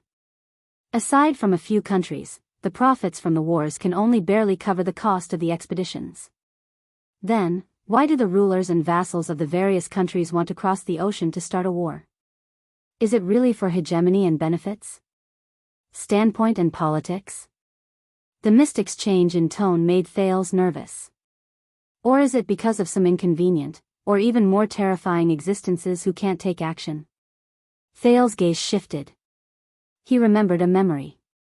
It was 7 years ago, before he went on a diplomatic mission to Ekstedt and arrived at Broken Dragon Fortress. It was in the snow-covered birch forest. Blood, blood clan, death, betrayal, a certain queen's words echoed in his ears. As for the Dark Knight Black Coffin, perhaps many forces hope to obtain a legendary anti-mystic equipment. But rest assured, among those who understand its value and origin, no one would have the guts to covet the Dark Knight Black Coffin, except for the terrifying mystics. When he thought of this, the teenager was instantly shocked. Damn it. F***ck, Thales took a deep breath.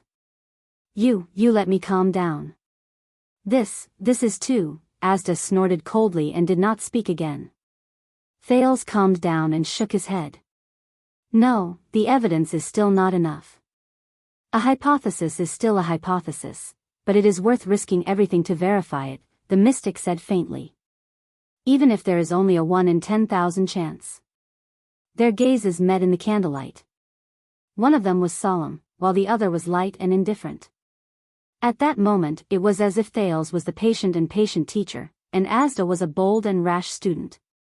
A few seconds later, all right, if this is true. Thales sighed. If there really is a legendary anti-mystic equipment created by one empress and able to seal another empress in this world, then why is it that no one in the world knows about it? When he said this, Thales paused. Asda's laughter traveled into his ears. Of course the people don't know about it. Because they don't allow it. Thales stared at him. This is the most interesting part. Two empresses, spear and shield, opposing each other, balancing and restraining each other. Asda had a faint smile on his face. After seeing through each other's tricks, the two empresses who turned against each other and became enemies may be furious, hate each other to the bone, and be on guard against each other.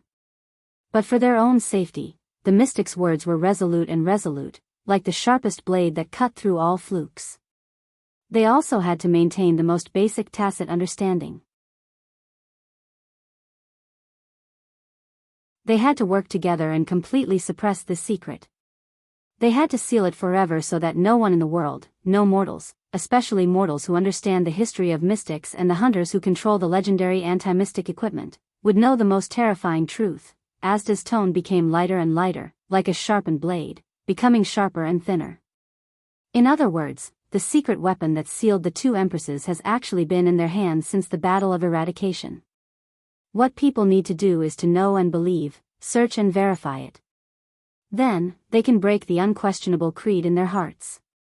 The candlelight around them was as warm as ever. However, the ceiling was dead silent. Only starlight shone through the darkness outside the window. Some shone in the sky, and some rippled on the surface of the lake. A few seconds later, Asda said softly, "Thales, you asked me before, are we the ones who brought about the bloody year?" Thales did not answer. But his expression became more solemn. "That's right." Asda smirked coldly. "Can you imagine how shocking, crazy, and terrifying this secret is to the two empresses? And how excited they are. I don't know who brought about the bloody year." The mystic stared at Thales. "But I am certain that once there are any rumors or signs in this world, even if they only hint at this terrifying secret, that a few legendary anti-mystic equipment are the nemesis of the two empresses." Thales subconsciously clenched his fists. Out of consideration for their safety and their fear of each other, the two empresses who stand at the top may not directly appear and attack. The mystic's words became even more terrifying. But they will temporarily put down their unforgettable hatred, give up everything, use all their madness, mobilize all their power in the secular world, track down the source at all costs, seal the news, cut off the spread, and ensure that anyone who already knows the secret. Asda's gaze became fierce. "Does not exist anymore." Thales trembled slightly. "Even if there are piles of bones and rivers of blood, lives will be plunged into misery and suffering." Thales breathed in a daze. It was also the Jade Star royal family that went to Hell's River together during the bloody year. In the prison of bones, Ricky's voice rose again. "The ferryman's bell. Can you imagine?" The blue light in the mystic's eyes became clearer, but his tone became more fanatical. It was just like the first time he saw Thales in the chess room. The magic empresses were so high up and unreachable. He chuckled, as if he had seen through something. But because of their enmity, they fell into a quagmire and fell into the secular world.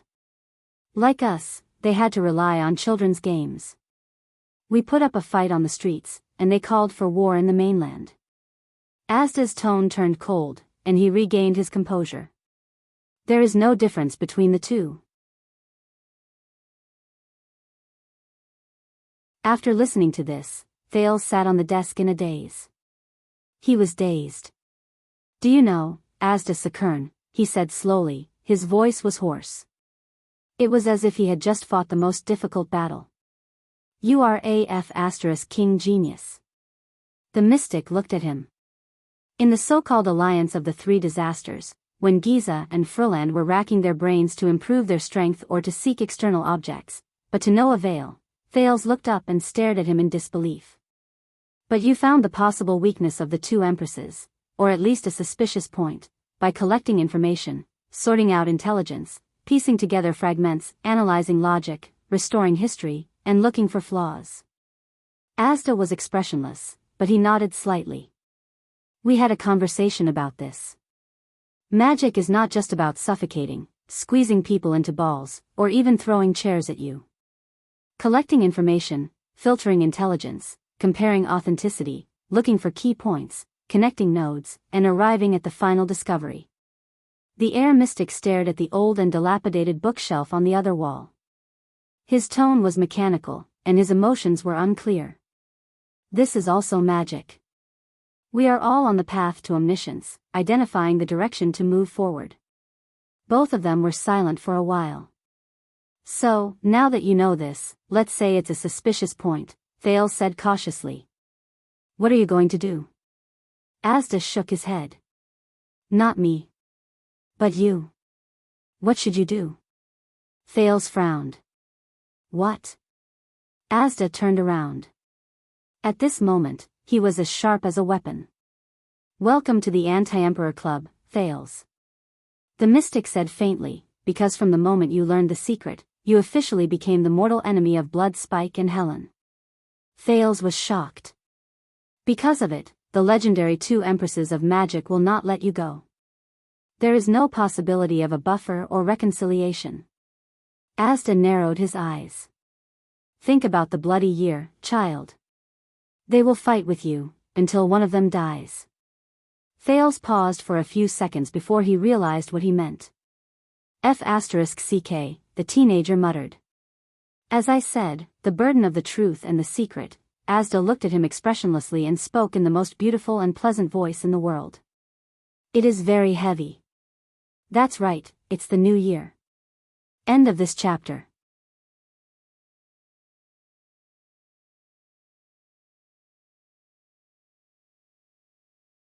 Chapter 641. Duke Thales had been in a bad mood recently. According to a well-informed insider from the 7 Jade Star attendants family, who did not want to reveal his name, to protect the person involved, we will use the pseudonym B. Here, the prince did not enjoy his meals. He was listless in class, overworked himself in martial arts class, had a lot on his mind when he was deep in thought, and would sometimes shut himself off and be in a daze. Occasionally, he would sigh and lament about life. As for the reason, there were different opinions in the Star Lake Fort. Some said that it was the resentment after being exiled, some said that the Duke had quarreled with Officer Mallows again, and some guessed that it was because the Logistics Division's bill for the past few months was not good. But our reliable informant B. Pseudonym, gave the most direct reason. On the night that Costa and Morgan were on duty, Duke Thales was training hard in his own room. He was sweating profusely and had climaxes one after another. He was intoxicated and was on the verge of death when a few rats barged in and disturbed him. The prince, whose mood was ruined, was furious. He pulled out his sword and slashed at them. According to the person who cleaned up the mess, even the poor chair was cut in half. Of course, the exact news still needed to be further revealed by B. Pseudonym. Danny Doyle. Mammy Valencia, who had just arrived at the castle, roared. Her voice reverberated throughout the castle and chased D, who was chatting happily with the maids, out of the room. Your duty is to hold the sword, not to chat. If I catch you again, I'll beat you up. As time went by, Star Lake Fort became more and more perfect from the construction to the staffing. For example, the new supervisor nanny, Ashley Valencia, was strict in her manner and her methods were strict. The most common phrase that came out of her mouth was, I'll F***CKU. According to the well-informed B, a pseudonym, he even heard Nanny threaten Officer Mallows once. It's okay, Mammy. At the dining table, Thales, who was wearing a scarf, was listless. I was the one who encouraged D to chat more with everyone, so that the castle would not be too quiet and lifeless. Mammy Valencia's anger had not yet subsided. He used your affairs as a topic to talk about. What he talked about were all baseless rumors, some of which would ruin your reputation if spread out. Everyone is curious about the secrets of the Duke of Star Lake's life. But Thales just waved his hand and did not care about it. Be it rumors or the truth, there has to be an exit. Instead of letting others find this exit and make wild guesses, Thales shook his head nonchalantly. Mammy Valencia turned around and looked at him kindly, as if she was looking at her own grandson. Oh, my dear, your highness, everything about you is good, but your heart is too soft. The granny had been in charge of more than one large family. She had a good reputation and was respected. Even though she was over 60 years old, she was still full of energy. She, who was planning to retire, was specially invited by Baron Quinton to come to Star Lake Castle. She was in charge of taking care of the Duke's meals and lodging, as well as managing the newly hired servants in the castle. Now, my dear, you must be very hungry. Mammy Valencia skillfully served the dishes. Eat quickly. Remember, the quantity must be sufficient, and the variety must be balanced. Thank you, Mammy. Thales nodded and pointed at a plate of roasted vegetables awkwardly. But, I don't like lettuce as much as the rumors say, so can I change it to something else? Mammy Valencia's smile did not diminish, but she raised her wrist and instantly pulled out a pointer. F***ck, Thales shuddered and subconsciously raised his hand to protect his face. *slap. There was an explosion.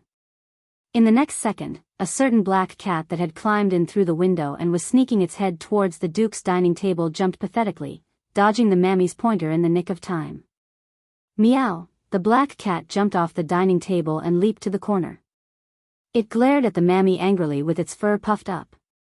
That is not something you should eat. Mammy Valencia withdrew her pointer and stared expressionlessly at the furious black cat. You uncultured brute. Thales put down his arms awkwardly, but when he heard that, he shuddered. Meow. Meow meow. Meow meow meow meow meow. The black cat said a few harsh words and looked at the Duke's dining table unwillingly. In the end, it chose to give up. It leaped out of the door without looking back, bringing back Doyle's screams along the way. No, no. That was my lunch. Ah, it's you again, you stupid cat. This little brood is obviously inexperienced. How dare you eat under my nose? Valencia turned around and became kind and gentle again. Sorry, dear, what did you say just now? Under the Mammy's understanding smile, Thales' appetite increased. He picked up the plate of roasted lettuce excitedly and ate it with relish. He had no complaints or regrets. In the past few months, besides hiring servants and workers, the logistics division had also brought back different breeds of rat-catching cats from the market and the fields according to Duke Thales' inexplicable but unquestionable orders. Together with the original nests of stray cats in the castle, the annoying rat infestation in Star Lake Castle was finally greatly reduced. The newly purchased wooden furniture survived, and the stored food in the warehouse was no longer short of weight. Even the number of plant hoppers was reduced by a lot. Piles of rat corpses were even found in the cracks of the ceiling of the Duke's room.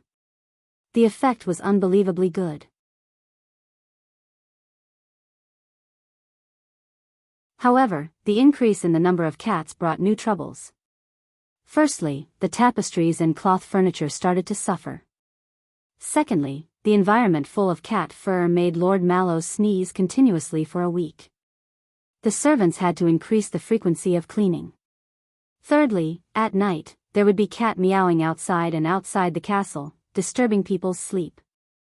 Regarding this, Miss Jenny, who relied on her strength and wisdom to dominate the Star Lake Castle stable, but was helpless against the nimble cats scurrying around on the roof, had a lot of complaints. To make matters worse, the stray cats around Star Lake Castle also began to gather here. The teaching whip in Mammy Valencia's hands was no longer limited to D, but became an official cat-chasing stick. A cunning black cat even dared to break into the kitchen and even the Duke's study and dining room time and time again. It looked around innocently and curiously, observing the humans, but it was actually full of evil tricks. If it was not careful, it would scratch and break things and steal the food. The second-class protector of the Star Lake Guards, Jose Costa, was born in the Olumbia Kingdom. According to him, who was very familiar with cats, the cat culture in Thornland had been prevalent for a long time. If this continued, Star Lake Castle would be full of kittens in a few months' time. Once the cat species overflowed, everything from the castle's tablecloths and tapestries, to the warehouse's kitchen, to the crow's nest at the top of the castle, and even the bird's nest lake around Star Lake would be affected. The situation was critical. The decisive Lord Mallows planned to destroy the cats, but was stopped by Duke Thales. Following His Highness' unexpected train of thought, the logistics division brought back a new answer the next week. Dogs. From the majestic and humane Ludo dog to the ferocious and aggressive raging wolf dog that specialized in hunting, from the pure and loyal watchdog to the cowardly pet dog, the Star Lake Fort had turned into a dog training ground. It had also reconstructed the ecological chain and successfully prevented the wild cats from gathering further. When there are more rats, we will buy cats. When there are more cats, we will buy dogs. When there are more dogs, we will Heh, according to this logic, will we have to buy a king one day? Apprentice Vanguard Ness's complaint, an hour before he was whipped by the penal officer. This made Miss Jenny very happy, because she only spent a day to subdue the most majestic Ludo, Petrick, and the most ferocious raging wolfhound, Arkeberg. In addition to the stable horses that were originally under her iron hooves, in a literal sense, Jenny successfully established her absolute rule on the first floor of the Star Lake Fort, becoming the queen of the land, in name and in reality in the fort.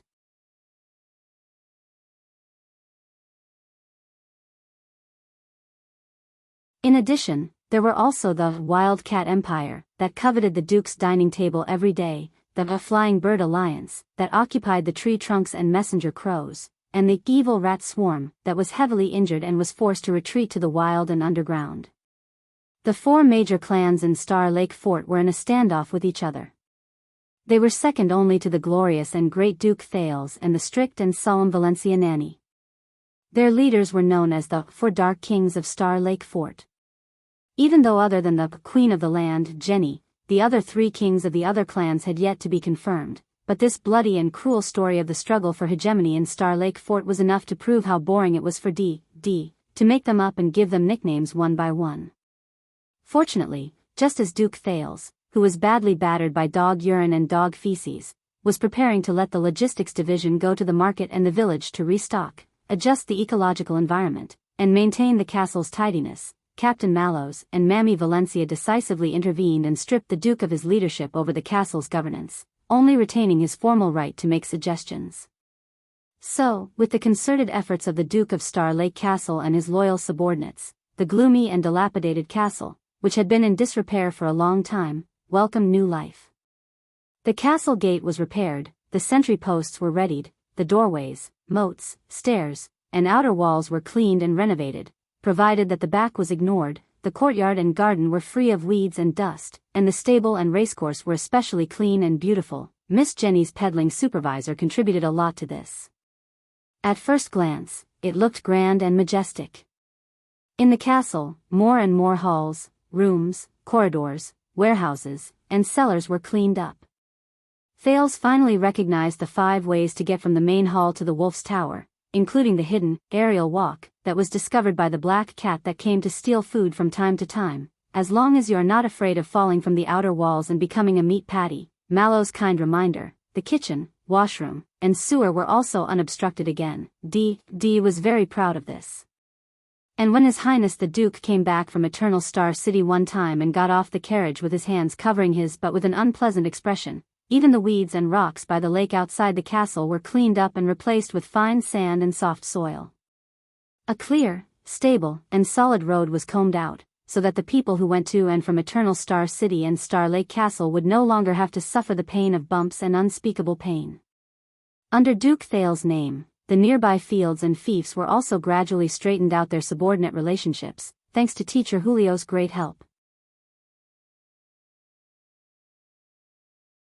The stewards and village chiefs regularly reported the recent situation to Star Lake Castle according to the rules, paid taxes, provided labor, and provided logistics. Servants, cooks, gardeners, coachmen, guards. Star Lake Castle gradually became more popular, and it looked quite like a noble's residence, although Glover still felt that this was shabby compared to the royal style. D quickly reminded him that this was called simplicity. Under Grandma Valencia's instructions, they even cultivated a few fields in the abandoned open space outside the castle. They were discussing about planting crops, and when the season came, they would come in handy. Seeing that everything was gradually on the right track, only the owner of the castle was not happy. After that night, the sky blue invitation card did not appear again, as if Asda had forgotten about Thales. But that night conversation made Thales depressed for nearly a month, especially the sentence, "The Magic Empress will not rest until you are dead." It was a heavy blow, and it made the Duke of Star Lake feel depressed, and he could not eat or sleep in peace. The secret of the body of calamities, the heavy burden of the Duke of Star Lake, the dangerous oath with the king, these things were already enough to make him breathless. Now, there was also the perfect anti-mystic equipment, and the Magic Empress. For a few moments, Thales, who was almost going bald from scratching his head, even wanted to put down his sword and run away with Asda. No, no, even if I am determined to elope with little Benny, looking at the latter's fervent persistence, I still can't escape from the magic empress. Thinking of this, Thales, who had nothing to live for, missed the days in Dragon Cloud City very much. Those Northland barbarians who wanted to cut him into pieces every day, the more he thought about it, the cuter they became. Until one afternoon, the Duke of Star Lake welcomed the first batch of guests after he moved into Star Lake Castle. Unusual guests. In front of the gate of Star Lake Castle, the Star Lake guards and servants stood upright, watching Mallows receive the visiting Commander-in-Chief of the Royal Guards, Lord Fabio Adrian. You look surprised? Adrian, who stepped off the stirrup, was proper and gentle. He spoke cordially, not at all disturbed by the haze of the night when the prince forced him to abdicate. A little, Mallows pulled the reins skillfully, turned around, and passed it to Toledo behind him. At the same time, he motioned for the others to receive the few royal guards who accompanied him. Considering that we just received a messenger crow 15 minutes ago. Adrian looked at the other party's expression and smiled. I know, this trip is indeed a little presumptuous, and the guest we are escorting is also on a whim. Guest of honor. Mallows frowned when he heard this. Seeing this, the captain of the royal guards patted Mallows' shoulder with a smile. Adrian understood Mallows. This former herald liked to arrange everything clearly and methodically. He was even more used to preparing for a rainy day and being prepared for any eventuality. Correspondingly, Mallows did not like accidents and hated taking risks. There was no improvisation in his dictionary. Any situation that was not in his plans would make him frown. In that case, it was really difficult for him to serve Prince Thales. What a pity. The original intention of the watchmen of the royal guards was to deal with accidents. Toledo, Glover, Tang Xian, Praka, Trefanov. The Star Lake guards greeted their former colleagues from Renaissance Palace with stern faces. The latter also had solemn expressions, and a few of the royal guards were even unwilling to let them touch their mounts. Their armor and helmets were not removed, their weapons were not used, and they were not even willing to say much. They had only been separated for a few months, but there was already a gap between them. Only Doyle was beaming with joy, waving and greeting everyone he was familiar with, whether they were familiar with him or not. Yo bro, you look very familiar, which wing transferred you from?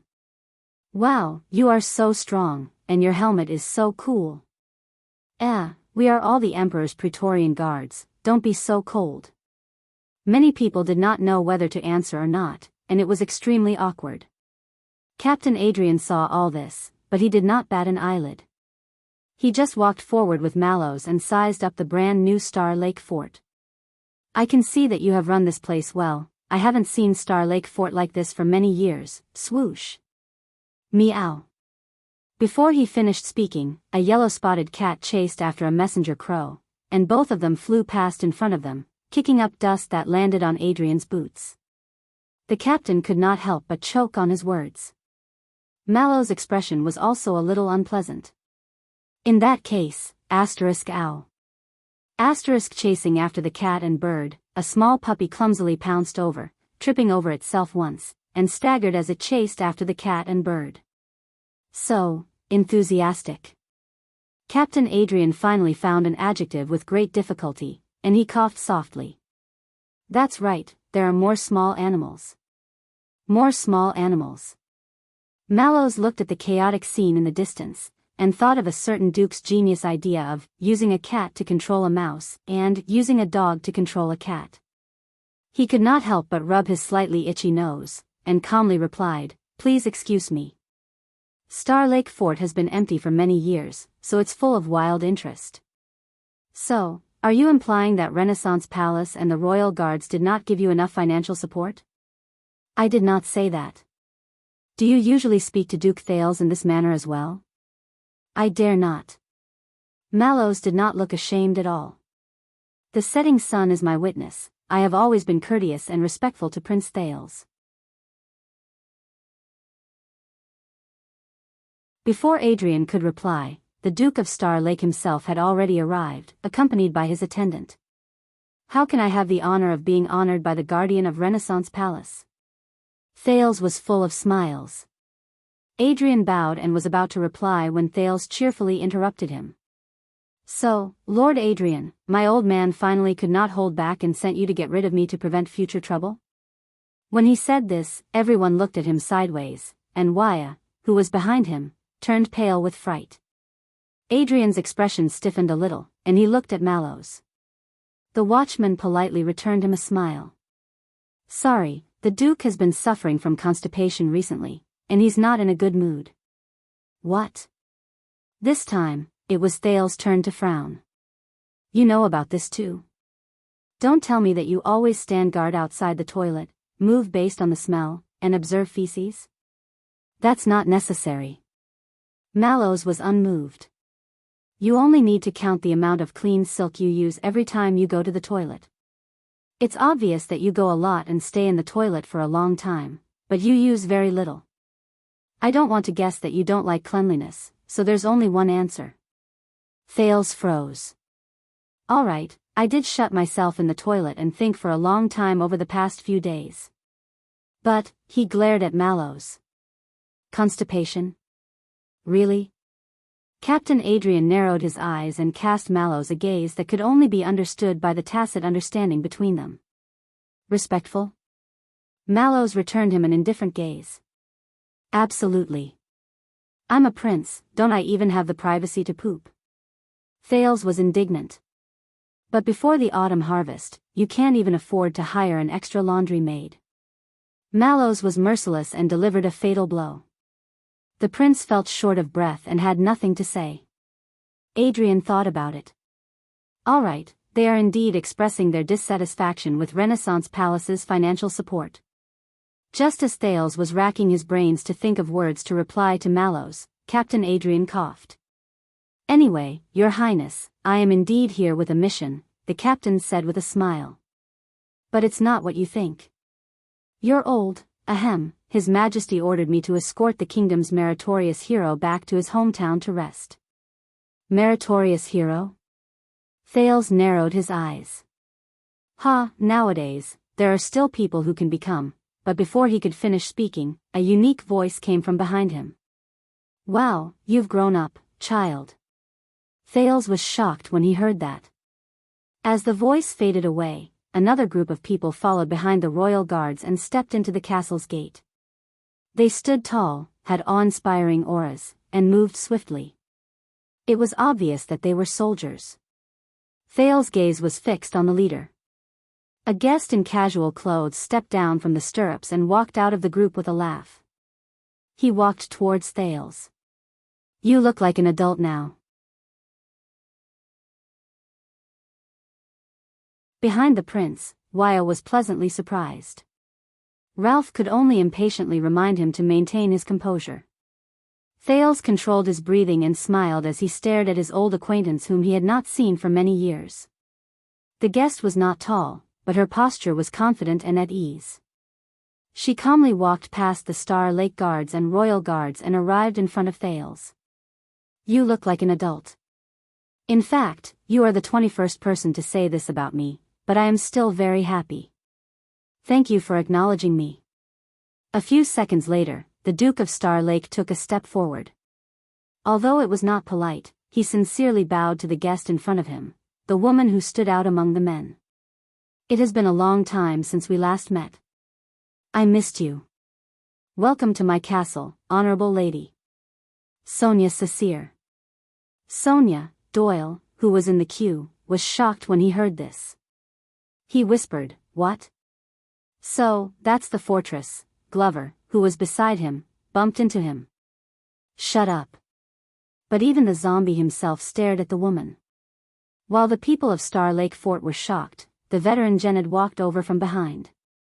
He excitedly took the reins of Sonia's steed and hugged his old colleagues from the Star Lake Army. You said that your castle is... Sonia stretched and strode forward, ignoring the guards who had powerful backgrounds around her. Your castle? Thales nodded cheerfully and followed her. Mallows and Captain Adrian, who were ignored, looked at each other and followed her. They were not unhappy that they were left out. Most of the people did not complain either. They just followed quietly and stared at Sonia's back. The legendary figure who suppressed the fortress for 19 years by herself, made the enemy hesitate and not dare to advance, and made the great dragon's wings unable to fly. Except for Thales. Thales stared at the familiar female warrior in front of him. What appeared in his mind was her valiant and heroic figure of wielding a broadsword as if it was light. She cut through the blood mystic's heavy encirclement in a graceful and calm manner in the blood rain that filled the sky. She protected a 7-year-old child behind her, spun around and raised her shield to slay demons. At this moment, Sonia's laughter was still cheerful and bright. It dispelled the haze and gave people endless confidence and hope. I observed for a while on the way here. Sonia walked to the periphery with familiar ease. She casually plucked a cattail fruit from a drooping tree branch, but she led a large group of people to take a strange turn with her. She pointed at the defense around Star Lake Fort. The positions and spacing of the sentries in the castle, including the patrol frequency and movement lines of the sentries outside the fort, are all the responsibility of the Defense Division. F***CK, I'm dying of jealousy. I'm not familiar with this yet. Which protector designed this? Protector. Doyle's eyes lit up when he heard this. He adjusted the collar of his uniform and put on an aloof expression. Just as he was about to step forward, "It's me, Your Excellency." Vanguard Glover spoke calmly behind her. Sonia turned around. It was very strange. Compared to the aloof and indifferent zombie's reputation, the current Glover was very respectful and polite.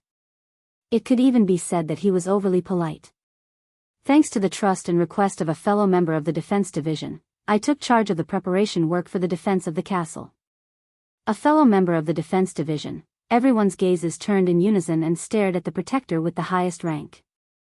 About that, the first-class protector of the Star Lake Guards, Danny Doyle whispered awkwardly, as the representative of the Defense Division, "I have a lot of work to do, such as the sewers and the gossip about the Duke." "You, big guy." Sonia walked through the crowd and ignored the expectant Doyle. She walked up to Glover with interest. "You?" Glover nodded solemnly and then added. "Apart from that, First Officer Sue Earl Toledo and First Officer Freddie Tunsin of the Command Division, Second Officer Leo Morgan and Novice Officer Nate Ness of the Vanguard Division, Second Officer Ad Bastia and Novice Officer Michelle Ferry of the Defense Division, and Second Officer Leo Piloga and Novice Officer Vincenzo Italiano of the Logistics Division all have help." Busy, after hearing so many names, everyone's gazes turned to Doyle again. "How do you say this?" Doyle's face stiffened and he whispered, "This is called learning from others' strengths, hee." As Doyle spoke, he suddenly bumped Glover with his arm. The zombie was stunned for a few seconds and did not react. Until Doyle bumped him a second time. Of course, Glover was shocked and suddenly stuttered. Doyle was still elbowing him in the middle. "Some of the key, no, overall, oh." In the end, all of the defensive plans were, from the very beginning, it was supported by Chief Mallows. Oh, it was supported by Duke Thales and Chief Mallows. Oh, it was under their correct leadership, it was under their strong guidance throughout the entire process. In the end, it was the one that made positive progress, was successfully produced, and passed the review. Guidance. That's right, if a check mark on a piece of paper counts as guidance, Thales thought helplessly. Glover twisted his neck with difficulty. It felt as if there was a snake coiled in his throat.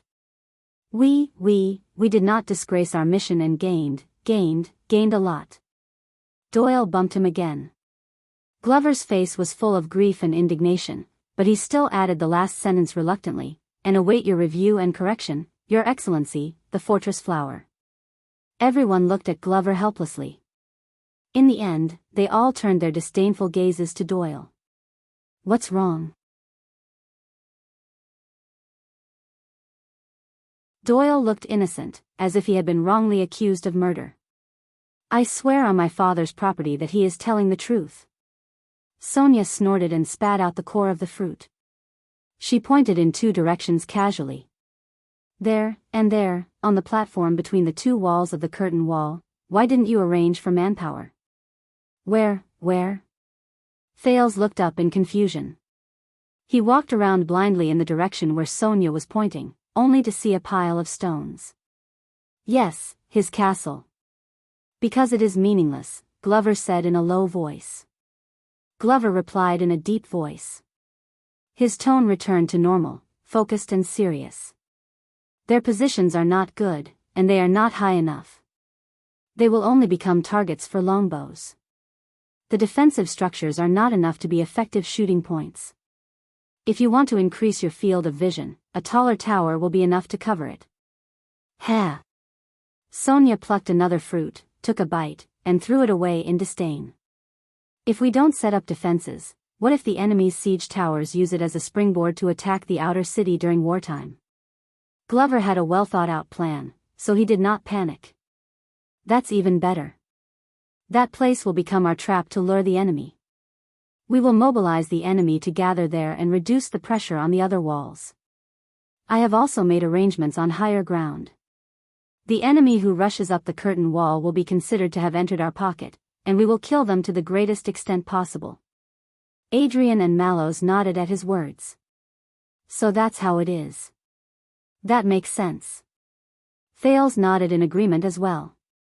Even though he was the correct leader and strong guide, he could not see anything around the complex geometric shape of the walls. Doyle moved his arm. Glover snorted and said in an unnatural manner, Of course, this is just some of this, this humble one's humble opinion. It is difficult to enter the eyes of an expert. But you are the master of defending the city, please give me your professional opinion. He turned around and glared, but Doyle beamed and gave him a big thumbs up. What kind of opinion do I have? Sonia wiped the fruit juice off her hands and shook her head. I am neither an engineer nor a builder. I have been in Broken Dragon Fortress for so many years, but I have only defended blindly based on my intuition. Whenever I feel that I cannot defend anymore, I will go out and fight back. These words, which were quite down to earth, made the people who were looking forward to the Fortress Flower's brilliant opinion immediately fall silent. That's right. Thales nodded in agreement. Say something that everyone can understand. Don't keep talking about geometry and arithmetic. But unexpectedly, Glover's eyes moved. That's right. My grandfather also said that offense can replace defense, and only offense can break the siege. A fortress that secludes itself and defends itself is just the fight of a caged beast. Asking for help and waiting for help, begging for mercy, fighting to fulfill the enemy's wishes, and leaving one's life in the hands of others, there will be no other way out. Only by using the fortress's geographical advantage to weaken the enemy, and leaving the power to counterattack to threaten the enemy, this is the meaning of winning by defending the fortress. Your words are very experienced. Many people frowned when they heard these words. Doyle was surprised and delighted. He flashed 2 thumbs up, and looked like a gratified person who had taught his son for many years finally got his reward. Enlightened. Smart. But he was met with another glare from the zombie. You're so scholarly, I don't understand. Sonia waved her hand. But I know that those 2 walls were not originally designed by Star Lake Fortress. They were added 200 or 300 years ago when Jackal was still a duke. The original intention of the construction was to serve as a barrier and a trap to lure the enemy to attack and share the pressure from the front. Thales looked in the direction Sonia pointed at again, but he still could not see which wall was different. I see. Glover said what Thales was about to say, but it was obvious that he really understood. No wonder I felt that there was something strange about them when they stood there. As expected of Jackal, Sumer III, who could easily defeat the Night Wing King and repel the Eastern Peninsula's allied forces with just a plan, Glover said, full of admiration. Sonia snorted softly and threw away the 3rd Cantago. She gave up on eating the fruit. Soldier, what's your name? Jiaoluan, but before Glover could finish, Sonia slapped him in the chest. Asterisk slap. Asterisk F asterisk CK, Thales felt the feedback from the sin of Hell's river and estimated the strength of the slap. He was glad that the person she slapped was not him. The zombie's expression changed drastically when he was hit by such a heavy blow. His body swayed, but he still stood firmly. Sonia had a whole new level of respect for him. Yo, you have a good body. You're strong enough. She walked around Glover and looked at his body. Is it hard enough? Ha. Thank you for your guidance. A few seconds later, Glover caught his breath and answered while panting. Very good, Jiaoluan. You're great.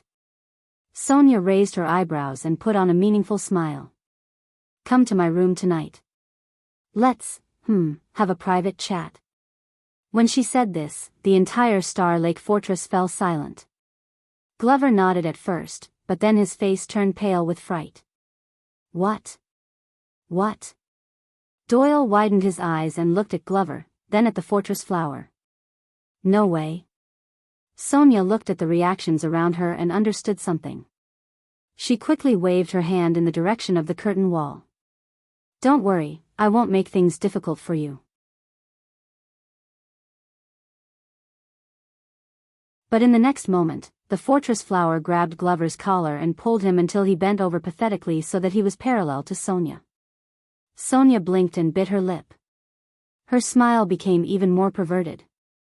Don't worry, we'll talk about some, more interesting things. Once she finished speaking, Sonia laughed and strode forward. Thales turned around and glanced at Glover before he quickly caught up with Sonia's back. The group started moving again, but everyone looked at Glover with even more strange gazes. Only Mallows and Adrian were on the other side. They did not care and lowered their heads to discuss something. As for Glover himself, he stood on the spot and rubbed his chest, trying to understand what had just happened. TSK, TSK, TSK. Zombie, you're going to be rich. Doyle put his hands on his waist and sized up his partner with a surprised expression. The chance to fight for 20 years less is tonight. Glover riches. You said that the words you said just now would come in handy and make the officers happy. Glover remembered something and said to Doyle in annoyance. But when you said it, I felt like a fool. Doyle shook his finger with a "you don't understand" expression. Trust me, you're right. Even if you didn't make them happy, they definitely won't be unhappy. Glover had a doubtful expression. Is that so? Don't worry, Doyle patted his chest, it's definitely right. Zombie shook his head, *CK, Doyle, on the other hand, crossed his arms and put away his smile after his excitement died down. He looked at Sonia, who was surrounded by people from afar. So, that's the fortress flower? You don't believe me? No, that's not what I mean, Doyle shook his head. I don't know. I can't put my finger on it. It's just a feeling. Feeling? Glover answered casually, but he was troubled by the private chat in Sonia's room that night and did not hear what his partner said. Yes, it's a feeling. Sonia's sincere.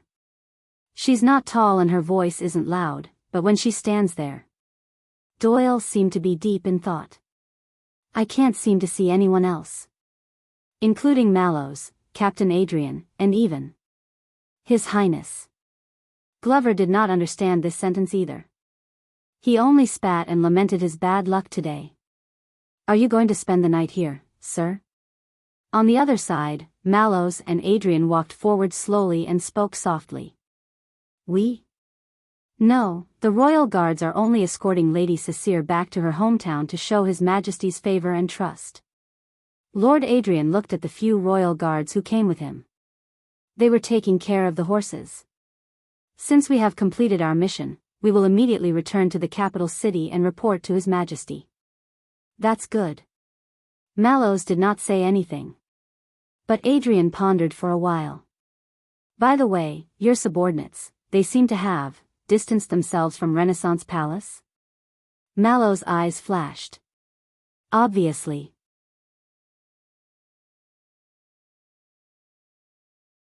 Tormund, don't you have anything to say about this? Mallows stopped in his tracks. You know, Sir, the watchman said faintly, I don't have the right to speak, and neither do you. Adrian put his hands behind his back and was silent for a long time. That's good. Adrian nodded and took a step forward, but stopped midway. He turned around and changed the topic. Even though we have a tight schedule. Adrian looked at Mallows with a smile and pointed at the royal guards who came with him. But, it's still okay to rest for a while and have dinner before returning to the city. Mallows' gaze froze. At this moment, the prince's cry of surprise came from the front. Hey, hey, hey, hey, that. Sonia, no, no, you can't. Both Mallows and Adrian were shocked, and they quickly caught up with him.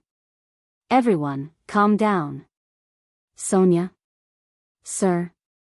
Mallows frowned. The embarrassed Thales was lifted above his head by the fortress flower by the waist. He flailed his limbs in the air. What's going on? On the other side, Waya held back Glover, who was about to draw his sword and move forward. Calm down, Glover. Calm down, I know. She means no harm. Just get used to it, Sonia. My lady. Everyone panicked and started talking at once. However, Sonia, who had become the center of attention in Star Lake Castle, did not feel anything amiss.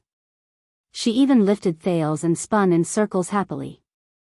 At this moment, a cold swordswoman walked out from the crowd. Sir Sonia. The swordswoman said coldly. Everyone has been running around for so long, you must be hungry. Do you provide food? Sonia, who was spinning in circles, froze. Amidst the crowd's cries of surprise and attempts to stop her, the swordswoman snorted in displeasure. She used her arms to release the force, and Thales landed safely on the ground. The crowd, led by Waya, breathed a sigh of relief. But before the dizzy Thales could catch his breath, he felt a weight on his shoulders. Sonia's arms were pressed against his neck from behind, and she hugged him firmly. What a pity. The fortress flower heaved a long sigh. Like a good comrade, she hugged the struggling Thales while her other hand pulled the teenager's hair skillfully. Her tone was full of regret. Looks like I can't carry you around my neck and play with you like before. Who wants to play with you? Yes, it is a pity. Thales, who was roaring in his heart, felt that Sonia's arms were as hard as steel and as heavy as a boulder. He struggled to catch his breath, but could not raise his head. Yet, he had to maintain a smile and look decent in front of his subordinates. No, I mean, people have to grow up. Thales saw the swordswoman wearing black gloves, and his eyes lit up. Oh, it's Miranda. Thales greeted her in surprise to divert his attention while he twisted and struggled to squeeze out of Sonia's armlock. Unfortunately, he had little effect. Ah, long time no see. How have you been? It's Lady Arund, Miranda said coldly. Miranda said coldly. She walked past him without any intention of helping him. You are a prince, a duke, and a prince. You should address me appropriately. We are not that close, Your Highness Thales. Thales choked. Oh, of course, the prince said, feeling wronged. For some reason, even though his status was higher, he was subconsciously cautious in front of Miranda, as if he was walking on thin ice. But before he could say a second sentence, Sonia's arms locked around him again, and she pulled him up from the ground. She changed direction and dragged him towards the hall. A large group of people had no choice but to follow in fear, afraid that the fortress flower would do something shocking again. But at that moment, they could only watch as the Duke of Star Lake was held hostage by Sonia in her strong arms. You and Miranda. I thought you were friends who fought side by side in Dragon Cloud City. Sonia, with her back facing everyone, winked at Thales. Of course we are friends. Thales could not bear the burden.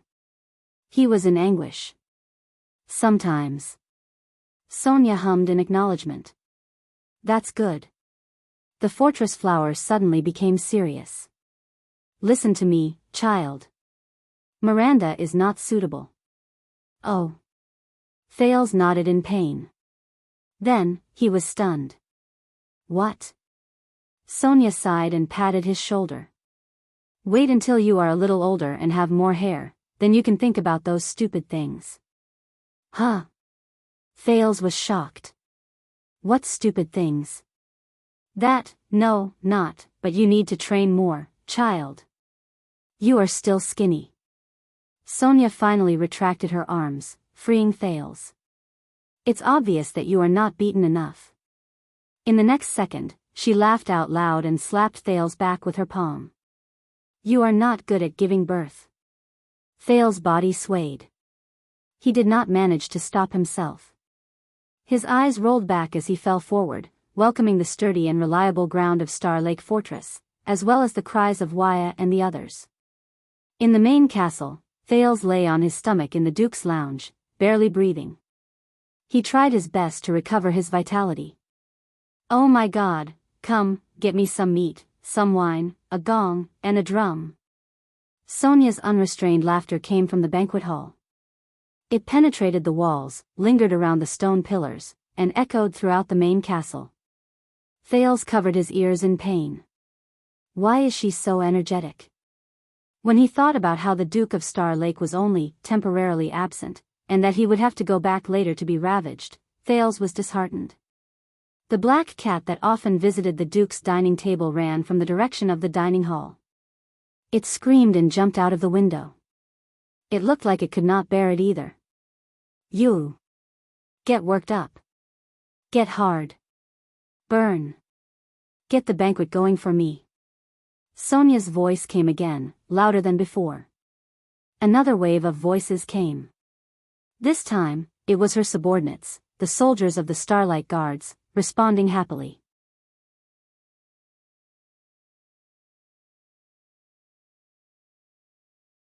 Damn it, as expected of the Northern Territory soldiers from Broken Dragon Fortress. Thales cursed in his heart. They were just short of talking about eating, drinking, and exercising. Hopefully, Mallows and Doyle will put in more effort and exhaust the energy of that monster flower, so that, Your Highness? Thales opened his eyes in a daze and realized that it was Mallows. Alright, looks like my favorite personal guard captain can't take it anymore. He would rather switch shifts with Glover and Wuxia. No. Thales closed his eyes and decided to go with the flow. Tell that woman, I am constipated. But another voice came from beside his ear. Actually, Your Highness. Thales opened his eyes and realized that the person who spoke was the commander of the Royal Guards, Lord Adrian. His Majesty asked me to bring you a decree, the guard captain said softly. A decree. In the next second, Thales shuddered and sat up from the chair. F***CK at that moment, Thales' mind cleared. Sonia's laughter and the soldiers' cheers seemed to have been cut off. Mallows nodded at Adrian and walked out of the door. Thales was left alone. He frowned and looked at the smiling Adrian. I knew it. The prince sighed. He won't let me have an easy time. He put his hand into his front pocket. As expected, he touched the bone ring. Gertoxa. The shape of the bone ring was hideous and full of thorns, but for some reason, it felt warm and smooth to the touch. It was very deceptive. I almost forgot its essence. Come, Lord Adrian. The Duke of Star Lake sat upright and snorted coldly. What is His Majesty's decree? Adrian smiled faintly. He summoned a royal guard into the waiting room. The royal guard held a scroll. I don't know either. Adrian bowed and left the room. He made it so formal. Thales looked at the scroll and shook his head in disdain. What is he going to do this time? I want to see you, the guard said softly. Thales jumped up from the chair. In the next second, the Supreme King of Constellation, Kessel Jadestar V, took off the Royal Guard standard helmet in front of him. He said indifferently, to make sure that this new sword is sharp enough. Thales' mind stopped working. Sonia's laughter came from afar, but it became fainter and fainter. Then, the door to the waiting room closed with a bang. What is going on? Thales looked at the king in the royal guard's uniform in disbelief. At that moment, he felt as if a bucket of cold water had been poured over his head. He was completely awake. 1 second, 2 seconds, 3 seconds, King Kessel was not in a hurry to speak. He walked slowly to the window and welcomed the setting sun. Wait, Thales took a deep breath and adjusted himself. I have said this once before, but... He forced himself to speak and said the first thing that came to his mind. Do you know what happened to the last king who traveled incognito and entered a dangerous place? The king did not turn around, nor did he answer. Just as Thales was about to ask again, the king's voice rang faintly, of course. He walked into Dragon Cloud City and used the enemy's prince to maneuver around. In the end, he held all of Ekstedt in his hands and shocked the world. Huh?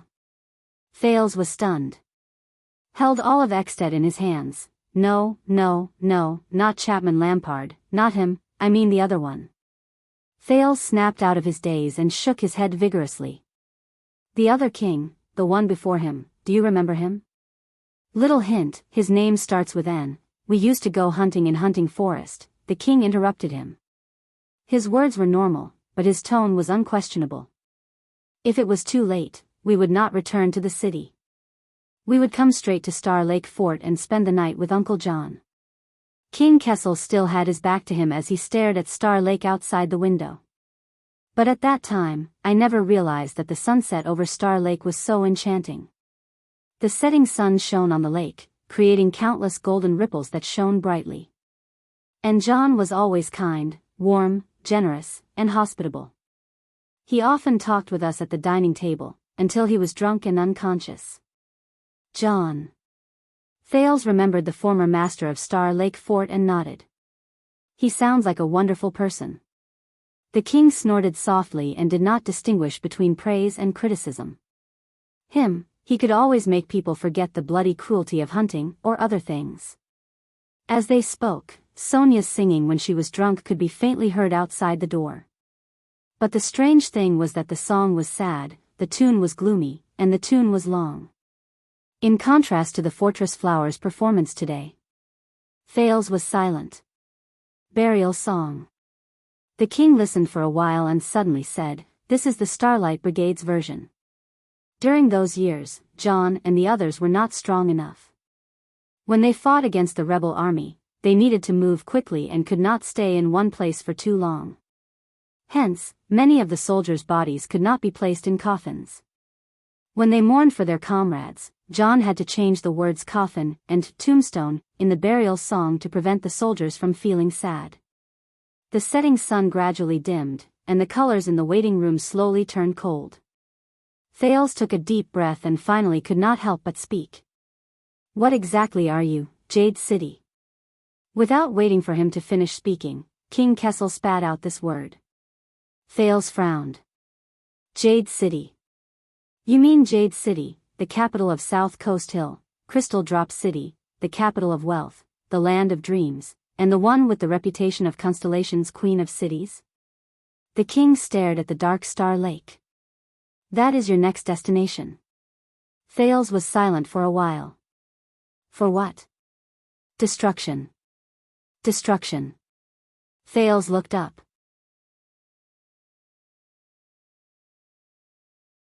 At that moment, he felt the bone ring in his lapel pocket become heavy. It was the Oath of Alliance. It seemed to be urging and reminding him. A warning. In front of the window, King Kessel slowly turned around. A pair of cold eyes shot into the room, driving away the warmth of the setting sun. "My son," the Supreme King's tone was very flat, very normal, and did not fluctuate, as if he was talking about something that could not be more insignificant. "You have to fulfill your promise and wield your first sword." Thales did not move. "Go to Jade City." The burial song in the distance continued, cold and bleak. "Depose the guardian Duke of South Coast." The Duke's waiting room became darker. "Destruction, Zayn Covendier." Thales was dazed for a moment. "Depose the Duke. Destroy Zayn." The tit-for-tat confrontation at the royal banquet reappeared before his eyes. Rather die as a friend than as an enemy. Thales took a deep breath. This is a warning.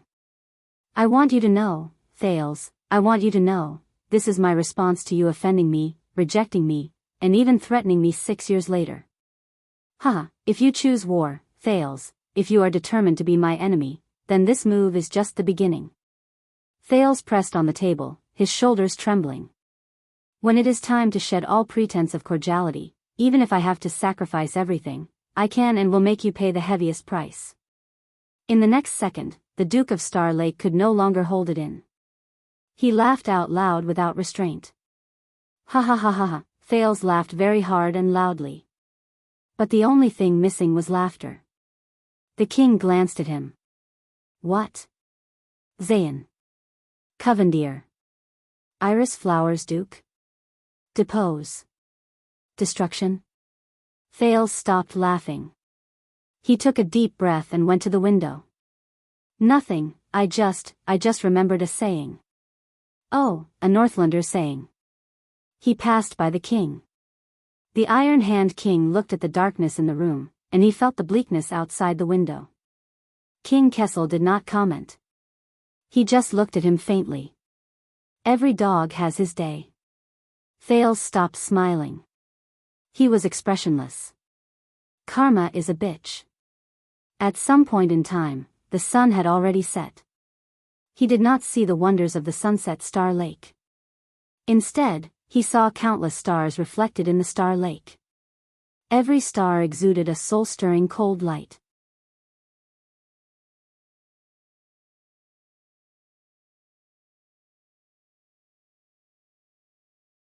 Chapter 642. The moonlight was cold, and the funeral song in his ears stopped. What replaced it was the fortress flower's laughter and the shouts of her soldiers. Depose the Duke and destroy Zayn. In the lounge, Thales repeated the king's words and took a deep breath. Let me guess, your majesty. You will gather the power of the entire kingdom and pull up a strong and unstoppable regular royal army of more than 30,000 men, equip them with the best equipment and provide them with the best logistics. Then, you will give me the kingdom's wrath in my left hand and the legendary wing in my right. Then, under my correct leadership, they will charge into Jade City from the left and right, simply and crudely but unstoppably, destroy Clarity Palace, and then drag Zayn Covendier from his dukedom throne, stuff him head first into the toilet bowl, and flush him into the moat? King Kessel was silent for a while. No. Thales let out a sneer of, I knew it, and said sarcastically, then, you must have planned a perfect plan to get rid of Zayn safely and quietly, without forcing the feudal vassals to rebel and causing Constellation to be destroyed in a civil war. That's why you have the confidence to order me around? After all, we should have learned something from the Sand King incident, and perhaps my little protest, right? The Iron Hand King glanced at him and turned to look at the desk. Open it. It took Thales a few seconds to realize that the other party was hinting at the scroll the king had brought. The prince pursed his lips to express his displeasure at Kessel's teasing, but he still went to the desk and picked up the scroll. He found that it was printed with the exclusive coat of arms of the Iris family. Warmly welcome. Duke Thales' reputation has spread far and wide. We had a pleasant conversation. It has been a long time since we last met, I rather miss you. Thales read the contents of the letter inattentively. Most of it was nonsense in a polite and genteel manner.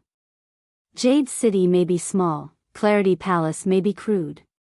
The two families have a long history. The sages of the South Coast and I attend this grand event, look forward to it. Thales finished reading the scroll. Just as he was feeling confused, he saw something on the desk under the scroll. He picked up the square frame, which he initially thought was a tray for the scroll. His expression suddenly changed. What is this? Thales raised his head and looked at the king in disbelief.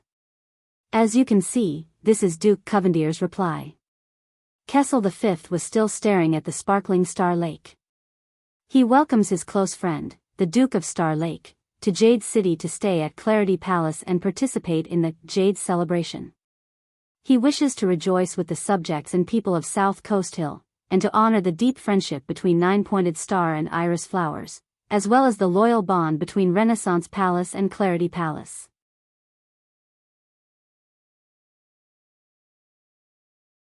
No, I mean, Thales put down the scroll and raised the square frame, which was actually a miniature portrait, to face the king. He raised his voice and spoke in an inelegant manner. What the F***ck is this? King Kessel turned around. Under Thales' shocked and angry expression, a round-faced teenage girl in the picture frame in front of his chest turned her head around from among the flowers and smiled at the king. Her smile was sweet and innocent. On her tailored skirt, the iris emblem was faintly discernible. They must have changed the artist. It's not as good as the last one. The king only glanced at it and snorted unconcernedly.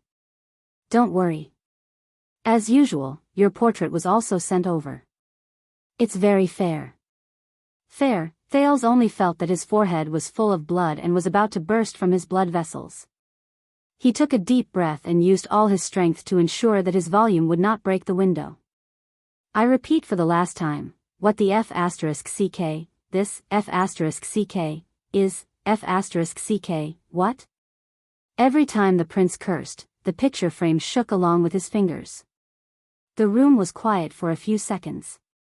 Nothing, King Kessel said casually, you need a reason to go to Jade City. For example, you are going to greet and take a look at one of your fiancées, Duke Zayan's sister, the Honorable and Noble Lady Hilly Covendier. The king glanced at him as if he was looking at a big idiot. Is there a problem? Yes. A very big problem. No one told me. Thales flipped over the portrait and stared at the round-faced girl in shock. Seely Covendier. Zayan's biological sister. Thinking of the Duke of Iris Flower's cold and sharp threat, Thales only felt the palm of his hand on the frame turn cold. What the hell, okay, please correct me if I'm wrong. So, the purpose of my trip, or in name, is to go to Jade City, for a blind date? Thales tried hard to adjust his emotions and forget the anger of being fooled. The letter won't be too straightforward. But, yes, when the young men and women of important families reach the age of marriage, they will take a look at each other, get to know each other, and it's best if they can cultivate friendship. This has been the kingdom's practice for many years. The king's tone was normal, as if no one should be surprised at all. Thales stared blankly at the girl in the painting. After a long while, he put Lady Hilly down and returned to the conversation with the king. Okay, I know that with your temperament, the possibility of this is very small, but I still want to ask. Thales swallowed hard, suddenly remembering the ultimate goal of his trip. You're not asking me to set up a marriage with that lady, and then let Zayan suddenly die, so that we can take advantage of the lady's inheritance and enjoy the fruits of her labor, and take South Coast Hill into our pocket? King Kessel snorted. His meaning was unclear, and it made Thales' heart skip a beat. 200 or 300 years ago, this would have been an effective method. But unfortunately, at least in Constellation, a simple family marriage is no longer the best way to seize power. Oh, how regrettable. Thales immediately breathed a sigh of relief when he heard that, but there was no regret on his face. It seems that my fate with that noble and pure Lady Hilly will end here. The king did not speak. He only narrowed his eyes and looked at him from afar. You know, after the incident at the royal banquet, Zayan and I have a new and old grudge, and we are as incompatible as fire and water. Thales sneered. And now I actually have to go to Jade City to ask for his hand in marriage. Okay, at least I have to visit his sister with the premise of a marriage alliance. This is great, he'll definitely think that I'm doing it on purpose, that I'm provoking him through his sister. With Little Flower's narrow-mindedness, it would be strange if she doesn't go crazy and mess with me. As Thales said this, he remembered something. His expression froze, and his words came to a halt. Provoking him through his sister, messing with me like crazy. Wait. Thales' expression changed slightly. He picked up the scroll again. This is only Covendier's reply, so, the Duke of Star Lake widened his eyes and looked at the indifferent king in disbelief. Your Majesty, whether it's an engagement or a blind date, how long ago did you tell Zayan about me and his sister? King Kessel no longer looked at him, and his tone was indifferent. When it was confirmed that you had escaped from danger in Northland and were about to return to the capital, the House of Nobles selected a list of dozens of suitable noblewomen, inspected them one by one, and conveyed the intention of marriage alliance to their families, which naturally included iris flowers. What? Escaping from danger in Northland, returning to the capital, Thale's heart skipped a beat. That means, as far as I know, the Covendier girls live in seclusion, and their character and behavior are to be observed, so they were not originally high on that list. But now, it just so happens that, wait. Thales crossed his arms and stopped the king with a horrified expression. Wait, so, before the royal banquet, even before I returned to the country, you told Zayan that Renaissance Palace was interested in his sister? Thales stared at King Kessel. The king looked back at him, his eyes a deep blue. Not me, but you told him. Don't forget, Prince Thales is the one in charge of the marriage, so as to show sincerity. Sincerity, the more Thales listened, the more dazed he became. He looked at Miss Hilly on the desk. The king seemed to think that Thales was not annoying enough, and it's not a simple notice. This is an official note between great families, especially since the marriage alliance between the Jade Star and Covendier families has been going on for a long time.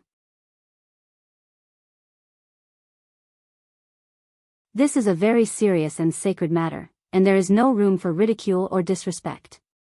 No. F***CK, D**MN, D**MN it. The youth seemed to have figured something out. He turned around and leaned weakly on the desk. I understand. The king did not seem surprised. He looked at his son calmly. Thale's breathing quickened. After a moment of realization, he said with a look of disbelief, I understand. At the royal banquet, the reason why Zayan facilitated Anchor Biral's kidnapping and assassination. At the royal banquet, Zayan's final words during their private confrontation rang in Thale's ears again. This is a warning. I came to you on purpose, Thales. I'm giving you one last chance. One last chance. Better to die for a friend than to perish for an enemy. Thales clenched his fists and gritted his teeth. That night, the reason why Zayan wanted to be the disruptor, the reason why he wanted to add fuel to the fire, the reason why he couldn't wait to find trouble with me, drag me down, watch me make a fool of myself, ruin my reputation, I want you to know, Thales. I want to teach you, this is my response. Thales rubbed his forehead in pain. And the reason why he still hated me so much after I returned to the country, the reason why he uncharacteristically bit me like a mad dog, as a response to you offending me, rejecting me, and even threatening me 6 years later. All these unreasonable attacks and framing to me, were not because he was out of his mind, or because he was some overbearing CEO, or even because he disliked me. Thales slapped his thigh regretfully. It was because in Zayan's eyes, I was the one who impatiently sent him a marriage alliance letter the moment I returned to the country, retaliated against him, threatened him, provoked him, offended him, and coveted his sister. Watch your hand, Your Highness. Having figured out the truth, Thales slammed the table in exasperation. F***CK. The Duke of Star Lake's indignant voice finally dissipated in the lounge. The king's figure was still standing by the window, motionless. Wait, you already know about these things, don't you? Thales thought of something and glared at King Kessel. Zayan refused to let go of me the moment we met at the royal banquet, and the reason why I was so unlucky in the end was because of this damned marriage partner you found for me? The prince's interrogative voice drifted in the lounge. Parents arrange marriages for their children, King Kessel said calmly and unapologetically, it's only right and proper. Yes, just like children arranging funerals for their parents. Hearing the king's nonchalant response, Thales was infuriated. Then I really have to thank all 8 generations of your ancestors. The unhappy teenager swore without scruples, without the slightest bearing and etiquette a duke should have. The king looked at him quietly. You're so grateful for your father's kindness?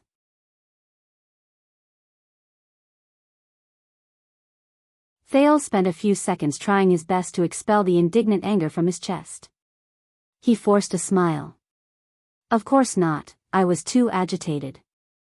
Yes, I should have another way to thank you. Let me think, yes, I've got it. Coincidentally, the toilet brush in my washroom is broken, father.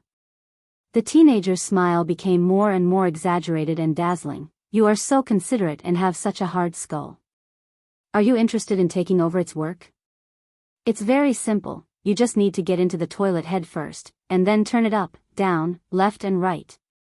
The king let out a sound that sounded like a snort and a laugh. It was unknown whether he was expressing his dissatisfaction with the duke's attitude, or really supporting his humor.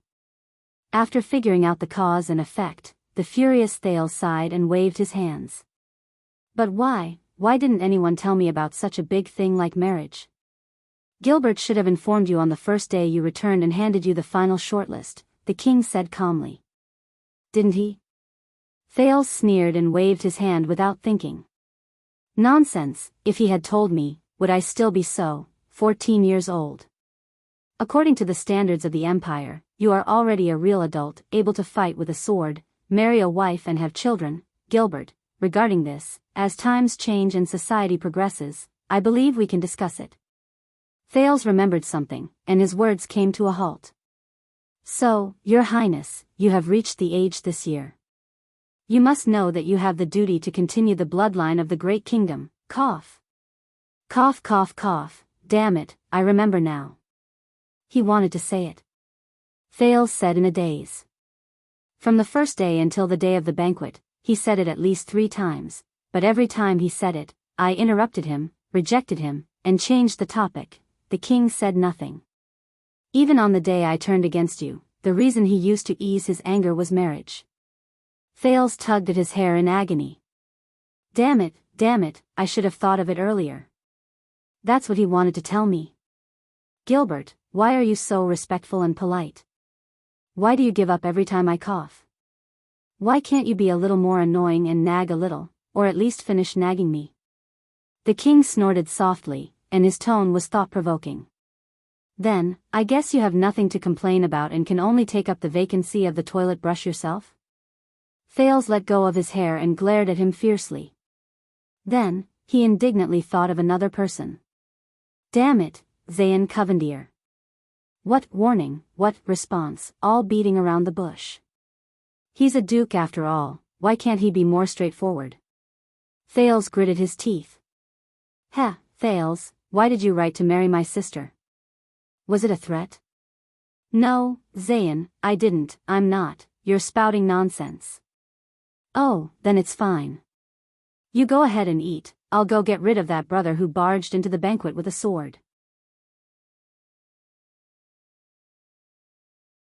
Isn't that it? Everyone is happy. The gloom and silence in the lounge lasted for a while. Finally, Prince Thales exhaled weakly. So, Your Majesty, are you sure? He said to the king listlessly, So, Your Majesty, are you sure? The person you want to depose is one of the 6 guardian dukes of the kingdom, and the wealthiest, youngest, and most popular one. If something goes wrong along the way, for the sake of the sunset goddess, even declaring war on Exted and Camus union at the same time seems more rational than this. King Kessel did not even turn his head. I thought you hated him and were happy to see Zayn Covendier fall. Hated him. Thales snorted sarcastically. Believe me, if the occasion was different, I'd be happy to replace the toilet brush in my castle with Flowery. But, to destroy him? Zayn is not a pushover, and he's already wary of us, not to mention that he hates me. If I'm not careful in this step, I'll be trapped in Jade City, Thales Jadestar. The king called his full name in a cold tone, causing the teenager's nerves to tighten. Do I need to remind you of our covenant? At that moment, Thales felt like a bucket of cold water had been poured over his head. Thales straightened his body, only to feel that all the joints in his body were extremely stiff. A certain bone ring on the front of his shirt grew heavier. Gertaxa. I will help you push the kingdom forward, remove obstacles, and break the shackles, Thales said bitterly, for this, at all costs. At all costs. Very well, then as we agreed, child, become my sword, and cut through all the obstacles until the kingdom is wiped out. The king revealed his face under the moonlight in front of the window. Unless you go back on your word. Go back on my word. Thales gulped, only to feel that the front of his shirt had become heavier. So, your majesty, you want me to treat a distinguished noble lady the same way I treat my fiancé, while racking my brains behind the scenes, plotting to depose or even kill her brother. Wonderful, there's no more melodramatic love story than this. He tried to make his tone sound relaxed. Thales. But His Majesty's tone made his efforts to pretend to be relaxed go down the drain. From the moment you returned to the country, this matter was destined to be carried out. This is unavoidable. Thales opened his mouth, but nothing came out. He could only turn his head and look at the portrait on the desk. The round-faced girl in the painting was surrounded by flowers, innocent and happy, as if there was no danger in her world. It was not until a cat's meow came from the castle, stirring up a chorus of cats and the barking of dogs, that Thales' thoughts were pulled back to reality. What's the specific plan? Thales exhaled. His tone became solemn, and the teasing tone from before was gone. What does the kingdom's secret intelligence department plan to do?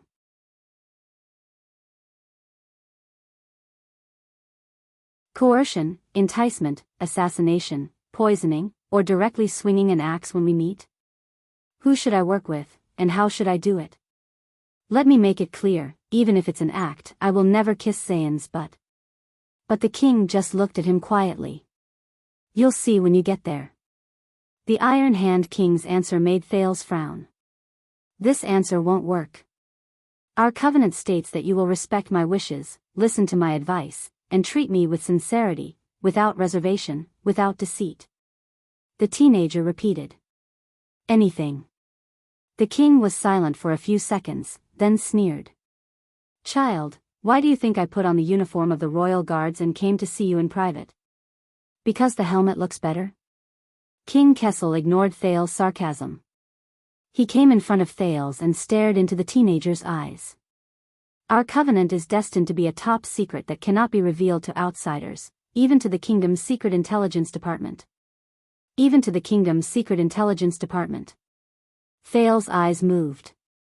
In other words, Your Majesty, in their eyes, we are still a pair of father and son who have different opinions and are at odds with each other?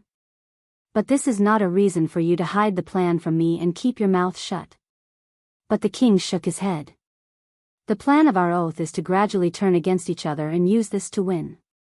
You and I should distance ourselves from each other, not know each other well. If you know all the details of the operation, then your performance in Jade City will be different, and it will be hard to guarantee that no one will find out. As you said, Zayan has always been very wary of us. Thales frowned. In other words, I will be the same as before, unable to be ordered around, unable to cooperate with the secret intelligence department, and even less aware of their actions? Then how do I complete the mission? King Kessel turned around. Don't worry, you don't need to be the protagonist of this operation. What you need to do is just be a third party in Jade City, an impartial weight in the center of the scale. Listen, observe, witness, and go with the flow. He only needs to listen, observe, witness, and go with the flow. Thales frowned. And this means a lot. Zayan, as a guardian duke, has been rooted in South Coast Hill for many years, and his power is unfathomable. But Thales, he doesn't need to do anything? The king pursed his lips slightly and his tone deepened. As for the rest, there will be others to do it. Others. Is he referring to the kingdom's secret intelligence department or something else? Thales' expression did not change. But what if, like before, I help but hinder them, and mess up your plan? The king's expression changed and he glanced at him. This is why I am here. I am here to tell you what the ultimate goal is. As long as it is completed, I don't care what you do, whether you satisfy the secret intelligence department or they satisfy you. What?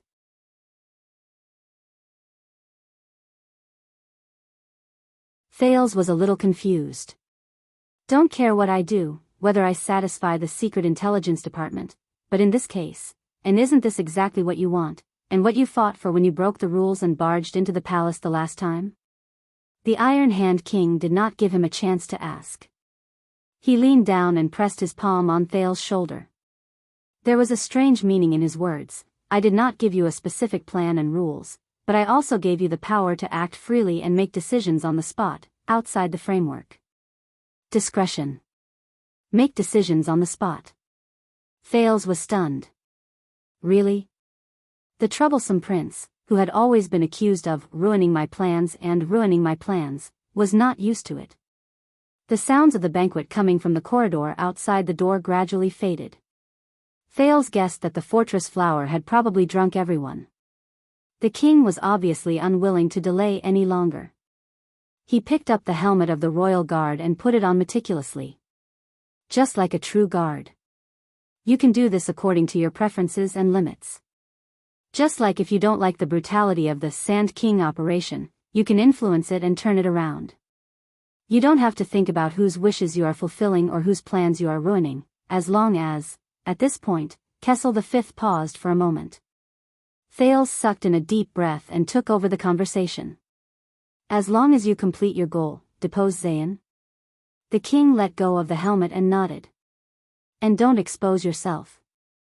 He asked me to go to Jade City and told me the ultimate goal, but did not tell me the secret intelligence department's plan and details. He only asked me to act on the spot and go with the flow. Then lend me Yodel. I will need him for such a big thing. Thales looked into the eyes behind the king's helmet and said calmly, anyway, Ida is back. She can protect you. Yodel. King Kessel was silent for a few seconds. He shook his head and chuckled. This is just the first time, child. This is the first time we are testing the waters after the establishment of the alliance, and I have not seen its results yet. Thales gritted his teeth. Cooperation requires trust, and trust needs to be earned. King Kessel flatly rejected him and turned to leave without hesitation. From his gait to his posture, he completed the transformation from a king to a guard in an instant. Even the people closest to him might not be able to recognize him. Thales smoothed out his chaotic thoughts and subconsciously called out to Kessel. That's it? Nothing else? The king's footsteps paused. Let me think. Oh, yes. Kessel turned around, his face hidden behind the helmet. Remember, when you are with that girl, remember to show your gentleness, politeness, respect, sincerity, and thoughtfulness, like a real man. In the next second, the temperature of the king's words plummeted. To soothe her, the pain of losing her brother.